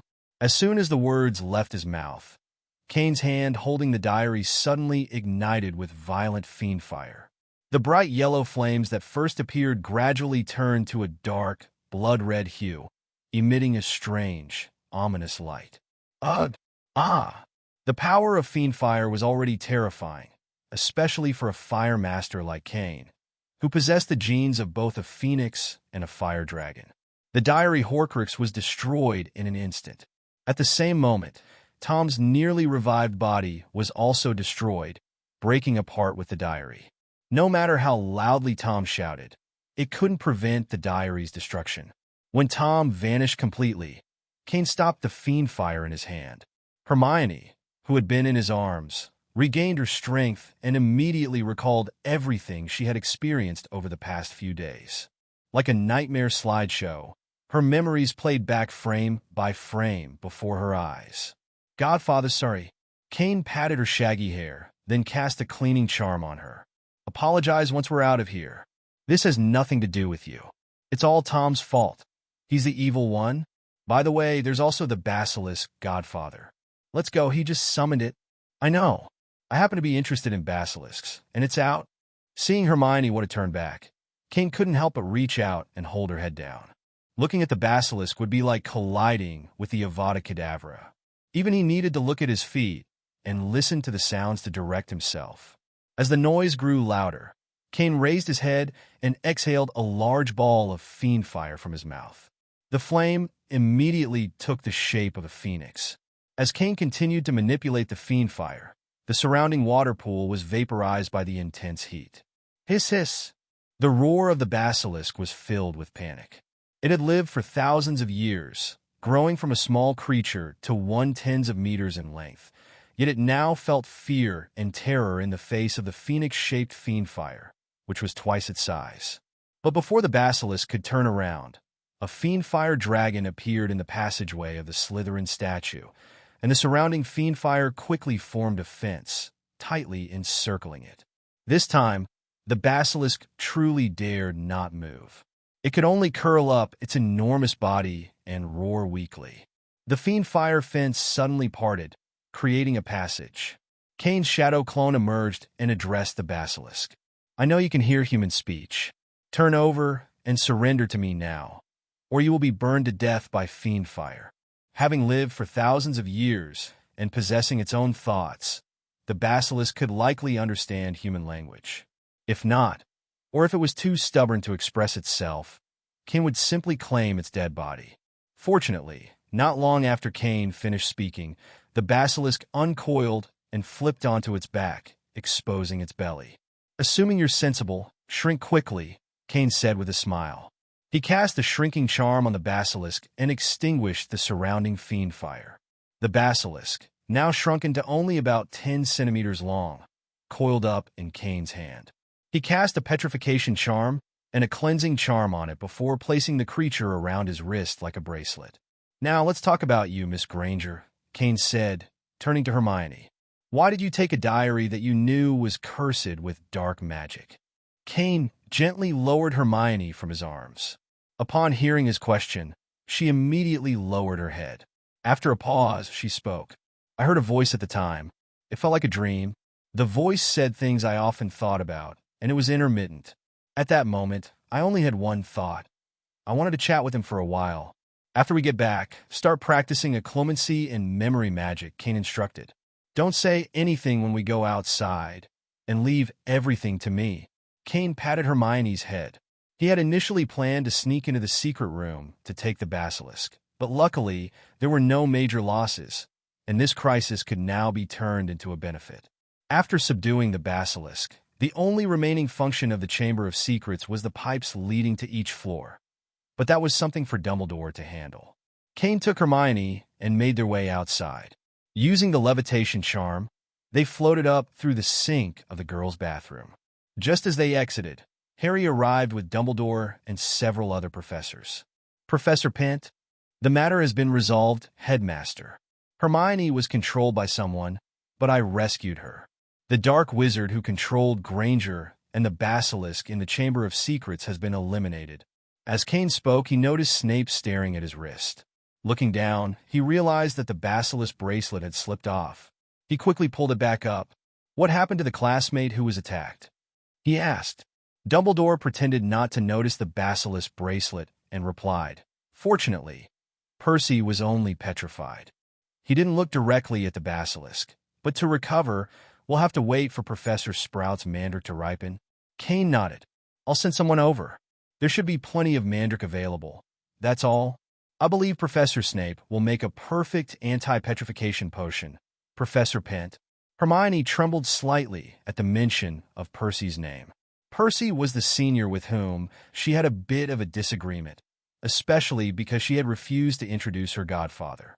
She subconsciously disliked Percy, which led her to manipulate the basilisk to take revenge. Hermione was about to speak when Cain gently held her head down. Headmaster Dumbledore, I want to tell you something about this diary. Upon hearing this, Dumbledore looked at the object in Cain's hand. If Cain didn't explain it properly, it would be hard to tell that it was a diary. Come to my office, Professor Pent.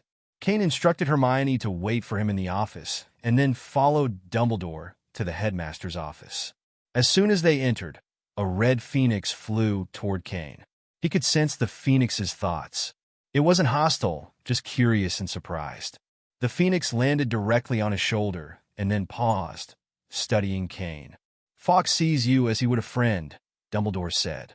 He offered some candies, but seeing that Cain wasn't interested, Dumbledore peeled off a honey candy and popped it into his mouth. Professor Pent, what do you wish to tell me? This diary is Tom Riddle's Horcrux. It was he who influenced Hermione to open the Chamber of Secrets and release the basilisk. By the way, he also opened the chamber 50 years ago. That's truly surprising news. Is the basilisk from 50 years ago the one on your wrist? It's a bit different, but that's not important. What matters is that Tom Riddle has more than one Horcrux, probably 7. Upon hearing this, Dumbledore's face grew serious. Tom Riddle had been a student and was now the Dark Lord. I see, Professor Pent. Thank you very much for this information. As for the basilisk, I subdued it, Headmaster Dumbledore. The basilisk has already expressed its surrender to me. Cain made it clear that although this was Slytherin's pet, it had abandoned Slytherin and now belonged to its new master, Cain. Dumbledore waved his hand. Of course, I have no objection to the ownership of the basilisk, but Hagrid will need some proof, Professor Pent. Cain and Dumbledore reached a consensus, and the two smiled like profiteers. Cain provided the basilisk to help Hagrid prove his innocence, while Dumbledore used magic to ensure the creature was hidden from the Ministry of Magic. Meanwhile, Hagrid's future harvest from the Forbidden Forest could now be sold to Cain's potion materials store. The Forbidden Forest contained many valuable resources. Hagrid occasionally traded with the centaurs, exchanging items they didn't need, often things highly prized and expensive among humans. The Chamber of Secrets incident was resolved satisfactorily, though poor Tom Riddle didn't fare as well. Cain, ever opportunistic, planned to take some of the spoils to the ninja world to strike a deal with Orchimaru. The person who suffered the most, however, was Percy. As a fifth-year student, he'd lost an entire afternoon of study time for his exams. Thankfully, he wasn't too shaken by the ordeal. News of the incident never made it beyond Hogwarts. Dumbledore and the other professors worked to suppress it. When Cain returned to his office, the door creaked open, startling Hermione. She jumped down from the high chair like a frightened rabbit. "Why didn't you brew yourself a calming draft? I remember you know how to make it," Cain remarked as he entered. Hermione looked despondent, likely consumed by guilt ever since leaving the girls' bathroom. So preoccupied, she'd forgotten even the basics of magic. "Luckily, I turned to Professor Snape and got a vial from him. Of course, the man's a master extortionist. He demanded at least 5 potion ingredients as payment." Hearing Cain's disgruntled tone, Hermione couldn't help but laugh softly, imagining his expression as Snape exploited the situation. She sipped the potion in her hand, and after a moment, her mood noticeably improved. "Godfather, this incident—" "Forget it. It's over," Cain interrupted gently. "Just be more careful next time. However, you do need to learn occlumency and memory magic. I'll write to Lupin later to find a suitable teacher for you. Oh, and one more thing, the honey for the milk is gone. Let this incident serve as a lesson." Hermione's brown eyes widened slightly in response. Was this punishment? Would she really have to drink unsweetened milk in the future? To others, this might seem trivial, but to Hermione, it felt like a significant consequence. She was grateful Percy hadn't been harmed, but guilt still gnawed at her. She'd relied on dark magic to mislead others and even bypass the anti-lock spell on Cain's drawer. Cain, on the other hand, felt a twinge of regret. If Tom hadn't met his end so prematurely, Cain could have extracted a wealth of dark arts knowledge from him. 17-year-old Tom had scoured the entire restricted section and was, in some respects, more knowledgeable than Cain in that field. After spending some time with Cain, Hermione eventually got up to return to the Gryffindor common room. The moment she stepped out of his office, she let out a relieved sigh, patting her chest as if to calm her nerves. Fortunately, her godfather hadn't asked about her conversation with the diary. If he had, she wasn't sure how she would have answered. The incident in the Chamber of Secrets didn't cause any public disturbance, but Lucius Malfoy still learned about Percy's involvement through Draco. However, Lucius found himself unable to rally the school board against Dumbledore. With Cain's influence, Dumbledore's reliance on the board had significantly decreased. Besides, the Malfoy family was preoccupied with their own problems. Although Lucius considered attacking Dumbledore, the presence of Cain at Hogwarts made him abandon the idea in frustration. The Malfoy family's business in dragon-related products had taken a hit, leaving Lucius unable to meddle in Hogwarts affairs effectively. Cain continued his usual activities at Hogwarts, practicing magic, exploring the restricted section, and teaching. However, his enthusiasm for teaching had waned. He had covered most of the material he wanted to share, and his knowledge reserves were not endless. In fact, Cain harbored an unusual idea, teaching Hogwarts students to use the levitation charm to control 10 Gatling guns simultaneously. He believed it would be an effective way to combat dark wizards and dangerous creatures. In the current wizarding world, only magical creatures rated 4 stars or higher could withstand such modern firepower. But this was, of course, something he couldn't teach at Hogwarts. Instead, he planned to invite Lupin to assist as the defense against the dark arts professor's assistant. Hermione could help by brewing the Wolfsbane potion. With her current skill level in potions, even Snape would struggle to deduct points, though he might resort to criticizing her attitude instead.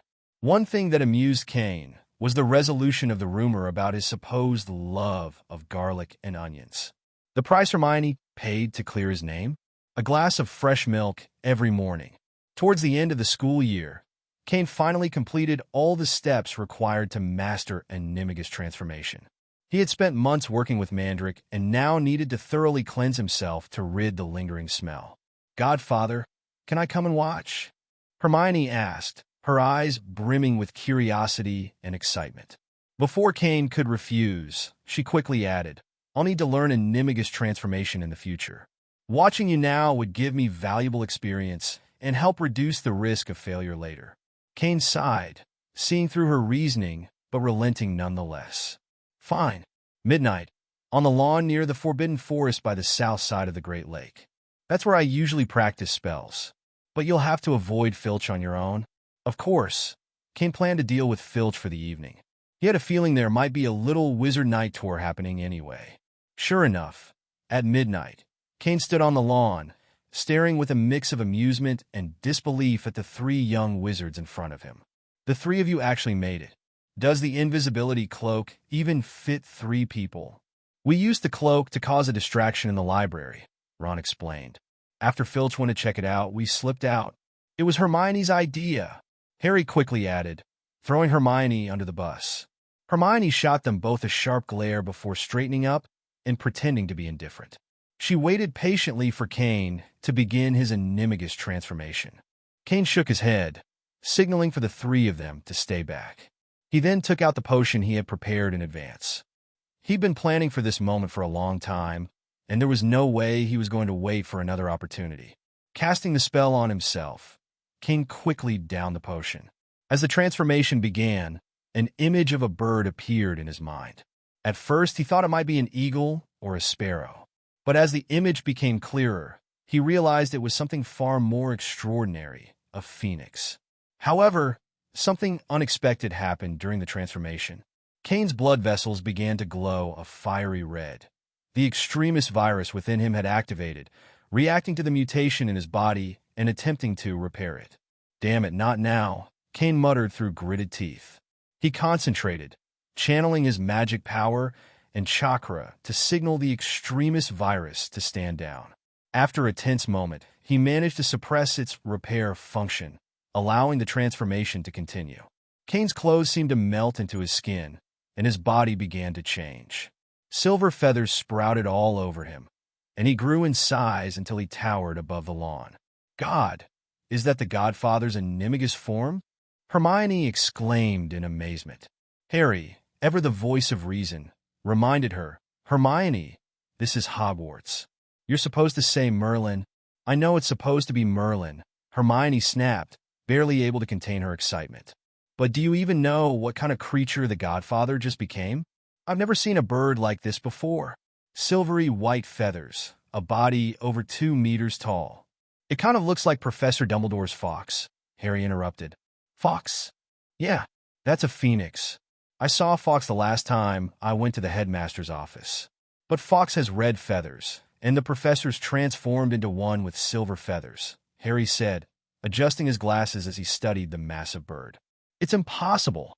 A phoenix is a magical creature. An animagus can't transform into a magical creature," Hermione protested, though her tone was more curious than skeptical. As Cain's transformation stabilized, Hermione's curiosity overcame her caution. She darted forward, her small frame looking even smaller next to the 2-meter-long silver phoenix. "Godfather," she called hesitantly, craning her neck to look up at the majestic bird. In response, the phoenix dipped its head, gently grabbing Hermione by the collar with its beak. Before she could react, it tossed her onto its back. Hermione yelped in surprise, nearly losing her balance, but she quickly grabbed onto the feathers to steady herself. "Wow, look, Harry! Hermione's riding a phoenix!" Ron exclaimed. "I see it, Ron," Harry replied, a tinge of envy in his voice. "But unfortunately, that's her godfather, not ours." He adjusted his glasses again, silently wishing he had a godfather who could transform into a phoenix and let him ride it. "I heard phoenix feathers are really valuable," Ron mused aloud. "They used to make magic wands, aren't they?" After hearing Ron's bold idea, Harry quickly shook his head in disbelief and warned him, "Ron, take back whatever you were just thinking. That's the professor's animagus, not an ordinary phoenix." Cain, in his animagus form, tested his new abilities. He spread his magnificent wings, which were about 4 or 5 meters long. With a single flap, a strong gust of wind knocked Harry and Ron off balance, sending them stumbling to the side. With another powerful beat of his wings, Cain soared straight into the sky. But not before he grabbed Harry and Ron with his sharp claws and carried them along. As a phoenix, Cain had gained incredible flying speed and razor-sharp talons. He flew high above Hogwarts, giving the trio a breathtaking experience of soaring through the night sky. However, for Hermione and the boys, the experience was drastically different. Hermione's ride on Cain's back was like a first-class seat, while Harry and Ron, dangling from his claws, felt like passengers with a standing ticket, or perhaps one outside the train altogether. After the flight, Cain gently placed the three of them back at the Gryffindor Tower. Returning to his human form, he found Hermione still bubbling with excitement. "Godfather, that was amazing. Don't you think so, Ron, Harry?" she asked, her eyes sparkling. "Yeah, amazing," Harry replied reluctantly, still pale. He had barely managed to keep himself from throwing up mid-flight. "All right, enough excitement for tonight," Cain said. "You've got class tomorrow. Off to bed. All of you." Learning Animus had greatly improved Cain's mood, so taking the trio for a ride felt like a fitting celebration. After seeing them safely back to the Gryffindor Tower, he cast a flying spell on himself and headed back to his office. While the flying spell was undoubtedly more practical than Phoenix Flight, it lacked the same flair and grandeur. Hermione, inspired by what she'd seen, was now determined to learn Animus herself. Yet she remained curious. "Why does your Phoenix form look so much like Fawkes, Godfather?" she had asked. Cain, however, brushed off her questions, vaguely remarking that his form was just a bird similar to a phoenix. Still unconvinced, Hermione resolved to do more research. After all, Fawkes and Cain's phoenix form bore similarities, but there were clear differences. She planned to comb through bird encyclopedias during the next holiday to satisfy her curiosity. Cain, on the other hand, felt the semester had been highly productive. In addition to mastering new magic, he'd acquired a basilisk and other valuable magical materials. As Hermione's second year drew to a close, Cain also finalized several deals with Guy.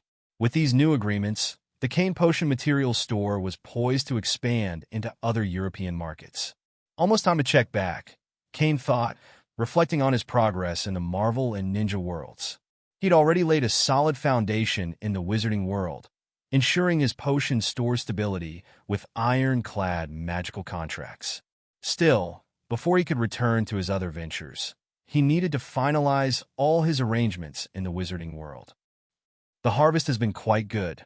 It took more than 2 months, but it's okay. Cain had been gone for quite some time, and his influence was growing larger every day. Now he had biological research centers, biopharmaceutical companies, umbrella military security firms, and newly registered energy companies under his belt. In the future, he could use a shadow clone to remain in the Marvel world. If he avoided fighting, he could seal more chakra with the sealing technique, allowing him to persist for over a month. Then there was the basilisk. After unsealing the frozen creature, Cain addressed it. "You'll live in the sea near here from now on. I will provide food regularly. Remember, keep your existence hidden from others." During the second half of his time at Hogwarts, Cain also used the Sage Chakra on the basilisk. After half a year of gestation, the bond between them grew stronger, allowing Cain to perceive the basilisk's thoughts. Now, he essentially controlled its life and death.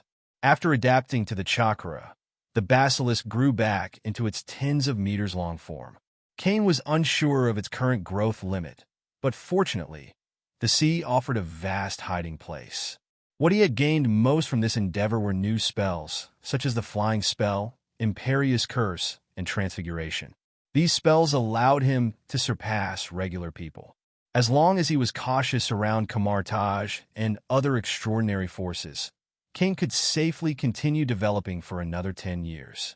In 10 years, Cain would undoubtedly be able to create an extremely powerful army through biotechnology and mechanical technology. He might even be able to elevate Earth's civilization to become the 4th largest empire in the universe. That was Cain's ambition, though it wasn't entirely out of reach. However, he still needed to develop slowly. After all, his company hadn't yet secured a solid foothold in the United States. After delegating the accumulated matters to a shadow clone, Cain picked up his phone, dialed, and said, "Betty, are you busy? Honestly, I really don't understand your development direction.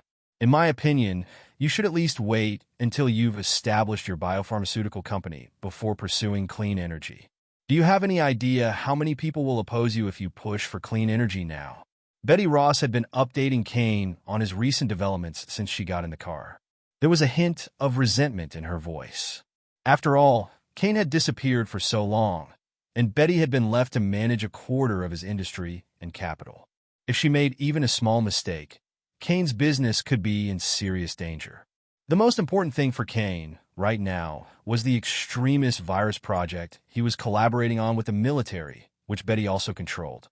Despite all this, Betty found it hard to feel upset. She didn't need money, she didn't hate Cain that much, and she certainly didn't want to see others bring him down. But Betty often found herself feeling as though she were losing her mind.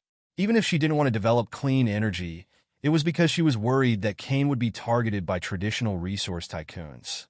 After all, even her father couldn't do anything to those people, and they would truly dare to start a local war over energy issues. When Cain was away for 2 months, Betty didn't forget him. In fact, she missed him more and more. Even now, in the car, Betty Ross began to nervously rub her legs, though she tried to distract herself by looking through documents. Fortunately, she had switched to a Lincoln with a sealed compartment. Don't worry, Betty. It will take at least 2 years for Vankos and the others to really develop. By then, even if someone has malicious intentions, I can handle it, Cain reassured her. If you were an ordinary person with no superpowers, you would have to be cautious around those resource tycoons, but he wasn't just anyone. Within 2 years, Vankos and his son wouldn't be publicizing the arc reactor project. Anton Vankos had been deported by the United States and was the most aware of the consequences of rushing things. His health was improving slowly, and now he could afford to wait. Let's set that aside for now. How's the extremist virus going? Cain noticed Betty was still fidgeting with her legs and had been looking at him, so he pulled her closer, wrapping an arm around her waist, and let her sit on his lap.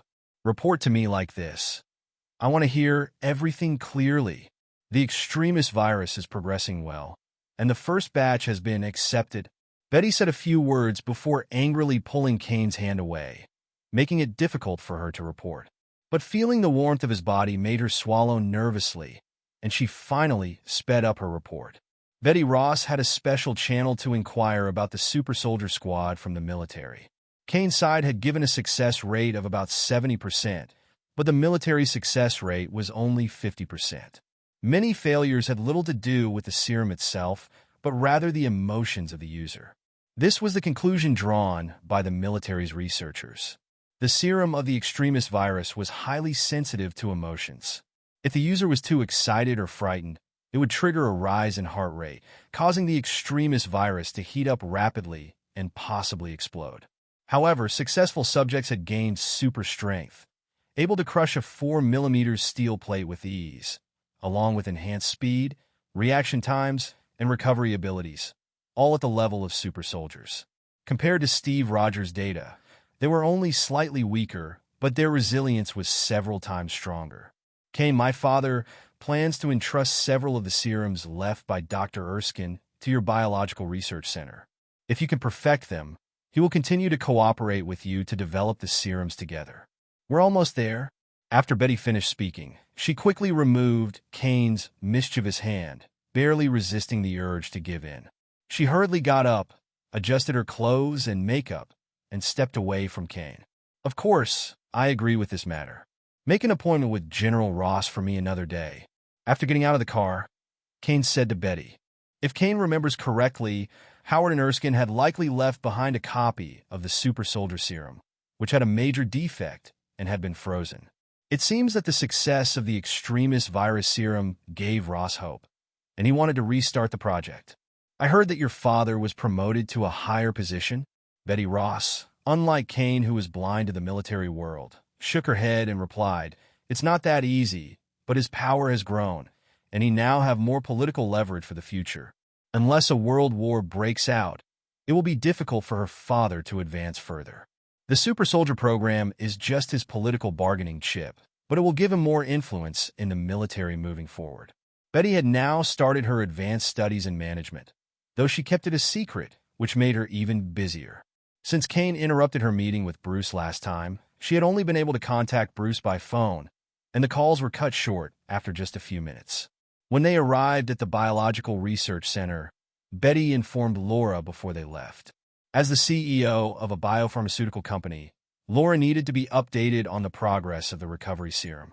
The restoration serum was nearly complete and would be an early moneymaker for Cain's biopharmaceutical company. This drug had broken through the boundaries of traditional treatments, so the approval process had been slightly altered. Cain had reported this 2 years ago, and recent breakthroughs, coupled with military orders, had accelerated the process of resuming the drug's market release. In 6 months, the recovery potion would be available for public sale. By then, the military's first super soldier squad would be established.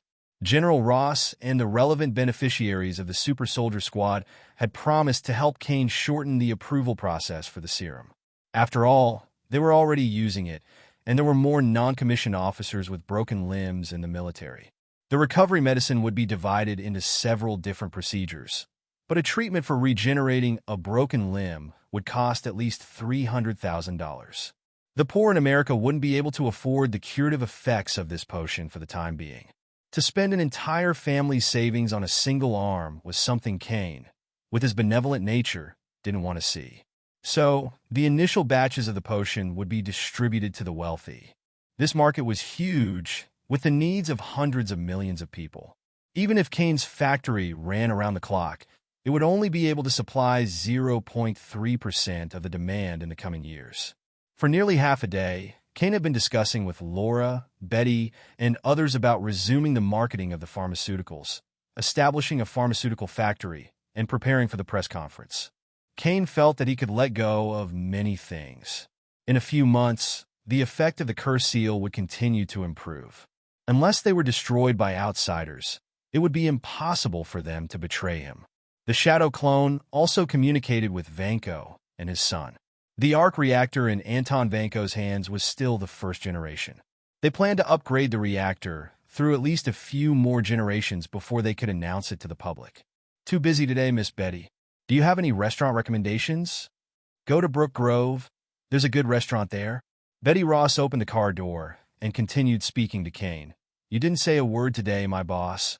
Listening is physical work, Betty. After the two got into the car, they discussed the location with Paul and then talked about other things. Betty, about UGN Laboratory, had already gathered their information.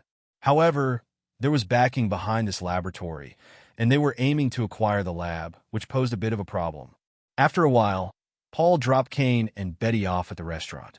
He would wait outside until they finished their meal and then take them home before he could rest. Let me have some. You haven't been here before, so you can try my recommendation. After Betty finished speaking to Cain, she began to order food. She knew Cain had a large appetite, so she ordered a lot of food, which would be served in batches. The restaurant service was quick, and within a short time, the dishes they ordered were brought to their table. Cain hadn't eaten much good food in the Harry Potter world, mostly relying on the food they carried in their space backpacks. The house elves at Hogwarts made delicious food, though. After tasting a few dishes, Cain praised, "The meals here are really good. It seems you've been here many times. The last time you called me back, I didn't get to taste it. This time, I'm trying all the dishes." Before Betty could finish speaking, a person suddenly appeared beside her. When she looked up, she panicked. "Bruce." Bruce looked puzzled and asked, "Betty, you said you were working. Why are you here? And who is he?" "He's my boss. We just got off work, so we came here for dinner." "Bruce, why are you here?" Betty was a little incoherent. She didn't expect to run into Bruce here. University was still some distance away. Why had Bruce come here? Off work? "Betty, are you coming back later? I remember you said you would take a few days off recently. My colleagues and I had dinner nearby, and it just ended." The more Bruce Banner looked at Cain, the more awkward and uncomfortable he felt. Cain's appearance was so striking that Bruce felt a sense of crisis. He wanted to trust Betty, but the sense of unease in his chest was like a thorn. "Maybe. I'll work overtime." "Bruce, don't wait for me. You can rest first." Betty lowered her head slightly, cutting the last steak on her plate into several small pieces. Seeing his girlfriend looking so beautiful and working overtime, Bruce continued to persuade, "Betty, it's already late today." "Bruce, I really have something to do." Since she had subconsciously rejected him just now, Betty felt that it was better to reject him fully. Bruce Banner felt a pang in his heart and left the restaurant without saying another word. After a while, when they had finished eating, Cain got up and said to Betty, "Let's go, Betty. I'll go to work with you." The next morning, Cain woke up late for once. After spending a year as an ascetic monk, he finally lived a normal life last night. Betty's behavior from the previous night was probably the craziest Cain had ever seen. She seemed to use this as a way to forget her encounter with Bruce Banner at the restaurant, taking the initiative for a long time like a knight. However, it was only madness in terms of momentum, without any support in physical strength. When they got closer, Betty had no fighting power left, and in the end, she couldn't remember how many times they had been together. Even though Betty planned to drink milk once in the middle to reduce Cain's combat power, it was useless. With the last leak, Betty fell asleep instantly. That guy will become the Hulk in the future. He won't intentionally come and smash my company, will he? Cain suddenly thought of this possibility while using magic to cook for himself. But if Bruce Banner ever did something like that, Cain would definitely catch him and hand him over to General Ross. Bruce Banner is indeed a genius, with doctorates in 7 majors, but Cain didn't really need any of that. Betty Ross, on the other hand, was the daughter of Thaddeus Ross, and that background was enough for Cain. Not to mention, there were those slender thighs which were quite enjoyable to hold. While Betty was still not awake, Cain experimented with some magic. Apparition, he realized, was a very practical space magic. He traveled to several places instantly, and with his vast magical power, he completed each teleportation in an instant. He felt that apparition was slightly slower than his system's shuttle. The magic in Harry Potter's world is really ideal. As long as you think about it, most of it can be done with the help of magic, Cain thought inwardly. Cain pointed at the ground, and the hard surface instantly surged like mercury. Within 2 seconds, it transformed into an armored guard holding a spear, standing 4 or 5 meters tall. Then Cain struck another blow, shattering the guard into pieces. Finally, he used a spell to restore it, returning the damaged ground to its original state. However, Betty Ross had been awakened by Cain's magic and called out from the window on the 3rd floor. Cain quickly found an excuse to dismiss her concerns. After Betty woke up, she had no intention of going back to sleep. She ate something and then prepared to take a shower and go to work. She had a lot of things to do. After Laura took over the biopharmaceutical company, Umbrella was handed over to Betty Ross. Since it's easier to accept some veterans, Cain wasn't worried about General Ross's placement of personnel. Umbrella's top management had Cain's chakra seal, and those very important to military security company. Soon, he would plant some spell seals to ensure the loyalty of the armed forces. While eating, Betty asked, "Do you still want to go to the company with me today? If so, I can arrange an itinerary for you." "No, the company doesn't need me to go often. After a while, I'll ask Umbrella to arrange 2 bodyguards for you. After all, you're also the personal assistant of a billionaire, so security is still necessary." Cain wanted to practice magic at home or visit Carl to check on the investment company, but he realized he hadn't been paying much attention to the company and had almost no communication with it, aside from emails. When Betty finished her meal and was about to head to the bathroom for a shower, Cain found excuses to save water and avoid other reasons, but it might have been the quality of the shower gel he bought that made him slip in during the bath. Then came the sound of water splashing and crashing from the bathroom. Betty had originally planned to arrive at the company by noon, but in the end, she had to push it to 2 in the afternoon because of Cain's delay. After staying in the Marvel world for more than a month, Cain had dealt with quite a few things. The most important was confirming a new cooperation project with General Ross, the study of the super soldier serum. The appearance of the extremist virus serum made General Ross think that Cain's team had extremely powerful research capabilities and could possibly perfect the super soldier serum that had side effects. Therefore, after convincing others, he cooperated with Cain in the name of the military. In reality, Ross could have quietly obtained the super soldier serum on his own, but that would mean Cain wouldn't gain fame, and Ross wouldn't have the power or political leverage from the research.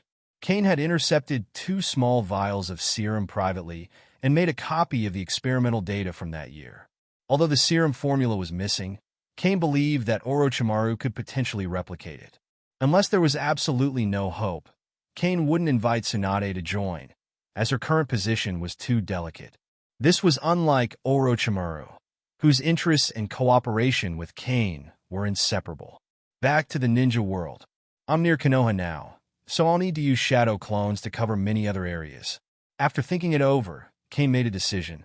The land of waves, the land of tea, and the land of fire all had things to deal with.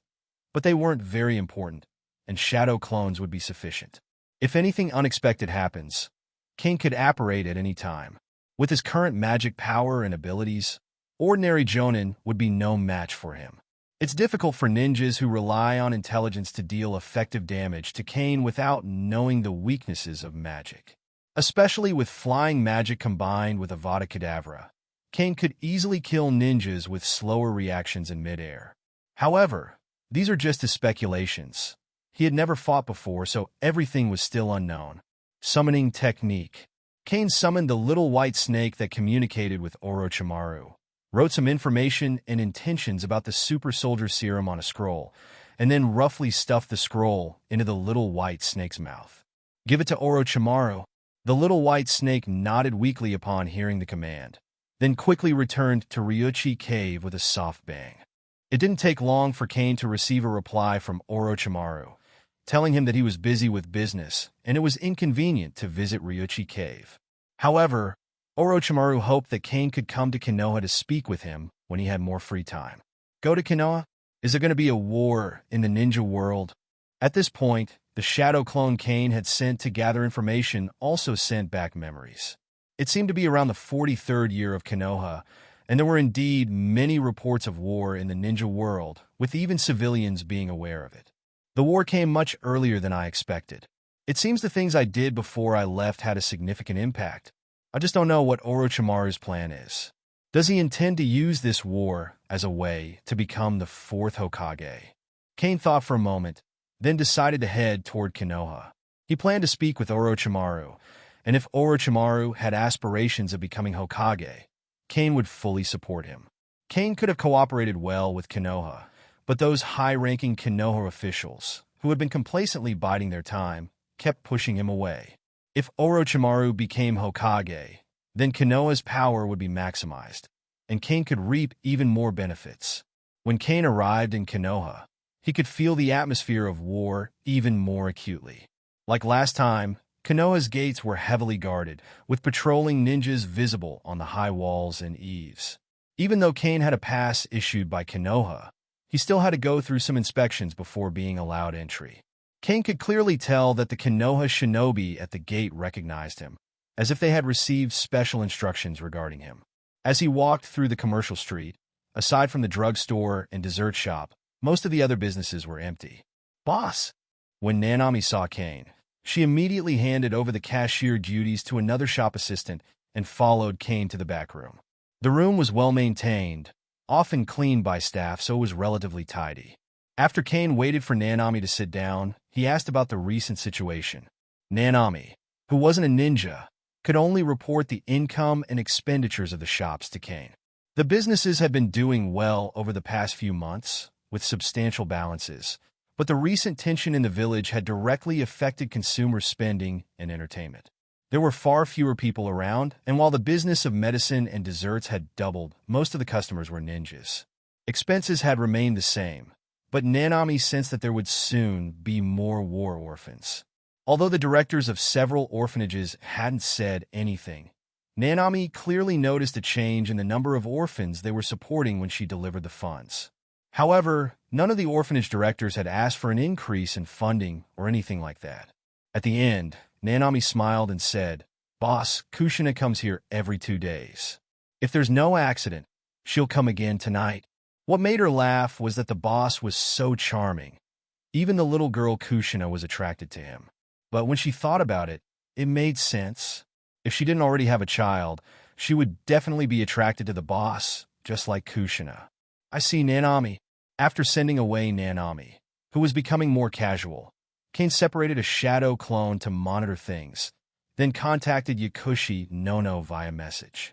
Yakushi Nono had already been a medical chunin before Cain left, and she was still a student of Tsunade, so she shouldn't be on the battlefield. But with the current atmosphere in the village, Cain wasn't sure if Yakushi Nono was busy right now. After a while, Yakushi Nono replied, briefly outlining the recent events. Konoha had recently clashed with Rock Shinobi and, shortly after, with Sand Shinobi. The causes of both conflicts were linked to Konoha's White Fang. Although this information hadn't spread within the village yet, Yakushi Nono, as Tsunade's student, had already heard some news from Tsunade. White Fang was in trouble this time. It was said that the envoys of the two daimyos had set off for the daimyo mansion in the Land of Fire. Konoha was now in a very passive position. Moreover, it was expected that this news wouldn't be kept secret for long. Once the envoy of the Fire Country's daimyo arrived in Konoha, the villagers and ninjas would all know. Orchimaru was not in the village right now. A while ago, he had been sent to the border of the Land of Grass to deal with Rock Shinobi. However, with the arrival of the envoys from the two countries, the situation at the border had temporarily eased. It was expected that Orochimaru would return soon. It turns out that Orochimaru isn't in Konoha, and Konoha's White Fang is involved in some minor issues. Just based on his strength, how could he have made such a big mistake? Cain was puzzled. Now, the Sannin were around 30 years old, which was the peak period for a ninja. Although they didn't have the forbidden techniques from over 10 years later, they were still far superior to the average jonin. And Tsukumo was stronger than the Sannin. Even the Fire Country's daimyo had heard of White Fang's reputation. For him to make mistakes twice in a row seemed undeserved. Maybe I should ask Orochimaru. Just as Cain finished speaking, he heard the familiar sound of footsteps in the corridor. The sound immediately brought a mental image to Cain's mind. A red-haired girl, wearing black stockings, walking quickly down the corridor. When the footsteps stopped, a questioning voice came from outside the door. "Boss, can I come in?" Before Cain could answer, the door was pulled open, and a red-haired girl poked her head in. When she saw Cain, she broke into a long-lost, happy smile. There must be something wrong. Kushina looked at Cain, who was resting on her lap. Her cheeks were slightly flushed from embarrassment, and her hands were still massaging his head. In just 5 minutes, things had escalated to this point. Thinking back carefully, Kushina realized that she had followed the boss's instructions step by step since he mentioned having a headache. Unknowingly, she had let him rest on her thighs while wearing stockings. Now, Kushina could clearly feel the friction between his hair and her skin, and she slowly endured the slight itching. "Boss, I'm here to buy desserts, like the moving chocolate from last time," Kushina murmured stubbornly. She didn't want to admit that she had come for a massage. She should be a customer, after all. The massage was just a way of taking care of her friend. She had agreed to help because she didn't want to see the boss suffering from a headache. Buying dessert? Kushina, did you bring money? Of course. I've completed a lot of advanced tasks recently, and I was the one who repaired Konoha's barrier. When Kushina spoke about this, she couldn't help but feel elated. Some ninjas from the barrier and sealing classes had started calling her Master Kushina, since her sealing technique was even more powerful than the leader of the sealing class. In the ninja world, strength determined status, and even though Kushina was younger, she had earned respect, especially in her 20s. Kushina took out her small orange purse from her ninja bag and showed it to Cain, but the purse suddenly flew from her hand and landed in Cain's. "My purse. It's my wallet now, Kushina. You still have outstanding debts. Let me see. You've accumulated quite a bit this time.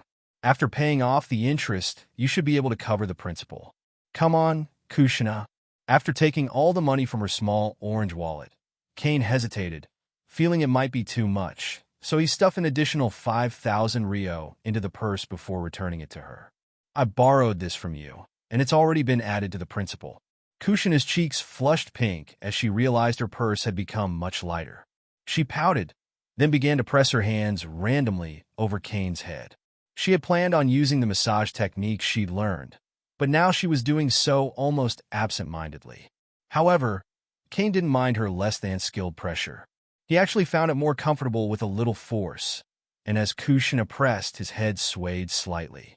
After a while, Kushina's face turned even redder, especially since her stockings didn't fully cover her thighs, leaving half of them exposed as snow-white skin.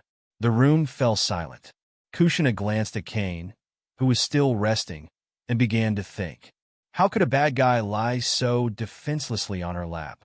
All she needed to do was use her tailed beast chakra to press, and she could easily end his life. If he were truly a bad guy, would he expose his weaknesses so carelessly under her gaze? Kushina felt that Namikaze Minato was trying to drive a wedge between her and Boss, the same guy who had bullied her. After figuring this out, Kushina decided to stop thinking about the things that bothered her and instead started talking about happier things. Boss, I've been able to use the tailed beast chakra recently. After using it, my strength increases a lot, but it also affects my temper. The chakra makes me very irritable. Tailed beast chakra? It's a very strong power. If I can leave the village in the future, I'll protect you then. Of course, that's good. Here, this is for you, Cain said, handing her a bottle. It's a palliative potion. After drinking it, it should calm your emotions. It should help. In the evening, Kushina left the dessert shop with a box of magic desserts and a few bottles of potions. Her cheeks flushed. However, her legs were a little numb again. Next time, I can't kneel down to give the boss a knee pillow. Maybe I can find a sofa, she thought. But is this palliative potion really useful? Is the boss just comforting me? She wondered. She decided to take a leave of absence from the sealing class the next day and practice controlling the tailed beast chakra. Although there was an atmosphere of war in the village recently, the impact on the sealing class was minimal. If she could control more power, the village would presumably not restrict her from leaving. Last time, when she listened to the boss, she began to see the Nine Tails as something that could communicate on an equal footing, rather than just a symbol of disaster. But that guy, the Nine Tails, actually tried to trap her. Though she had finally escaped the sealed space, Kushina had managed to snatch a portion of the tailed beast chakra from the Nine Tails with the help of her adamantine sealing chains. The tailed beast coat with almost 3 tails had already made a significant impact on her. If she accumulated more, her sanity might be affected. Kushina, it hasn't been long since your last attempt to control the Nine Tails chakra. Are you really so confident now? Tsunade asked, looking at Kushina. Tsunade was wearing her ninja armor, which looked both feminine and heroic, and 2 members of the sealing class were behind her. If Kushina lost control of the tailed beast chakra, Tsunade could subdue her, and the sealing class could strengthen the seal on her. I wanted to try it out because of this, Kushina replied, pulling out a bottle of the palliative potion. What is that? Tsunade frowned slightly.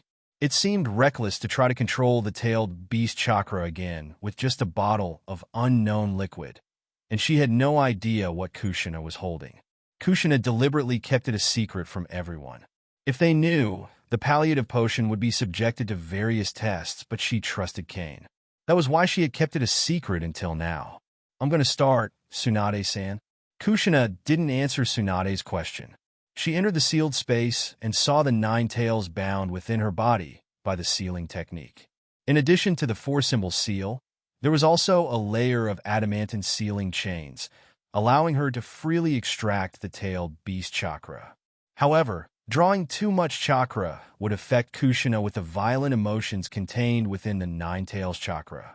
Once inside the sealed space, Kushina spoke to the 9 tails. 9 tails, this time, I will try to control your chakra.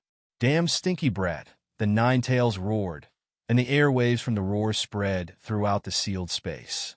But the 2 layers of seals were too strong for it to break free. Upon hearing Kushina's intent to try controlling its chakra, the 9 tails reluctantly offered her some of its power, chakra filled with tyrannical negativity. Last time, she nearly reached 4 tails, but Kushina couldn't handle it. This time, however, she was pulling nearly 6 tails worth. After drawing a large portion of the tailed beast chakra, Kushina instantly reached the level of 3 tails.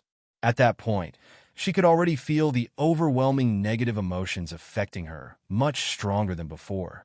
Quickly, she drank a bottle of the palliative potion. The cool liquid slid down her throat, and it didn't take long for the potion to take effect. Kushina felt the restlessness in her heart ease significantly. Although some negative emotions still lingered, they weren't nearly as intense. Boom! A powerful chakra wave sent trees within a tens of meters radius flying. Even with Tsunade and the sealing class using chakra to stabilize their feet, they were blown back 20 to 30 meters by the force of the wave. At that moment, two teams of Anbu and the barrier team suddenly appeared. These were the second reinforcements sent by Sarutobi Hiruzen. Though Kushina was controlling the tailed beast chakra, Tsunade feared the sealing team might face accidents. The second reinforcements were necessary, a precaution Tsunade had reported to Sarutobi Hiruzen. "Wait a minute, let's observe first," Tsunade ordered loudly. She instructed the Anbu and barrier team not to take action yet. While Kushina had begun to manifest her five-tailed form, she hadn't lost control. After hearing Tsunade's command, the Anbu and barrier teams hesitated but ultimately chose to obey. They maintained their vigilance around Kushina, but after a while, seeing no signs of her losing control, they relaxed a little. "This time it should work," Tsunade murmured. Just as Tsunade finished speaking, Kushina suddenly opened her eyes. Her pupils had become the vertical ones of the nine tails, though her face lacked the beast's usual whisker marks. Her chakra coat was now much more compact. Kushina stood and instantly appeared before Tsunade. With a bright smile, she said, "Miss Tsunade, I succeeded. In addition to the common chakra coat, I can now use the more tails." After finishing her sentence, the chakra around Kushina's body suddenly became blood-red and condensed. The chakra took on a fox-like appearance, obscuring her entirely. This chakra, Tsunade's face showed surprise. The chakra was as dense as flesh and blood. She felt that her strange power would have difficulty damaging it, and the speed with which Kushina displayed it was extraordinary. Kushina, having just demonstrated her power, quickly pulled the nine tails chakra back into her body. She then panted slightly and said, "I still need to get used to it. Once I do, I'll be able to control the power of 6 or 7 tails." "You've done well, Kushina," Tsunade exclaimed. Using medical ninjutsu, she helped Kushina heal the skin burned by the high-density chakra. Then she asked, "What did you drink just now?" "It's palliative medicine. The boss gave it to me. He heard I wasn't in a good mood, so he gave me this." Kushina was clever enough not to mention anything about the nine tails, knowing it could lead to trouble for the boss. She felt this explanation was sufficient. Tsunade nodded, her expression thoughtful. "Really? That's amazing.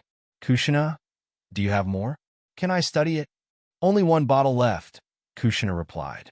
She thought for a moment before deciding to talk to the boss. Nearby, an Anbu member overheard the conversation between Kushina and Tsunade.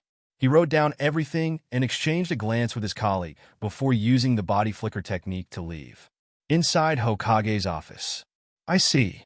Go down and continue to follow Kushina to protect her," Sarutobi Hiruzen instructed the Anbu member who had come to report. He had witnessed the entire event through the telescope technique. Unfortunately, he didn't have Cain's chakra, and once Kushina entered Cain's house, she would use a barrier to block sound and any surveillance from the telescope technique. As a result, he only learned about the palliative medicine. "Difficult," Sarutobi Hiruzen muttered as he slowly took a puff from his dry tobacco pipe. He had been caught off guard by the recent developments in Konoha. A newspaper office had been established in the capital, backed by a document issued by the daimyo's office itself. It could cover some non-sensitive information. Konoha shinobi were required to cooperate when needed. The owner of this newspaper office was Cain, who had now become the Land of Fire's propaganda secretary. With this status, Sarutobi Hiruzen could no longer treat him as just someone from another country. Some sanctions were also out of the question. If he used clever tactics against propaganda minister of the Land of Fire, Daimyo might reverse his position and cut funding. There was also an issue with a mission involving White Fang. It seemed that Rock Shinobi and Sand Shinobi were aware of White Fang's plans. Sarutobi Hiruzen found this very strange. He had a vague suspicion about what might be going on, but he didn't want Anbu to investigate further. For now, he had to calm the situation and attempt to negotiate the matter involving White Fang.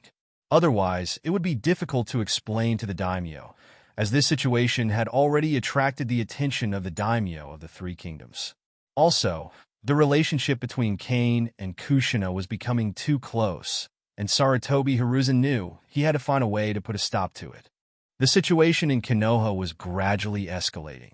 Rumors spread that the envoy from the Fire Nation daimyo was about to interrogate someone. Not only the ninjas, but even the villagers were aware of it. Meanwhile, at the Konoha news office, the unusual developments hadn't gone unnoticed. When Cain arrived in the village, the person in charge of the newspaper sought him out and asked for instructions. "Minister, should we report on the White Fang incident?" Cain waved off the title with an awkward expression. "Wait another day or two until the daimyo's envoy arrives. And stop calling me minister. You could just call me boss." Though the title made him uncomfortable, Cain knew that once he arrived at the capital of the Land of Fire, people would likely insist on using it. "You can focus on reporting other things for now," like Cain paused, sensing a gaze fixed on him. He turned and saw Kushina staring at him intently. Ever since the newspaper's establishment, each issue had highlighted the deeds of notable ninjas. Those featured in the paper were often admired and discussed throughout the village. Kushina, who had been a dedicated reader since its inception, often imagined herself among its pages. The villagers frequently talked about the featured ninjas as they strolled through the streets. If she could be included in those stories. But Kushina's situation was complicated.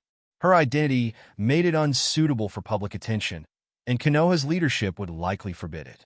Moreover, she didn't have any notable stories that could fit into the newspaper's shocking or heroic columns. "You can leave for now," Cain told the Konoha news staff. "I'll notify you when the daimyo's envoy arrives." When Kushina realized she wasn't going to hear what she hoped for, her cheeks puffed up in frustration. She secretly vowed not to massage the boss's shoulders for at least 3 days. "Kushina," Cain began, breaking the silence, "I remember that Cloud Village targeted you a few years ago. Writing about you in the newspaper would only increase your danger." Cain tapped his fingers on the table and then gently patted her on the head, speaking in a calm, sincere tone. "If Cloud Village targets you again, things could get very dangerous. Especially now, with tensions in the ninja world being what they are. Do you understand?" Hearing his reasoning, Kushina realized her request had been impulsive. As a Jinchuriki, drawing attention to herself would only cause problems for both Cain and Konoha. However, she wasn't about to admit that she'd been wrong. "Of course, I understand," she replied stiffly, turning her head toward the window. "My neck was just feeling stiff. I thought I'd take a look at the sky. That's all." Her excuse was feeble, and her voice trailed off by the end. Cain didn't call her out. Instead, he rubbed his own neck and muttered, "Come to think of it, my neck feels stiff too. Handling all this work every day is enough to make my head feel like it's going to split." Kushina blushed with shame as she listened to his words. She had caught the boss glancing at her earlier and knew exactly what he wanted, a knee pillow massage. But since she was wearing socks today, would it even count as a proper knee pillow? "Boss, come here. I'll help you." The words escaped her lips before she even realized it. Although this wasn't the first time she'd offered, the thought of Cain resting his head on her knees always left her feeling shy and flustered. Meanwhile, the defense in the direction of Rock Shinobi Village had undergone changes. Orochimaru was now in command of the defense line after being sent by the third Hokage to the border of the Land of Grass following the White Fang incident. During this time, there had been several small-scale skirmishes with Rock Shinobi forces. Orochimaru managed to thwart their attacks and intentions, stabilizing Konoha's position. However, after the daimyo's envoy intervened, tensions between the two ninja villages subsided. Orochimaru was subsequently recalled to Konoha, with someone else taking over as commander of the Land of Grass. Though Orochimaru hadn't achieved any significant military victories during this assignment, his leadership had bolstered Konoha's morale at the border. As a result, he was welcomed back as a hero. When Orochimaru returned to Konoha, Cain happened to be observing from the side of the road. Their eyes briefly met before Orochimaru turned and headed toward the Hokage building, undoubtedly to report to the third Hokage and handle the transition of his responsibilities. Cain didn't linger long after their exchange. Even Tsunade was unaware of his covert collaboration with Orochimaru, and there was no way he could collect information without drawing suspicion. Later that evening, Cain suddenly sensed the chakra of Orochimaru's white snake summoning him. Without hesitation, he used the summoning technique to call forth the white snake from Ryuchi cave. "Bring Orochimaru here," Cain instructed, He then cast protective spells and sealing barriers around the room, ensuring that no outsiders could spy on their meeting. Once everything was in place, the white snake returned with Orochimaru. "Long time no see, Cain," Orochimaru greeted with a sly smile. "I didn't expect you to become the propaganda minister for the Land of Fire." Orochimaru glanced around the room, noting the layers of protection and sealing barriers. He felt relieved. Initially, he had considered holding their discussion in Ryuchi Cave, but being summoned to Cain's room under such precautions was acceptable. The barriers reassured Orochimaru that their conversation would remain private. However, he couldn't help but be surprised at Cain's apparent closeness to Kushina and his proficiency in sealing techniques. Becoming propaganda minister was purely accidental, Cain replied with a faint smile. The relationship between the daimyo and Konoha isn't as harmonious as it appears. In exchange for my newspaper support, the daimyo granted me this title. It's just a fancy name to please the nobles in the Land of Fire. Nothing more, and certainly no real power. After serving Orochimaru a cup of tea, Cain sat across from him. Since the daimyo initially rejected the guardian ninjas sent by Konoha, Mr. Sarutobi has clearly seen through his intentions. However, it's not easy for the daimyo to recruit qualified guardian ninjas on his own. In the end, he had no choice but to accept the 6 guardians assigned by Konoha, Orochimaru said with a sly smile. The daimyo might have his own ideas, but ultimately, Konoha held the upper hand. Cain decided to skip any pleasantries and asked directly, "Orochimaru, are you planning to become Hokage?" "Hokage," Orochimaru repeated, pausing to consider the question. He had entertained the idea, though not with much passion. For Orochimaru, Hokage wasn't an ultimate goal. It was merely a stepping stone, a position he could use to achieve his true ambitions. Unlike Nawaki and others who aspired to the title with idealistic fervor, Orochimaru saw it as a means to an end. Cain leaned forward and spoke frankly. "Orochimaru, the 3rd Hokage is an obstacle for me, as are the other senior advisors. Without them, my cooperation with Konoha would be much smoother. We wouldn't have to operate so covertly, like with this super soldier serum." As he spoke, Cain retrieved a set of documents detailing Dr. Erskine's super soldier serum and handed them to Orochimaru. The data described a serum that could significantly enhance a person's physical abilities, doubling or even tripling their potential. It also claimed to increase brain function dramatically. If this serum were applied to a ninja, Cain explained, the results could be even more extraordinary. For an average person, it can create a body comparable to that of a chunin. Imagine what it could do for someone already trained as a ninja. Orochimaru scanned the data, his mind racing with possibilities. "An incredible serum," he murmured. "If produced on a large scale, Konoha's number of chunin and jonin could double. For ninjas stuck at chunin level, it could provide the breakthrough they've been seeking, perhaps even elevating them to jonin or special jonin status." Cain nodded and continued. "That's not all. I also have this comprehensive research on biological cells." He placed another document on the table, this one a detailed compendium of cellular biology. "This is a gift for you, Orochimaru. Your research into the human body is impressive, but your methods are, let's say, unrefined. Your medical knowledge lacks the precision of someone like Tsunade. This information will help fill that gap and make your experiments more efficient." Orochimaru stared at the documents, but didn't immediately take them. His golden, slit-pupil eyes narrowed as he fixed Cain with an intense gaze. "Cain, what is it you truly want? Are you trying to use me, Hokage, or even Konoha to achieve something?" Cain met Orochimaru's gaze without flinching. "What I want is simple benefits. Anything ranging from wealth, gold, silver, copper, and iron, to eternal life and unparalleled power. The ninja world is full of untapped resources, opportunities worth pursuing and developing. I want a partner, someone who can work with me, much like Ryuchi Cave works with you, Hokage, alongside the daimyo," Orochimaru said with a smile, picking up the book on the table and leafing through it. The similarities in their goals struck him. No wonder he and Cain shared so much common ground. If the daimyo of the Land of Fire and the Hokage could set aside their mutual distrust and work together, they would have the greatest potential to unify the ninja world. Unfortunately, since the establishment of Konoha, that hope had gradually faded. Orochimaru saw this clearly. To him, the ninja world was trapped in a stagnant cycle, a windmill that never truly turned. It spun endlessly, yet nothing changed. People spoke of peace, like Jiraiya, but instead of real solutions, they placed their hopes on the next generation. I don't particularly like the title of daimyo, but the position itself is useful, Cain said. Gaining the position wouldn't be difficult for me. The only obstacle is Konoha. That's why I need your help. But first, you must become the fourth Hokage, Orochimaru. Cain had numerous tools at his disposal to deal with ordinary people, but handling ninjas required far greater caution. Ninja techniques, secrets, and abilities, such as mind-reading jutsu, or even the impure world reincarnation, were as dangerous and formidable as his magic.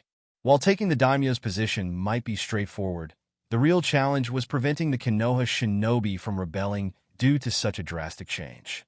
Without Konoha's military might and the loyalty of the ninja guarding the daimyo, someone like Kakuzu could easily hire a few bounty hunters to assassinate the daimyo. Without support or allies within the ninja ranks, Cain's plans would become precarious, leaving him vulnerable and exposed. After their last conversation, Orochimaru and Cain rarely saw each other. However, their intentions were almost aligned, paving the way for deeper cooperation. If Orochimaru became the fourth Hokage, the relationship between Cain and Konoha would improve significantly. Orochimaru would also help Cain avoid further embarrassment from Konoha, enabling him to seize the position of daimyo. Both had their own needs, and Orochimaru's conditions were simple. As long as his bottom line wasn't crossed, he was open to collaboration. At this point in time, Orochimaru was vastly different from the figure he would become over a decade later. A disillusioned rogue ninja who had lost his disciples, failed to secure the Hokage position, and chosen a path of developing forbidden techniques while betraying the village. The current Orochimaru had everything to fight for.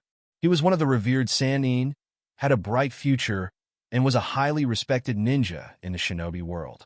He had recently commanded a battlefield on the border of the Land of Grass, solidifying his reputation and ensuring limitless prospects. At this stage, he had no intention of betraying Konoha. His idealistic goal of mastering all the techniques in the ninja world had merely shifted slightly under Cain's influence, to mastering all knowledge. However, the title of Sannin combined with his identity as a Konoha Jonin did little to advance his grand ambitions. Recognizing this, Cain subtly magnified Orochimaru's desire to become Hokage, planting the seed that this path would better align with his ultimate dream.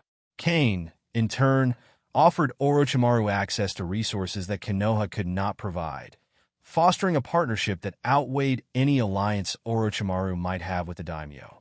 This convergence of goals brought Orochimaru and Cain closer together. Orochimaru also shared with Cain intelligence about White Fang's recent activities. From the information Orochimaru had extracted from some IWN on the front lines, it became clear that IWA had long been aware of an impending attack on the border station and had made preparations. However, Tsukumo Hatake, known as White Fang, was too formidable. With only 2 teams, he managed to escape pursuit by 8 IWN squads without losing a single comrade. Despite the victory, Tsukumo's distinct identity couldn't remain hidden. His chakra short sword, silver-white hair, and the brilliant white light that accompanied his attacks made him instantly recognizable. Since Tsukumo hadn't completely wiped out the pursuing forces, the survivors reported back to IWA, confirming his identity. While Orochimaru wasn't as familiar with Sand Shinobi's involvement, he speculated the situation might be similar, if not worse. The growing tension must have been serious, as even the Fire Country's daimyo sent envoys to hold Konoha accountable. Combined with the charged atmosphere in the village, it was inevitable that someone would eventually bear responsibility, whether deserved or not. The daimyo's envoy arrived in Konoha soon after, likely acting under specific instructions from the daimyo himself. Upon arrival, the envoy sought out Cain for a private meeting. Although his position holds no real power, Cain is at least a public minister. Strictly speaking, his status is higher than that of an envoy. Combined with his growing reputation and his influential chamber of commerce, Cain is considered an apex upstart in the Land of Fire. The daimyo's envoy conveyed the daimyo's orders to Cain, discussed the content to be published in the newspaper, and then left. The next day, the envoy from the daimyo prefecture, Cain, and reporters from Konoha News arrived directly at the Hokage building. Upon seeing Cain, everyone's reactions were subdued, except for Tsunade, who seemed slightly surprised. It was as if they had long expected Cain's arrival. After all, Cain was the Minister of Publicity for the Land of Fire. While newly appointed, his position still carried ministerial weight. Regardless of how displeased Danzo might be with Cain, even he wouldn't risk the embarrassment of driving Cain away under such circumstances. On Konoha's side, the attendees included not only the Hokage and the 3 other high-ranking officials, but also some of the village's most important figures. These included elite ninjas like Orochimaru, who had just returned from the battlefield, Tsunade, the director of Konoha Hospital, the Nara clan leader, the leader of the Jonin Corps, and Kato Dan, who was a potential candidate to lead the Jonin Corps in the future.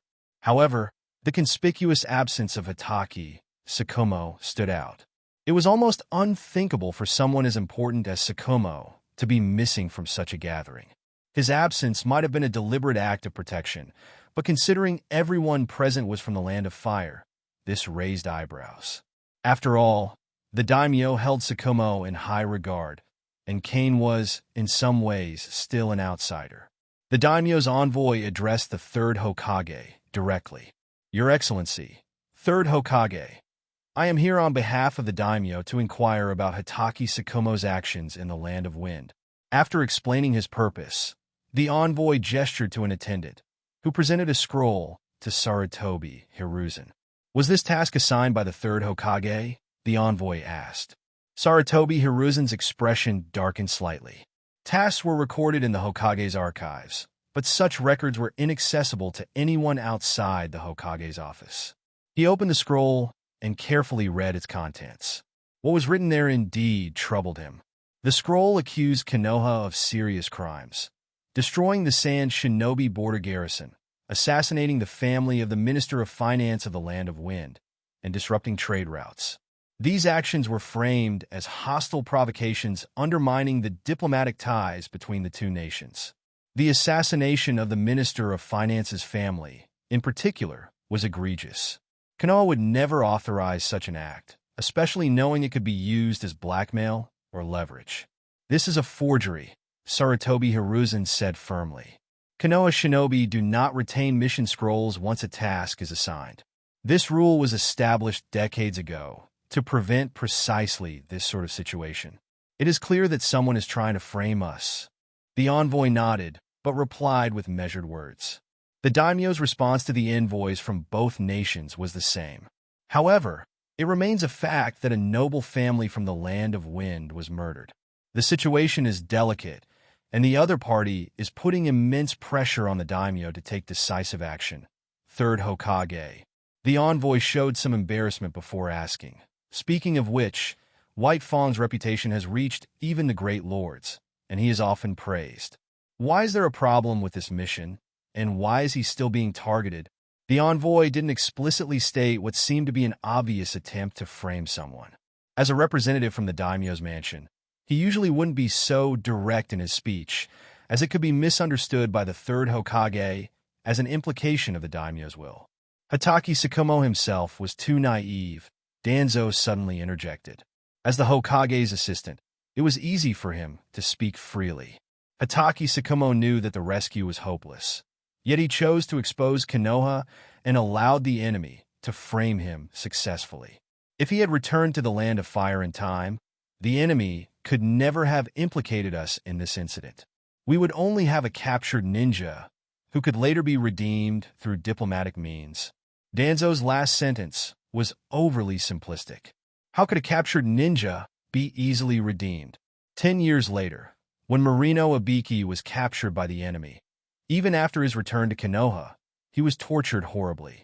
And now, with tensions rising between the two major ninja villages, once a ninja was captured, they would be subjected to inhumane torture, unless they were a medical ninja, whose value might warrant more humane treatment. However, the envoy from the daimyo's mansion was unaware of these realities. After hearing Danzo's explanation, he found it reasonable and nodded in agreement. So, it seems this time it was indeed White Fang's mistake. Mr. Minister, what do you think of this situation? I have no objections. Everything should proceed according to Daimyo-sama's wishes. Cain shook his head. He had no intention of helping Hitaki Tsukumo at the moment.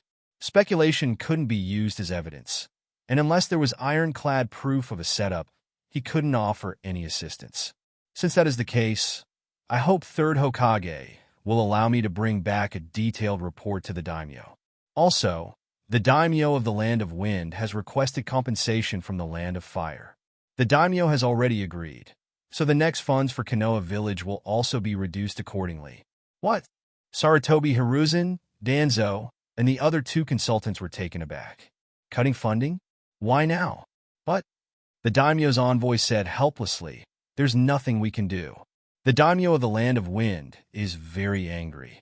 He has to make some difficult decisions, otherwise, it will be troublesome if the two countries completely sever communication. This is what Daimyo-sama wants. If Third Hokage has any objections, please go to the capital and speak directly with Daimyo-sama. It should be the nobles who do business that will be the most troubled. The Land of Wind is home to the richest mines in the ninja world, and if trade routes are cut off, the loss for the nobles of the Land of Fire will be deeply painful. But cutting the budget made things even more troublesome for Konoha. Except for Orochimaru, all the Konoha shinobi present frowned slightly after hearing about the budget cut. Tensions were rising, and war seemed imminent. However, it was obviously unrealistic to voice these concerns to the envoy. Sarutobi Hiruzen shot Danzo a dark look, his mind troubled. He could only go to the daimyo in the capital now, otherwise, Konoha wouldn't even be able to buy military supplies. In order to suppress Tsukumo, who was aligned with the daimyo, Konoha now had to face the situation of reduced funding. If Sarutobi Hiruzen had known this would be the outcome, he would have stopped it earlier. However, the daimyo should know that Hitaki Tsukumo was framed. Why else would he have cut Konoha's funding? Sarutobi Hiruzen paused, puffing on his tobacco pipe, and suddenly had a thought. But he wasn't sure. If his suspicions were correct, it would require Danzo's roots to uncover the truth. The meeting ended quickly. Cain only spoke a few words, and then spent the rest of the time observing the reactions of those in the room. With Hitaki Tsukumo's incident, Orochimaru's chances of competing for Hokage had already been reduced significantly. Among the remaining candidates, only Tsunade and Kato Dan posed any real threat to Orochimaru's position. However, if Orochimaru expressed his intent to run for Hokage, Tsunade would likely not oppose him. After all, there was a high probability that Orochimaru would support Nawaki after himself, and Tsunade had no interest in the Hokage position. She wouldn't create trouble for her younger brother. From this perspective, Kato Dan was the only real competitor. Cain considered Namikaze's Minato, but couldn't imagine how Minato could compete with Orochimaru. Just then, Cain looked up to see Orochimaru approaching. Hey, you guys haven't seen each other for a while. Why did you suddenly become Lord Minister? Tsunade suddenly leaned over to Cain, curious. It probably happened a few months ago. Are you so busy you didn't even notice? Cain gestured toward the villagers on the street, holding newspapers. Ninja Weekly was founded by me, with the daimyo's permission, and thanks to my literary works, he also gave me the position of Minister of Publicity. Medical jutsu has been developed and popularized all this time, so wait, your literature? Tsunade suddenly remembered the book that Nawaki and Kushina had secretly read. She had read it in secret too. She, who had never been in a relationship, almost tore the book apart in shame and anger. Fortunately, she assumed that it was a book Nawaki had bought, and then placed it intact in Kushina's drawer. She hadn't expected Cain to write such a revealing book, and for the daimyo to also enjoy reading it. Don't get me wrong, I have more than 10 books, and many of them have high literary depth. Cain had originally intended to mention a few of these books to show Tsunade the range of his works, But then he realized that Tsunade didn't have the temperament of a literary type. Even if he mentioned them, she wouldn't understand. So he abandoned the idea and changed the subject. Is that the only reason you're looking for me? In the izakaya, only one table of guests was received that morning. Cain and Tsunade. Tsunade had something to discuss with Cain, so she came to the izakaya. However, after arriving, she immediately ordered a lot of good wine and drank slowly, but refused to talk about business as she looked around. Cain thought that Tsunade had noticed the relationship between him and Orochimaru, but as she continued to drink, he slowly realized, Tsunade, are you just here to drink with me? Idiot! I'm Konoha's Sannin. How could I do such a thing? Tsunade slammed the empty wine glass on the table and said to Cain righteously. If he hadn't seen her drink several sips and her face turn red, Cain might have believed Tsunade's words. Cain tapped the table and said, I received a report from the casino a few days ago that you've been losing a lot recently. When Tsunade heard this, she almost choked on the wine in her throat. Ahem, I came to ask you about the palliative potion. I heard about it from Kushina a few days ago. Not only do you know about it, but you should also be studying it. Cain already knew that cause Kushina was becoming his little informant, so she had been the one to mention it. You can't research it, Tsunade. This potion contains many rare ingredients, so rare that you've probably never even heard of them. Even I don't have much of the potion left. It's reserved for emergencies. So you came to me just for this? If that's all, why are you being so coy? You bastard! Who are you calling coy? Tsunade said angrily. She was Sannin, not some other female ninja.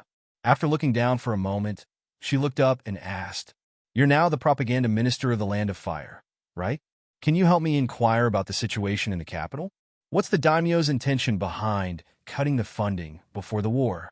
Cain thought to himself that there was no need to inquire. If his feelings were correct, the daimyo was likely the person who most wanted Hitaki Tsukumo to become the fourth Hokage. Tsukumo's samurai style and gentle personality made him an ideal candidate. If Hitaki Tsukumo became Hokage, the relationship between Konoha and the Land of Fire would slowly change over the next 10 years. The daimyo could also use Tsukumo's character to gradually intervene in Konoha's affairs, and Hitaki would most likely not refuse. But now, the chance of Hitaki becoming Hokage was slim or even non-existent. Given the daimyo's losses, it made sense that he would want to make up for it by cutting funds to Konoha Village. I'll try my best, but it's a little surprising that you would take the initiative to care about this kind of thing. By the way, you can do me a favor too.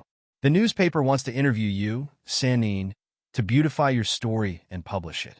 I hope Tsunade will cooperate when the time comes.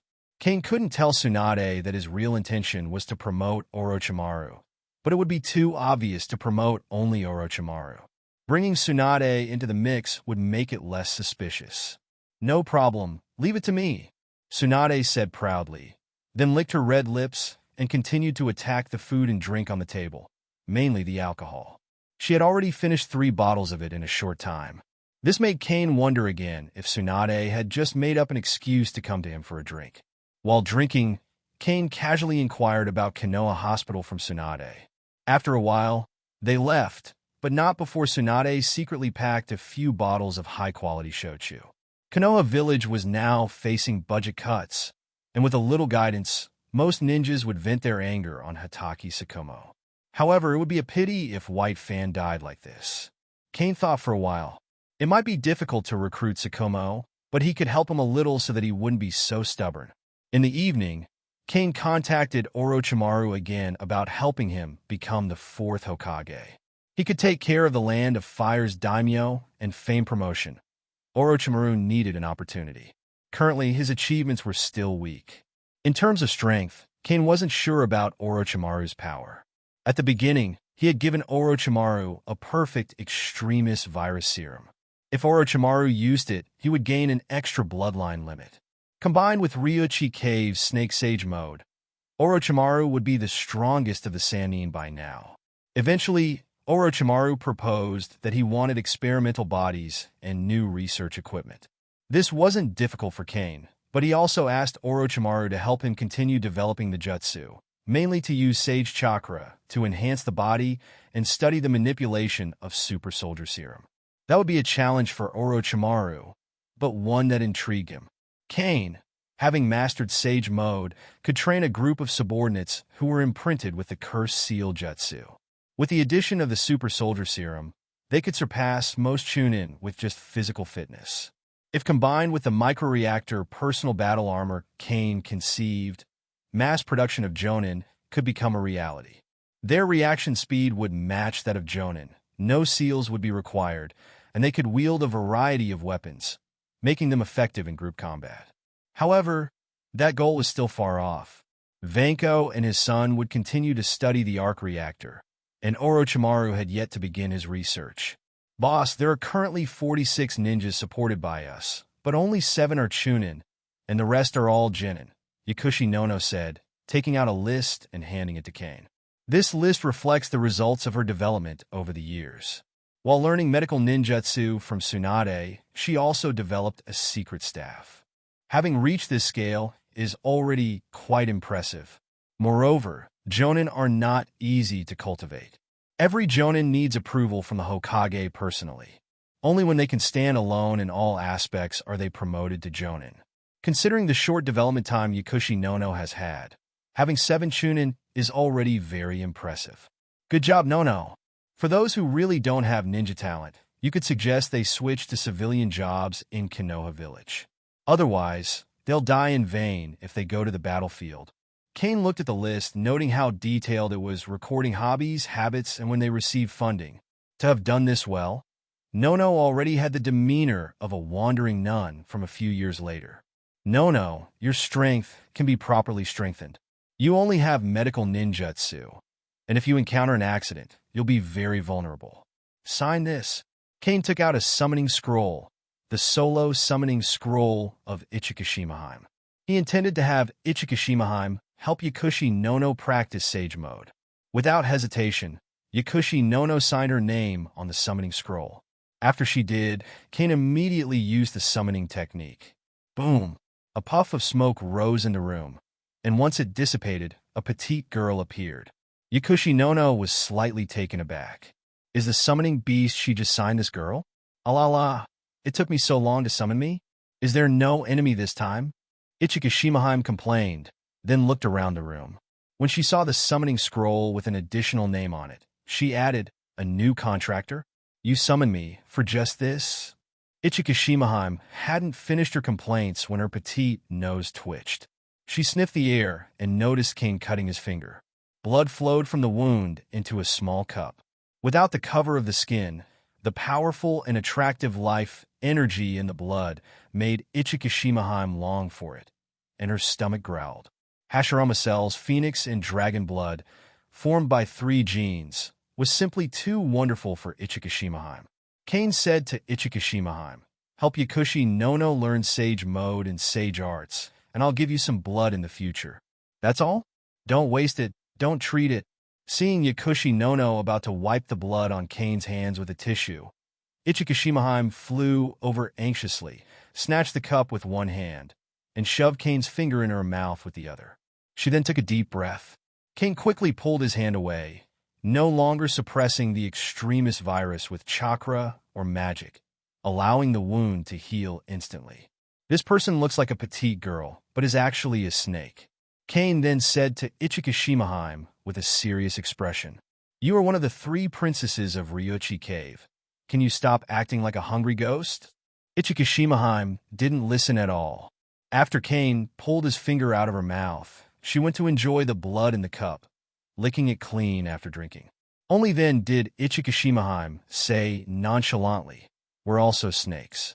When I become a real sage, you can talk about this again. Is she the one who wants to learn Sage Mode? Ichikishimaheim drifted over to Yakushi Nono, sniffed her, and then looked disappointed. The new contractor didn't have the sense she expected, but was just an ordinary human.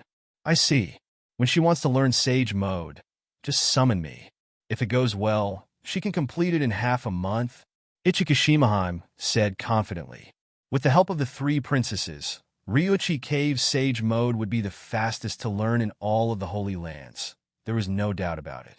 Then Cain sent Ichikishimahime back and introduced Ryuchi Cave's Sage Mode and Senjutsu to Yakushi no. Don't be fooled by the snake just now. Its strength is still formidable. If you have time, you can ask her to help you practice Sage Mode and Sage Arts. Once you succeed, your strength will be greatly improved. I see. I'm very grateful for all your help, boss, Yakushi no said gratefully. He had funded her to attend ninja school, helped her find Sanin as a teacher, and now was even helping her contact Ryuchi Cave, one of the 3 holy places. This kindness was truly hard to repay. Suddenly, Yakushi no remembered something. It wasn't very important, but worth considering. Boss, the medical class created by Tsunade-sama at the ninja school has been quite effective. There are many students who are suitable to become medical ninjas. Should we recruit them? Medical ninjas, how's their talent? Compared to you? There are 2 people in the medical class who are very talented. One is Kato Shizun, but she's a relative of Kato Danjonin, so there's no possibility of her joining us. The other is Noera Rin, though she could be absorbed. She comes from a civilian family, and her parents died in the war. Noera Rin is very talented in medical ninjutsu. If she's trained well, she should be no worse than me. Cain looked over Noera Rin's information, nodded to Yakushi no, and said, if that's the case, let's give it a try. I trust your judgment. If she can be absorbed by us and has this talent, then we'll focus on training her. A powerful medical ninja in the ninja world can always be transformed into a biological researcher. A powerful medical ninja must have a deep understanding of various organs, tissues, cells, and blood in the human body, which is valuable for cultivation. The study of the cursed seal to strengthen the body? It's indeed a good choice for training subordinates, but not right now. The affairs of the village are too busy. Even if I separate chakra and use shadow clones, I can't do it. If you can bring Tsunade here. Fortunately, with her ability, it should be very fast. Orchimaru didn't think much of it when he heard Cain's words. He didn't do it on purpose. Many Jonin in the village had already canceled their missions, and ninjas like him might soon be sent to the front lines again. Even if he were interested now, he couldn't spare the time for research. Cain shook his head and said to Orochimaru on the tablet, Tsunade is not like you. She can't tolerate many things. Since you don't have time, let's talk about it later. But don't push the interview about the newspaper, or I will let the newspaper print their minds. After speaking, he ended the call. Though he was a little regretful. While war could be a good time to make a fortune, it also delayed many other things. He definitely didn't want to seek Tsunade's help, unless she was personally aligned with him. Otherwise, the news would leak out soon. Besides Tsunade, there was Yakushi no. Her medical ninjutsu was excellent. Even without the status of Tsunade's student, Yakushi no's medical skills were among the best in Konoha Hospital. But she wasn't involved in human experiments, and her medical ninjutsu was still a work in progress. At present, she didn't meet Cain's required standards, and she might not be qualified until a few years later. By the way, there are 2 people who are very suitable, Shino and Hiriko. Cain suddenly thought of these 2. They were excellent in body research. One had developed physical activation and regeneration, and the other could integrate bloodline limits. If they could be found and controlled with the Imperious Curse, Cain could have 2 human researchers at his disposal. It was just that Cain didn't know if they could still conduct research after the Imperious Curse was used on them. Find their traces first, and then I will personally convince them. Now, Shino and Hiriko should be just Jonin, with Shino's strength being even weaker. Without physical activation and regeneration, he was a medical ninja. The former should be easy to find, as he was often used as a ninja doctor in the ninja world. The latter would take a while. Shadow clone technique. After Cain created a shadow clone, he sent it to leave Konoha and go to the underground gold exchange office to issue tasks. He had apparition and could ignore Konoha's enchantment to travel anywhere he had clearly memorized in the ninja world. However, the farther away he traveled, the more mana would be consumed by apparition. But with Cain's strong magical power, even traveling from the Cloud Shinobi Village to the Sand Shinobi Village was no problem. As long as there was news, Cain could immediately invite Shino and Hiriko back. Under Tsunade's medical reform, The new medical course has been established as a regular subject in the ninja school curriculum. Starting from the 2nd grade, all students must participate, but only in the 4th grade will an assessment be made to determine who is suitable to become a medical ninja. Sarutobi Hiruzen and the other Konoha executives had no objections to Tsunade's proposal. They didn't need to spend more money and could train more medical ninjas for Konoha, so they had no reason to object. It was simply one more class for the students of the ninja school, but playing less meant a better chance of surviving on the battlefield. This was also for the benefit of the students. Before the selection and examination of medical ninjas, the students at ninja school learn a series of first aid techniques, such as bandaging, suturing, diagnosing internal injuries, as well as identifying herbs and learning basic healing techniques. If they can learn the healing technique, it means the student is very talented in medical ninjutsu. Under normal circumstances, 2nd-year students at the ninja school can learn the healing technique within a year and potentially become medical ninjas in the future. However, before they can learn the healing technique, they must first improve their chakra control ability to an extremely high level. As a result, very few students learn the healing technique in the 1st year. It's usually only in the 2nd or 3rd year that someone can successfully perform it. Students like Shizun and Noera Rin were able to perform the healing technique after only half a year of learning, which means they will definitely become medical ninjas in the future. Before class ends, I want to remind all students not to take the medical class lightly. The grades in this class will be linked to your graduation scores. If you do poorly in the exam, it will significantly impact your placement after the exam. Yakushi Nono said to the students with a flat expression. They did not realize the importance of medical ninjutsu and first aid on the battlefield, particularly in terms of squad configuration. If they don't perform well, they will be assigned to what's called a cannon fodder squad. It's a bit of an exaggeration to call it cannon fodder, but it's certain that they won't be taken seriously by the upper echelon or even the frontline command. When the time comes, depending on the team's composition, they might be sent on decoy missions. Teacher Nono. After Yakushi Nono left the classroom, Noera Rin hurriedly chased after her. Uchiha Obito stretched out his hand to stop her, but before he could speak, Noera Rin had already run out of the classroom. He wanted to ask Rin something, but this time, it wasn't possible. Nohara-san, it's you. What's the matter? Yakushi Nono smiled kindly. Although she was only 16 years old, her position as a teacher and her caring, older sister demeanor made her seem more mature than her age. Nono-sama, can I follow you to Konoha Hospital for an internship? I've learned all the medical knowledge in the 2nd grade, but now I don't know how to master the healing technique. The implication of Rin Nohara's words was that there were no patients for her to practice on, but Konoha Hospital certainly had no shortage of people.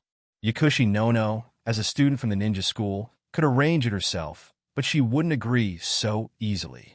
Have you learned everything? I need to ask Tsunade-sama about the internship at Konoha Hospital, but I have a 3rd-year class on illnesses and dispensing here. You can learn to prepare poisons and antidotes. After all, advanced medical ninjas need grandmaster pharmaceutical skills. Yakushi Nono pointed this out to Noera Rin, who looked a bit embarrassed after hearing this. She then asked in a low voice, Nono-sama, can I go to Konoha Hospital to learn from the seniors first? Do you dispense medicine? Dispensing medicine was expensive, and without guidance, her family's money would run out quickly if she tried it privately. Yakushi Nono shook her head and said, I'm afraid that's not possible. With the war approaching, the medicine warehouse is highly secretive. In Konoha Hospital, unless the task is urgent, it is even more impossible for an apprentice to get involved. In reality, if Yakushi Nono arranged it, no one would refuse her. Seeing Noera Rin's disappointed face, Yakushi Nono patted her on the head comfortingly and said, Student Noera Rin, come to me tonight, and I'll find a way for you. After telling Noera Rin where she lived, Yakushi Nono left directly. Using power and status to make decisions, then giving personal help, Yakushi Nono was quite skilled in this method, even though she was young. The first seaport in the land of waves. A white-haired middle-aged man looked around the bustling port and murmured from time to time, It's really eye-opening how the land of waves has become so prosperous. This man was Jiraiya, who had left the village to look for the child of destiny. He also had the task of scouting for information, but this mission had no specific direction or time frame. It was a privilege granted to him by Sarutobi Hiruzen. After leaving Konoha, Jiraiya first went to the Land of Sound, trying to gather information about the Child of Destiny from the girls in the bar. But he failed, finding nothing but amusement. Then, Jiraiya visited several famous hot spring baths in the Land of Hot Water, hoping to find some clues about the Child of Destiny. But once again, he found nothing but enjoyment. However, while in the Land of Waves, Jiraiya saw several merchant ships belonging to Cain. Thinking of Sarutobi Hiruzen's advice, Jiraiya learned about the origin of these ships from the locals and decided to follow them to the Land of Waves. "Uncle, please give me 2 skewers of grilled fish." Jiraiya approached a roadside stall run by an older man. While buying grilled fish, he gathered a lot of news from him. The Land of Waves was a small island country, and there were many things that couldn't be hidden from the locals. Jiraiya's questioning was quite skillful. When he reached the heart of the old man who sold grilled fish, the two communicated freely. Although the old fish griller almost always admired what the Cain Chamber of Commerce had done, he still revealed a lot of useful news to Jiraiya, especially that his 2 sons were working in Cain's factory. After picking up the grilled fish and leaving the stall, Jiraiya's face became serious. The factory is running at full capacity? Does Konoha really need so much medicine? Meanwhile, it happened to be the time for Cain and Kirigakure to trade. This time, the 2 parties exchanged a large quantity of goods, including medicines and some combat preparation resources, which couldn't fit in several seal scrolls, so they had to be delivered by ship. What Kirigakure paid was not cheap. They couldn't afford the delivery of so many goods for the time being, and Cain didn't need so many banknotes, so they agreed to trade with chakra metal. The metal, about the size of 2 fists, was worth a fortune. Kirigakure had spent all its money, but the medicines and medical supplies they traded for would be enough to sustain them in a protracted war. "Harry-sama, we've checked, and the quantity of goods is correct." Terumi Shin spoke to Cain's shadow clone. Since Cain had taken the post of Minister of Fire, he had changed his appearance. Terumi Shin knew the truth, but only he was aware of it. The others accompanying him did not. This is what was agreed upon in advance. Terumi Shin handed Cain a box, which contained chakra metal worth nearly 100 million ryo. Difficult to purchase with money alone. "There's no problem with the goods. The transaction is complete. Shin can return to the ship now," Cain said. Cain experimented with the metal in the box by feeding it a bit of chakra. He could feel the smooth flow of chakra through the metal almost immediately. Terumi Shin smiled and said, "If everything is in order, then we'll head back first." "Wait a minute, is he one of yours?" Cain pointed to a person who had just gotten off the cargo ship and asked. This person's behavior was unusual. He had been looking around after disembarking and had glanced at Cain several times. The person Cain pointed out was under Jiraiya's control. Jiraiya had used the Toad Shadow Control technique to manipulate a member of the Mist Shinobi team, but he didn't expect to be noticed.